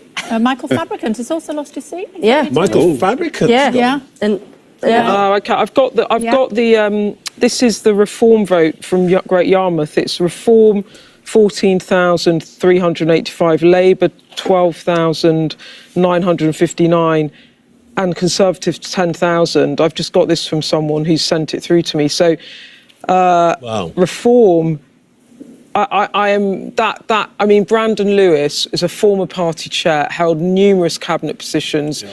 Great Yarmouth on the Norfolk coast there, go into reform. One of those ones that's a bit of a banker. I mean, you would not in any other election go into that thinking that was a 72% Leave seat. Yeah, that is true. Yeah, so, perhaps. It's a classic left behind seat. Coastal, tourism. It gets worse, can I just say? During the population, the demographic Tories is older. came third. Yeah. In Great Yarmouth. Third. Brandon Lewis is coming in to see us in just a moment. He's going to be... I hope he's not going to turn on his heel. No, he would never do that. No, but I mean, he was always known as a safe pair of hands, wasn't he? So let's see what he does. Stood down anyway. I mean, no, of course. Yeah. Of course, but into third place in Great Yarmouth. Ashfield is another reform win, and of course, Clacton is another reform. Jonathan Gullis has lost his seat. In Stoke. Yes, Stoke-on-Trent, Labour gain. Jonathan Gullis, one of those very prominent red wall Tories, has gone. Yeah. Michael Fabricant has also lost. You look really pleased about that, Andy. He and I had a bit of a... Did you? Tell me more. Oh, God, I'm trying to remember what the issue was now, but he's a bit combative. He is a combative. He's a spiky character, I think it's fair to say. Although he did give me some support over technical education, but I think most people in Labour areas kind of found him a bit, he became a bit of a sort of a... Kemi Badenoch as well has kept her seat, as I said, but as we were saying, thumping in the process, only a couple of thousand, I think. But she has managed to hold on. Hey, it doesn't matter. If it's only one, it doesn't matter, because you've still got your seat, haven't you? Ed? So this is a really quick one, but I know you were talking about what was happening in the Leicester constituencies, and real surprise there, Gaza, actually. Jonathan Ashworth losing his seat, a safe Labour seat, or so people thought. Here are the numbers there. Look at that, 35.4 for the Labour Party, 35.2 for Adam Shocker. And when you look at these numbers, you have to bear in mind, the demographics of different parts of the country we're talking about here, and what's going on beneath the surface. And Leicester South, one of the highest proportions of Muslim voters, and Gaza was a big issue. It was a really big issue in this election for so many people. And we're really seeing that now. And one way of looking at this is not just looking at one constituency, but looking across different constituencies for the Labour vote. And here you can see, essentially, we're showing you different parts, different Labour constituencies, ranked in terms of the Muslim populations. So from more people who are Muslim through to lower Muslim populations. And just look, in lower Muslim population areas, the Labour vote's going up. So up 3.4%. But look, as you move into areas with higher Muslim populations, you're talking about big falls, really big falls. And it's pretty striking, isn't it, just to see that. And that is something that we're seeing, across the UK, different areas, different regions, depending, on what the Muslim population is, some of the urban populations. People are unhappy about the Gaza policy of the Labour Party, and you're seeing that kind of borne out in those numbers. So listen, that was just a quick one, Kay. I won't take up too much of your time. Oh, it's not my time. It's this gentleman's time. It's your own time you're wasting. Surprise. I don't think, when you sat down, Brandon Lewis, you didn't look surprised at the results in your former seat. No, we had a good sense of how things were going much earlier today, actually. So I'm disappointed. By lunchtime, my team up there, who are very experienced, have fought lots of campaigns successfully, including last year's locals, where we did manage to hold off Labour, but they know what they're doing, and they could sense it even at lunchtime today that it was going to be. Basically, we've got a huge amount of data. They work hard in Great Yarmouth. We've always campaigned. So we felt we knew where our potential voters were. And basically, the Conservative voters of 2019, 17, to an extent 15, those who voted today, big chunk of them voted Reform. And it was what they were picking up this morning was people we thought were Conservative and who have voted for us, even last year in the local elections, were saying, I haven't voted yet, I'm voting later, but not saying who for. And that's a pretty good indication, because these are people who have been consistently Conservative voters. And if they're then not answering your question, that does answer the question. If you'd fought it again, if you'd fought again, would you have held the seat? Who knows? But with that kind of gap, we all like to think we've got this huge personal vote. I think we all slightly overestimate it, and that's a big gap between where we've come third, thousands of votes behind. I'm not sure any personal vote can make up that difference. 70-odd% leave, wasn't it? 72.5% leave, yeah. And I've gone from that 17,600 majority to a comfortable. Simon Hart's lost his seat. Simon, the Chief Whip. Chief Whip. The former Chief Whip, that's the third Cabinet Minister. Yeah. Brandon, you must feel absolutely gutted, don't you, about that seat? Not just that seat, but we're seeing people losing seats tonight who have been hard-working MPs and their teams and their staff, all of that. There's a human side to this as well. So, look, this is a really bad night for our party. There's no getting away from it. This is a dreadful result for our party. Where do you even begin? You're a former party chair, you're a big campaigner, you've sat in loads of cabinet seats. What are the mistakes? How did it get this bad and go so wrong?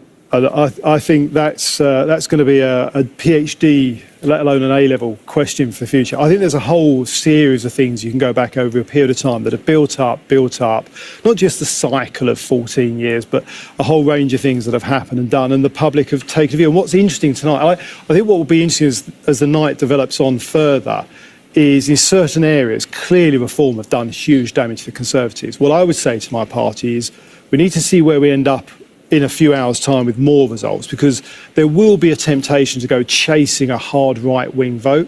I think that sometimes misunderstands why some people are voting Reform, but also is missing the fact we're losing seats to Liberal Democrats. That's not over right-wing politics, and that dynamic hasn't yet played through until we see the fuller result. Rishi Sunak's fault?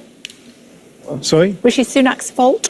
Well, ultimately, the Prime Minister chose when to call an election. And you thought it was a bad idea? There are going to be a lot of people who wonder why you call... I can't think of a leader anywhere in the Western world who has chosen to call an election when they didn't need to, when they're that far behind in the polls in modern history.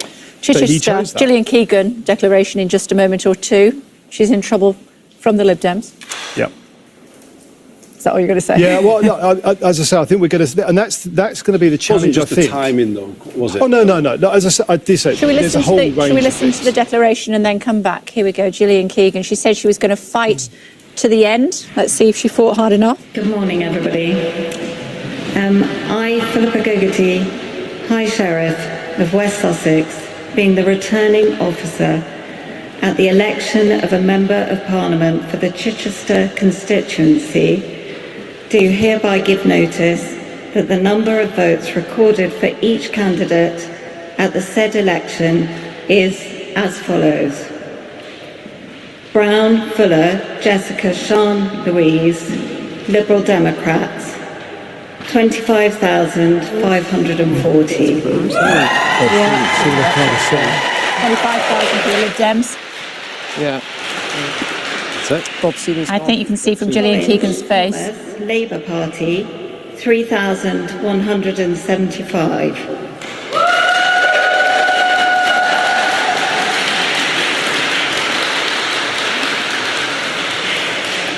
DeSantis, Theresa, Reform UK, 7,859.